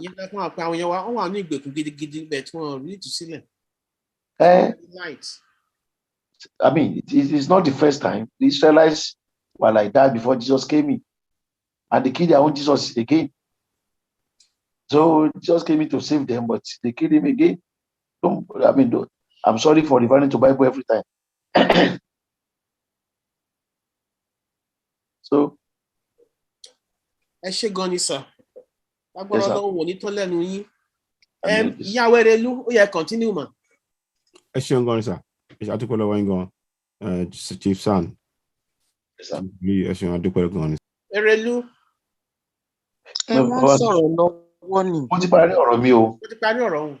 Ìwà ń sọ̀rọ̀ lọ́wọ́, so thank you, sir. Ẹ̀yin ni ẹ sọ̀rọ̀ before AY mọ̀. No, I think Erelu wanted something between the original programmers. I mean, between original ẹ̀yin tẹ́ wà ń bẹ̀rẹ̀ tẹ́lẹ̀ Erelu fẹ́ sọ̀rọ̀. Erelu fẹ́ yí bí kótó ni. Yorùbá ń dábàá yí kótó ayé bí. Erelu is not what Erelu want to say is not for public consumption. Okay. So bóyá kí excuse àwa ká máa lọ. Ẹgbẹ́ gbójú pamọ́ dáadé àyíṣà. Ẹ má bínú o, torí mo fẹ́ béèrè mẹ́rin. Gbójú pamọ́ ni pé kíní mi ni kíní yìí. I want to ẹ jẹ́ kí n wò. I want to possibly kíní yìí ni mo fi ń ṣe bẹ́ẹ̀. Kíní náà. Má. Ok, kíní ẹni kíní yín. Kíní mi yẹn kọ́ o. Kíní handset mi pé battery ẹ̀ ti low. So I want to economize the battery. Okay. If you look at it now, okay. So we economize it. Maybe I'll be coming off mode. Tell me. Mr. Fatai, ṣé ẹ understand nǹkan tí lọ́yà wa. Ẹgbẹ́ má bínú sà. Ṣé ẹ ṣú ọ̀pẹ wọn fún wa lówó wa? Ìjọ òun ò fún wa. Ṣé wọn tún ní dẹjọ́ nù bọ́ sí dẹgbẹ́ àwọn ọmọ Àbújá nù? Ṣé wọ́n fún wa lówó wa tàbí? Ìyá mi, tẹ́ bá gbé ẹgbọ́ YouTube yẹn tí mo sọ. The money is not what we are fighting for. President. Ẹ máa gbọ́ tá a bá lọ jà fún owó, àwa igangan ní símbẹ̀. If you want to see me in my chamber, I know how much you pay. Timba Mayere, you are going to pay me 250,000. If I don't know you, pay me about 750,000. Why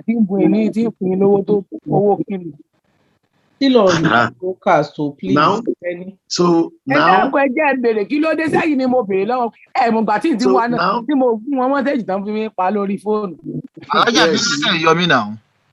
So, owó yẹn kọ́ là ń jà fún aṣọ mo sọ lórí YouTube yẹn táwọn èèyàn rí kọ́. ó wà live ẹ̀ yọ mí kúrò lórí live.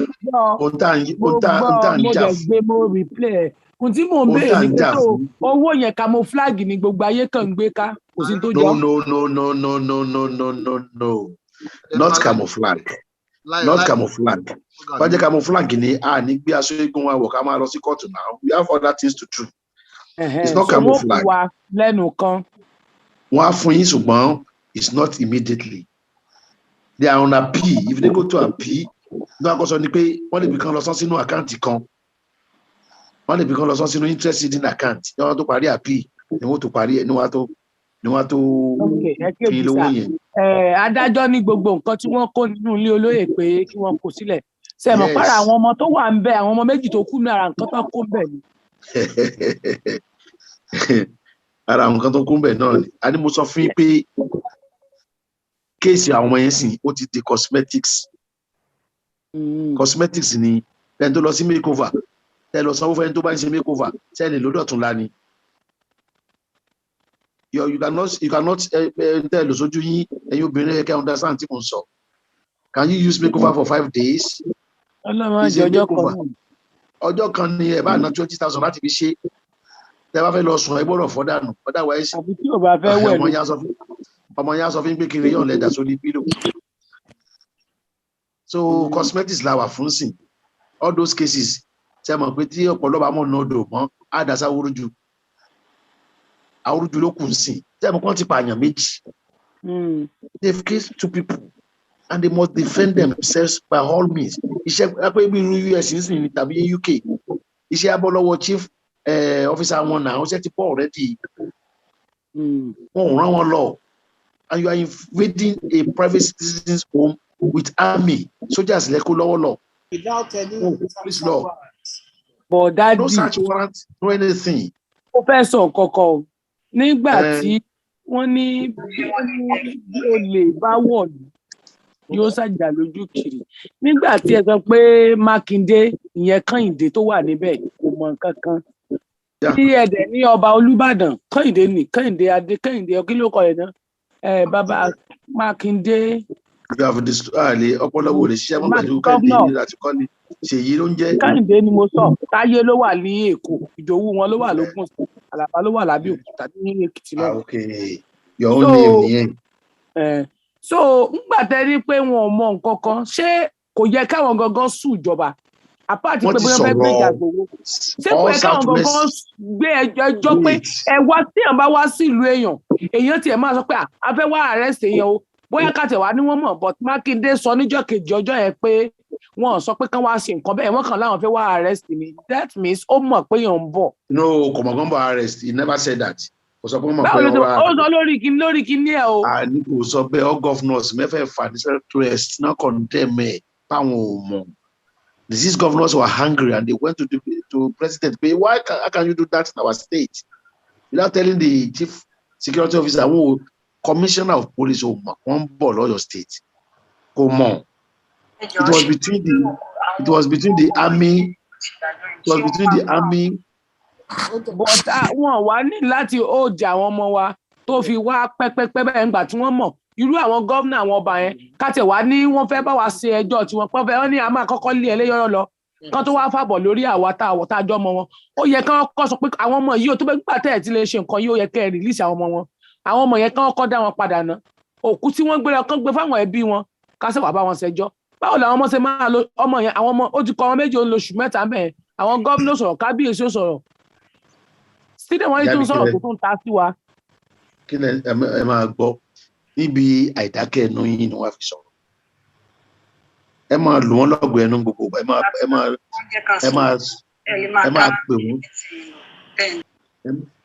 pè wọ́n pé kábíyèsí ẹ bá dá sí ti ń lọ yìí ẹ máa bá àwọn ọmọ yín lẹ́wọ̀n. À ń sọ ẹ̀ṣẹ̀ wọn ọmọ yín ṣẹ̀ tó ẹ máa sọ yẹn. Gbàgbà tá a sọ náà kọ́ ni bàbá Bàdàn sọ pé kí la fẹ́ máa jẹ tá a bá ń sọ̀rọ̀. Bàbá Bàdàn. Ẹ jọ̀ọ́ sà sísá ẹ fún wa níbi ìṣẹ́jú kan ìkan nínú àwọn tí ó jẹ́ ògbóǹtagì inú wa ibi iṣẹ́ náà wà wọ́n ní wọ́n fẹ́ dúpẹ́ lọ́wọ́ yín kán dẹ̀ kọ̀mẹ́ǹdì gbogbo effort wa ní àṣálẹ̀ yìí ọmọọba Adéjọkẹ́ ẹgbọ́n sókè mọ́. Ẹ kálẹ́ o mo kí gbogbo ilé gbogbo àwọn tí wọ́n ń sọ̀rọ̀ àwọn mídíà mo dẹ̀ fẹ́ kí lọ́ọ̀yà wa Sam mo fi tọ̀wọ̀tọ̀wọ̀ pé orúkọ yín o ẹ kú iṣẹ́ takuntakun tí ẹ ṣe fún gbogbo ọmọ Yorùbá Ọlọ́run á bá a dì yín níṣẹ́ àṣetì láyé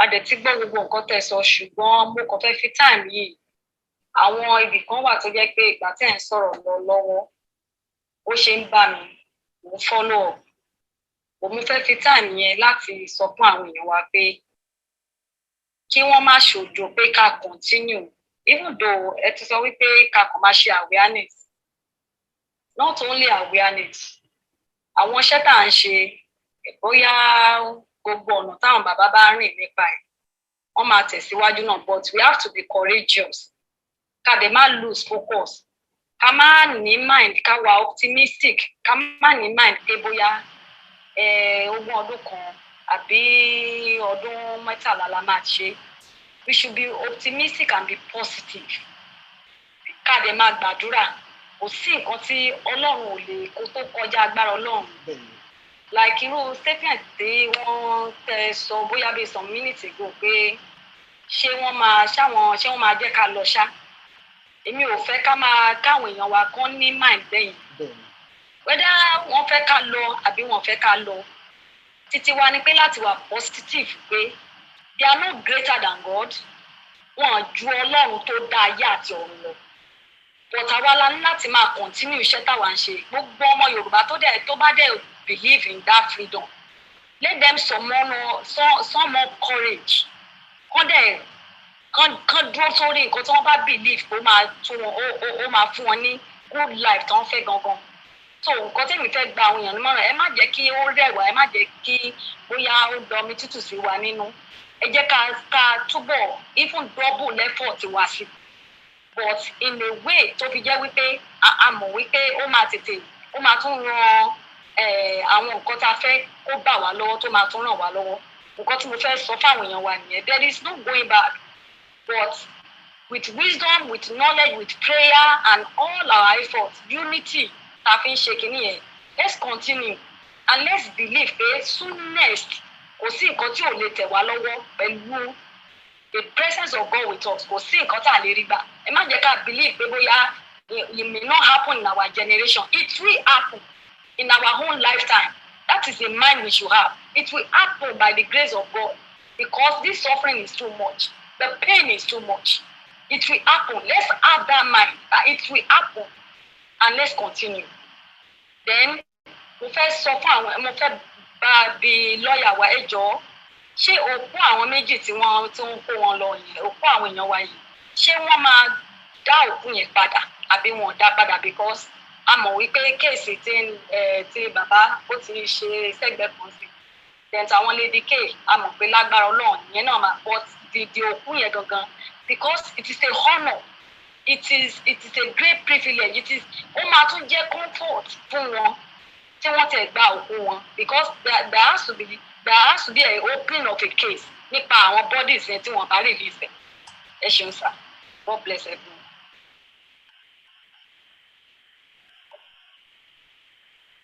Mo notice pé àwọn tó mú òsì dání wọ́n yọ mí lẹ́ẹ̀mejì. Ẹ tó ń ṣe kíní yẹn kó stop ẹ o. We are on live, please. Please restrain yourself. Ẹ̀ẹ̀mejì náà ti yọ mí o. I am trying to appeal to you. Kantijani, please. Mike, please mute yourself or I mute you, please. We are on live program.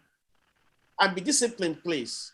Òun tàn tó ti yọ mí again. I'm trying to explain to you, Mike Tijani, please mute. Please. Ẹ ṣé gan ni ọmọọba Adéjọkẹ́, gbogbo àlàyé tẹ́ ṣe ni a ti gbọ́. Àwa náà dẹ̀ ti bára wa sọ̀rọ̀ wípé ní agbára ṣe Ọlọ́run, there is no going back. A ti dáwọ́lé náà. Wọ́n ní kò sẹ́ni tó dáwọ́lé ìtúlẹ̀ ńkọ́ tó yẹ fún ìjọba ọ̀run. Gẹ́gẹ́ bí àbá ti bá wa sọ́dẹ̀ tẹ́lẹ̀. Mo kì í sọ hallelujah sir. Hallelujah. Ẹ kú ṣe Olúwa sir.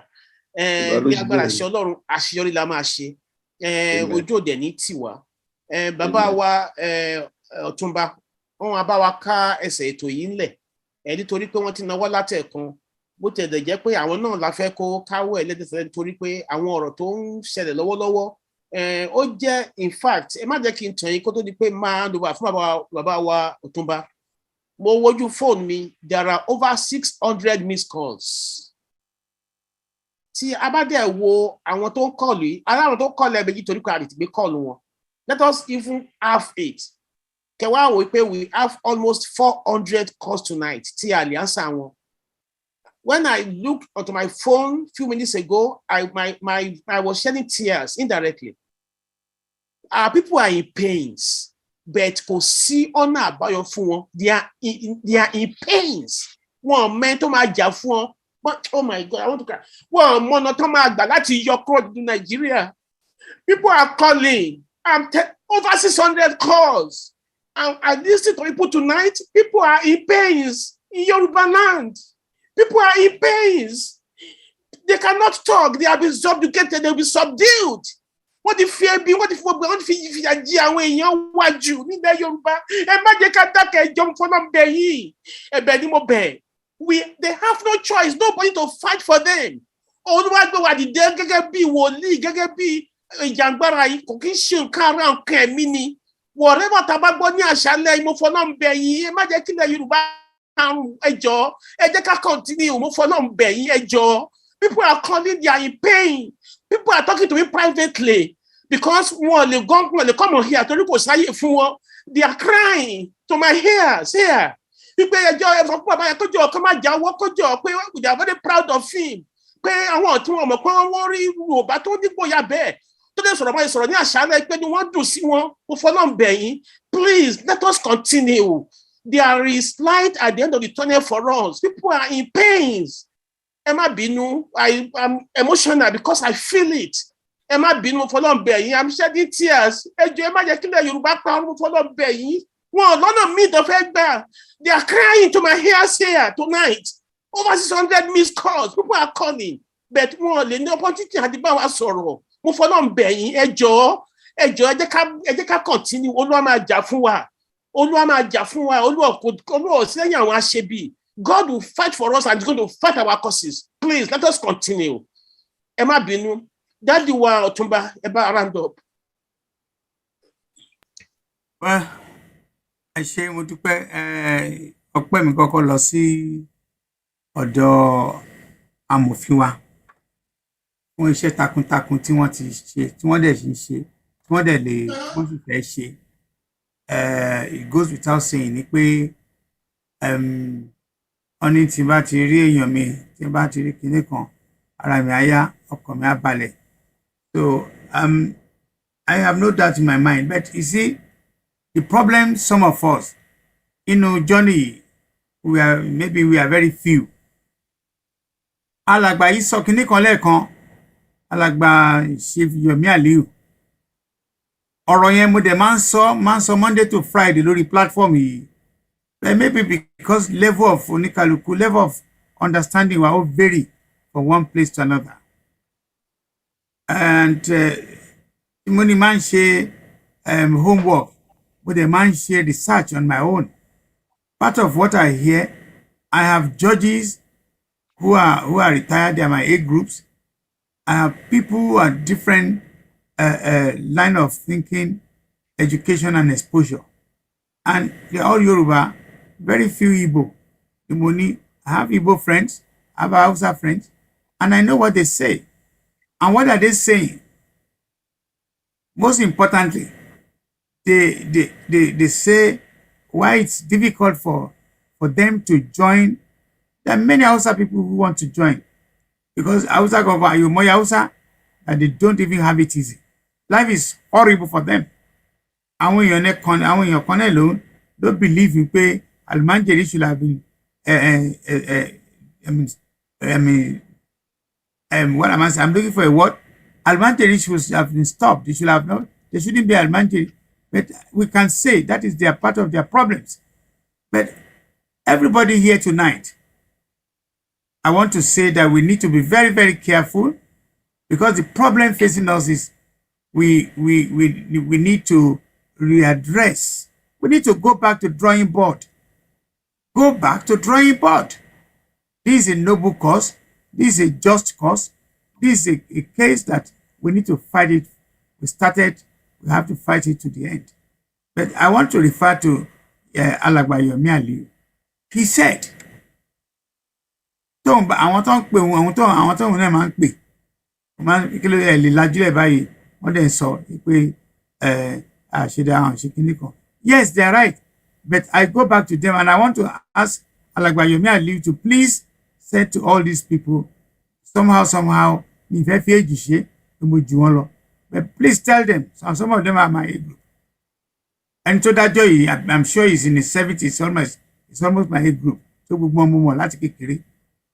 but I want to tell you, those who do not want to join us, sometimes you look at the excuses, you ask yourself and say, why don't you join us openly? But because most of them are corporate beggars. Yomi Aliu himself said it. They are afraid. Afraid of what? Afraid of pé àwọn ọmọ yín wọ́n ta pure water ní age of 11, 12, 13. Pé àwọn ọmọ kan wọ́n sunu pálí, àwọn ọmọ kan wà ní Lekki, àwọn ọmọ kan wà ní Maroko, àwọn kan wà lọ́nà Ṣakí, àwọn kan ò rí náà rí lọ́nà Ìsẹ́yìn. Àbáwọn tó wà ní ọ̀nà Àkúrẹ́ nǹkan kan bẹ́yẹn. Àbáwọn tí àwọn kan tá láàrin ara wa tá fi ìyà jẹra wọn. But then again, they are now saying pé three-quarter àwọn tó wà nínú agitation. I want to quote Alàgbà Yomi Aliu again. Because wọ́n ríra wọn tẹ́ bá gbọ́ nǹkan tí Gbajabiamila sọ. Ṣé tẹnu wá bá kò ní? Ṣé Gbajabiamila ṣé òun yẹ kó máa sọ̀rọ̀ ní? Àwọn tó yẹ kí ní kí tábà ipa wà papọ̀ ni tó yẹ ká sọ fún Yomi Aliu kó lọ bá a sú ẹ̀ ipe criminal ló rúlu wa. I'm also a lawyer. pé yẹ ká sọ fún Yomi Ali pé bá mi pé lágbájá lẹ́jọ́, we have the right pé a rán wọn lọ síbẹ̀ yẹn tara wọn náà ń ṣe. Ní kẹ́ni kankan má gbádùn ayé, ní kẹ́ni kankan má ṣoríire. But you cannot be there and kema throw ẹjọ́ wọn kọ́, because some of us do not want to agree.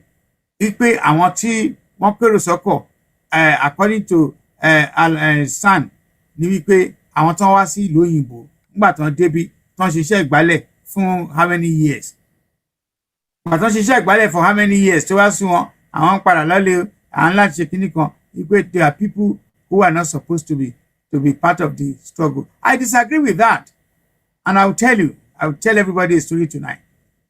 In 1969, mo bẹ̀ senior brother mi pé kó jọ ń tọrọ Ọlọ́run kó rán mi lọ sí ìlú òyìnbó. Ó insist on no.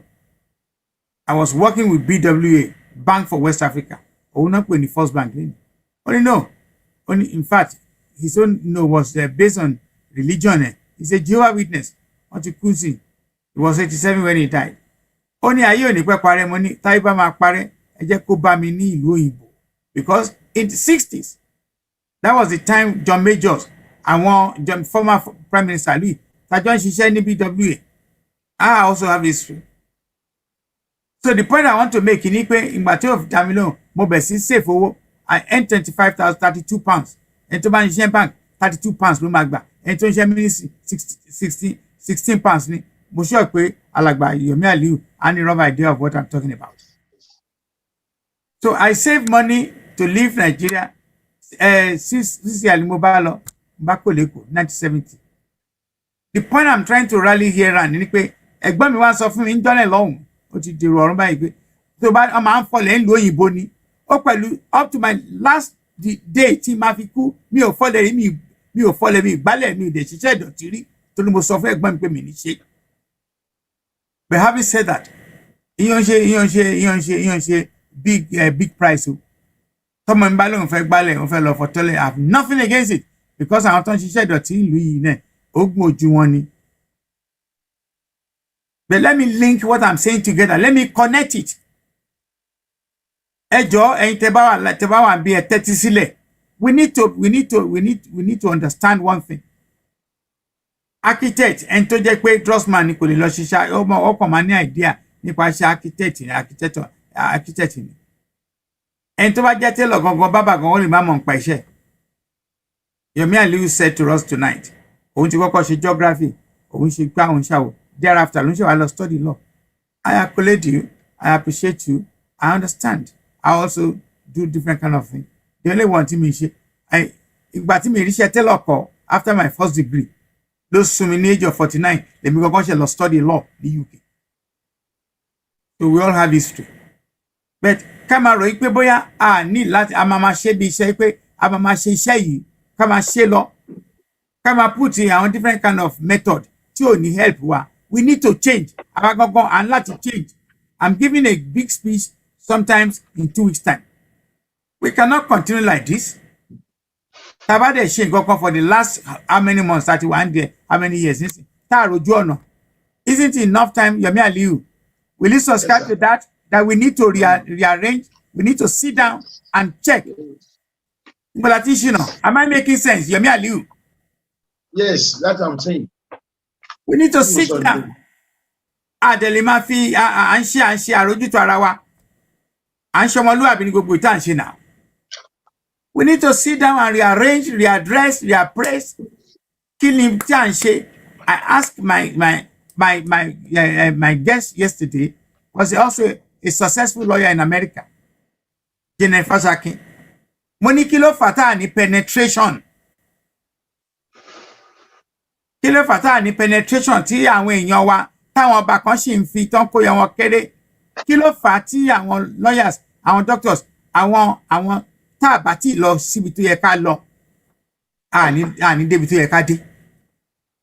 How dare Fáyẹmí, how dare Sanwó-Olú, how dare anybody tó jẹ́ Yorùbá man tó máa lóhùn orí pé wọ́n ń tẹ àwọn amọ́lẹ̀, àwọn ọmọ wa ń ta pure water, ìyà ń jẹ wọ́n.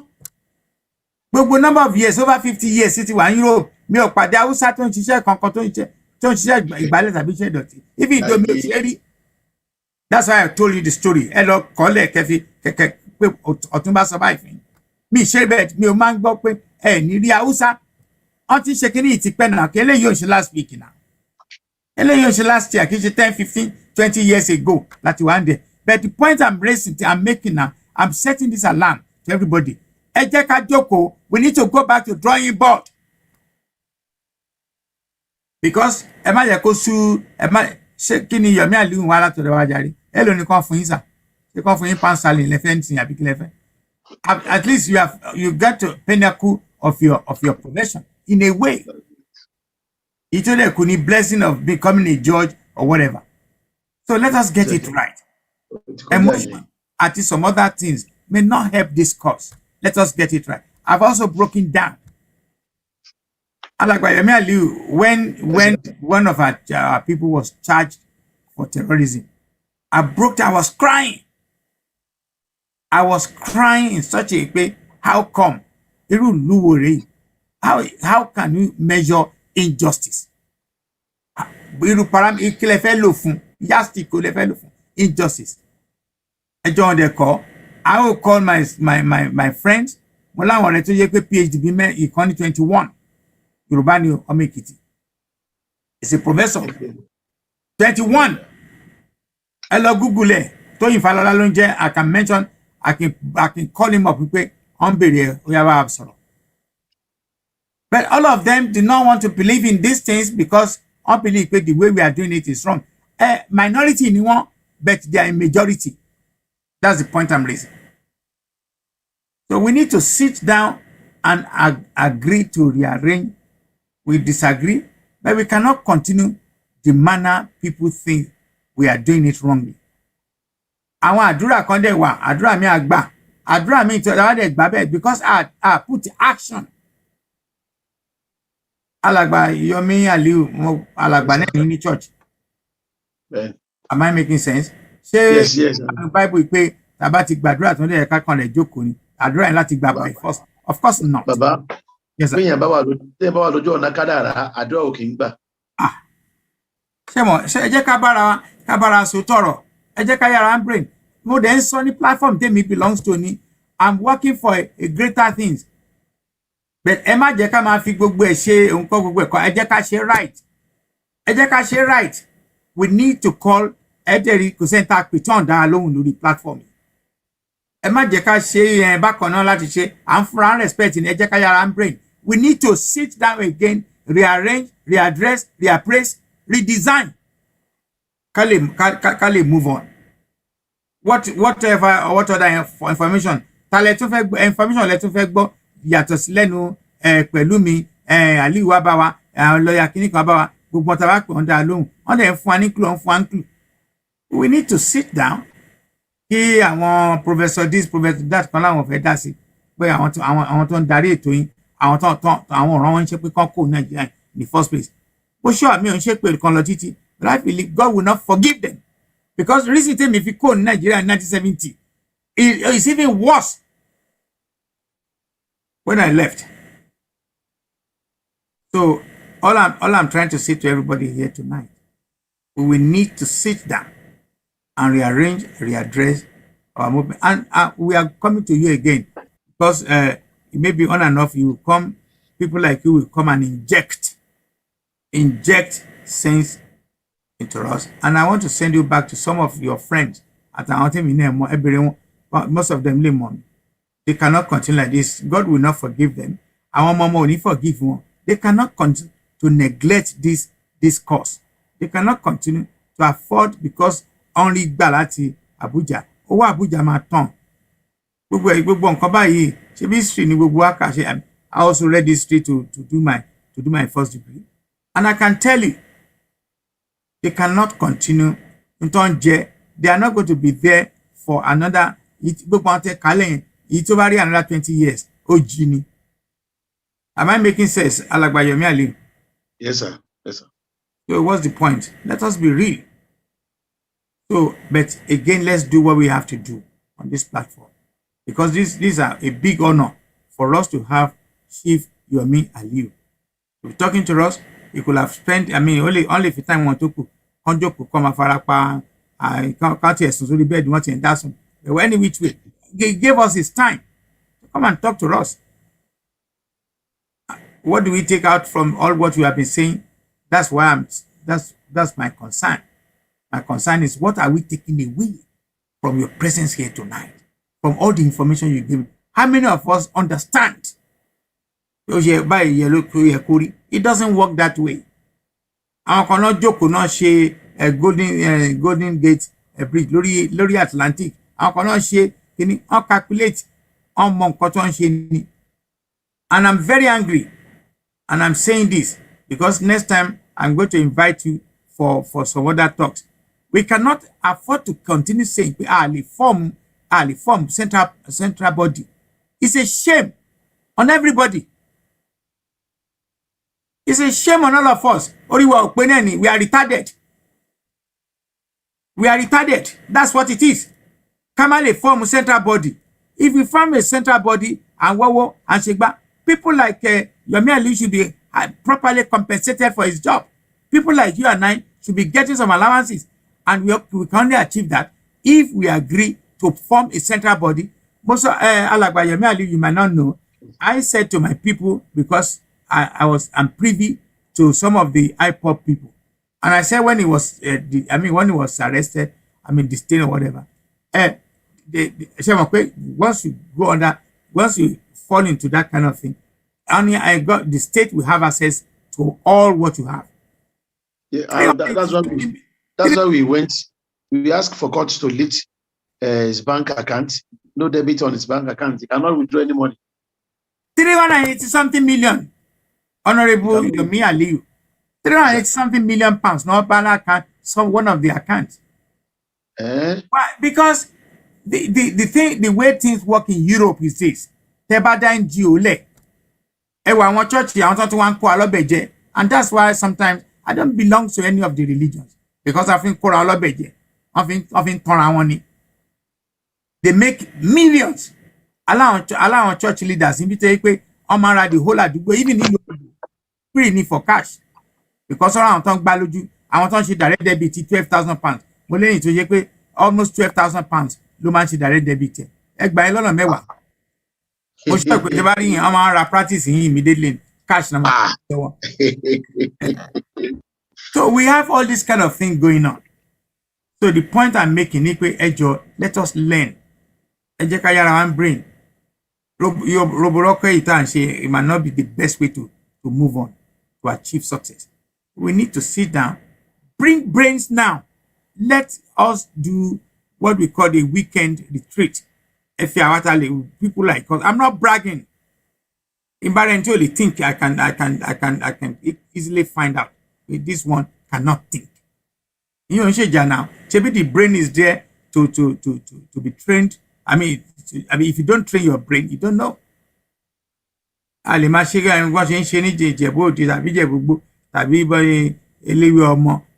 Bullshit.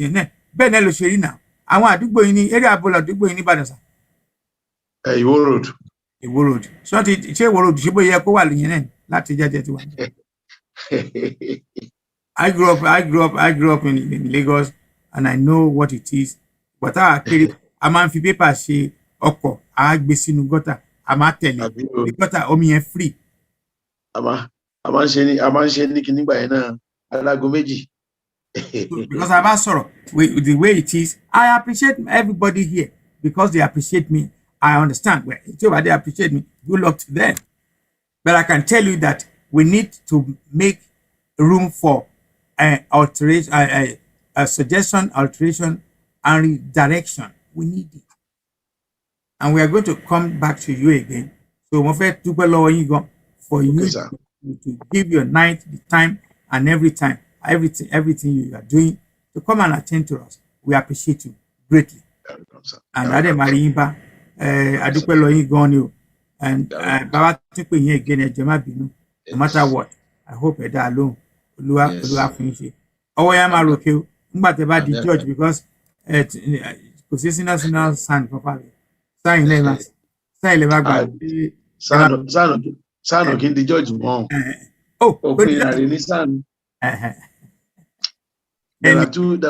There are two ways now in law. Yes. Pull of the rope or the pull of the silk. But any bribery and corruption. So I understand. So anyway, Eshegon, well, okay, sir. Thank you very much. We can go if you want to go. And thank you, sir. Eshiza, everybody in the house, that's my roundup. Chief Yomi Aliyu, sir. A real pleasure in person and have a discussion with you live. Just to say pleasure, and we'd like to have you again. And yeah, definitely we'd like to have more discussions later on. Thank you. Thanks for coming. Thank you. Okay. Thank you very much for your time, sir. Just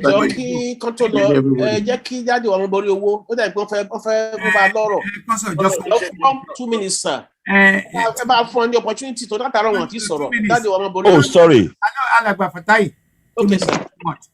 I just 1 minute and then you don't charge me. My colleague copying money good night kiss.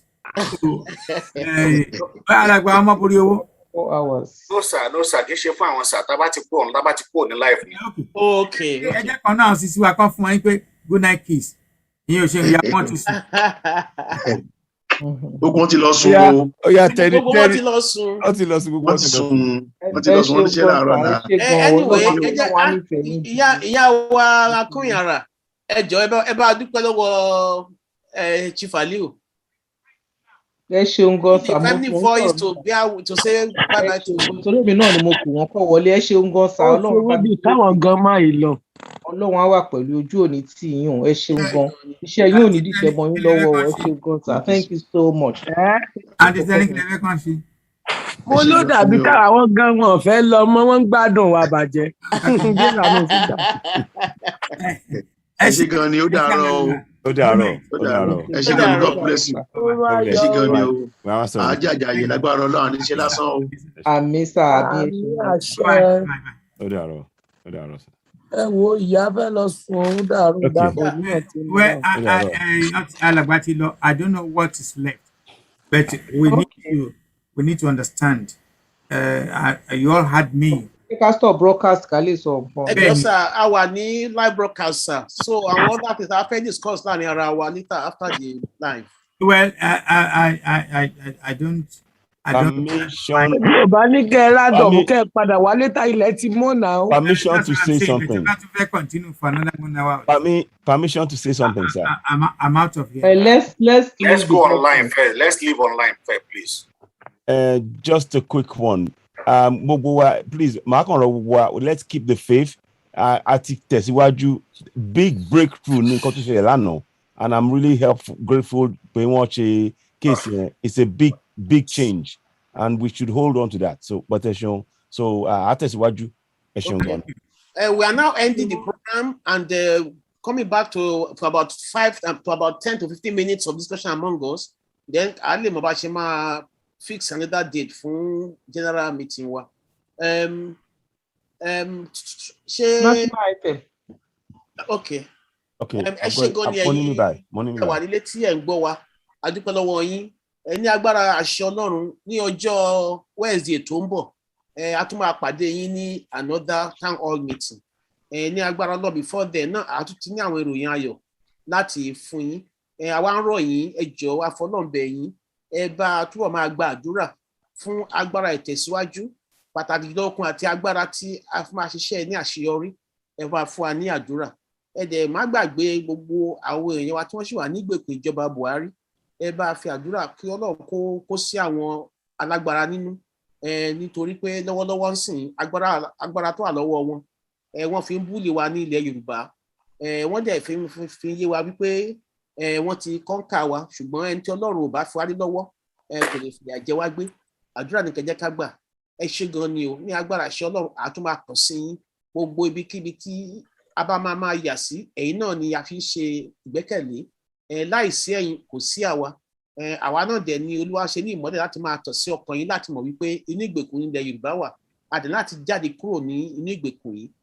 Ó wà lọ́wọ́ yín o, ó wà lọ́wọ́ èmi náà. Mo wá fi wákàtí ọ̀wọ̀ ẹ̀dúkọ́ lọ gba àwọn èèyàn mi tí wọ́n ṣiṣẹ́ ní àṣálẹ̀ yìí. Ilé àti ọ̀nà yìí kò ní dàrú o. Gbogbo ohun tí ẹ fi òwúrọ̀ àti àṣálẹ̀ àti ọ̀sán kójọ ní agbára àṣẹ Ọlọ́run. Àwọn ọ̀tá wọn ń dàrú fún ní àṣálẹ̀ o.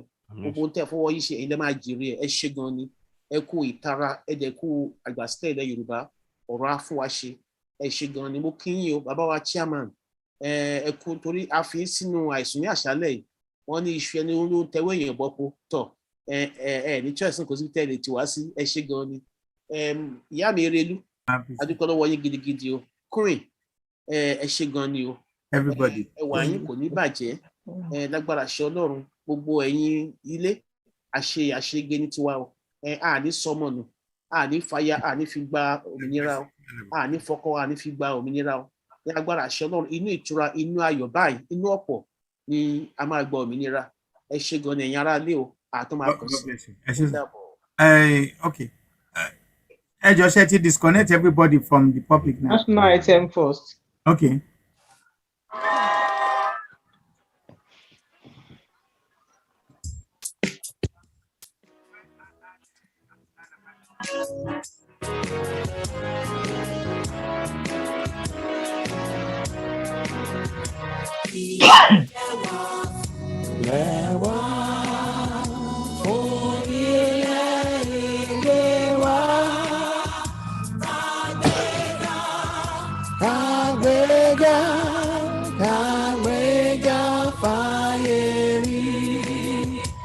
Ìgbàgbọ́ wa ni pé láti bẹ̀rù làbọ̀ mọ́ ká ṣiṣẹ́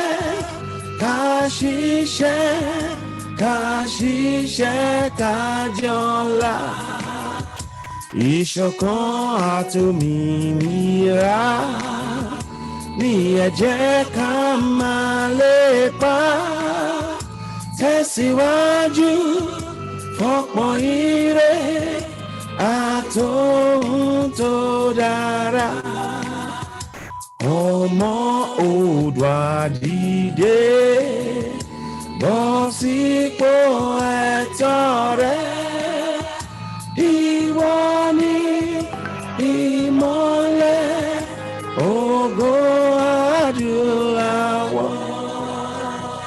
tó ẹ ṣeun ó dìgbà kan náà ó dàbọ̀ ó dàrọ̀ àtúmọ̀ àríyìn bá ó dàbọ̀.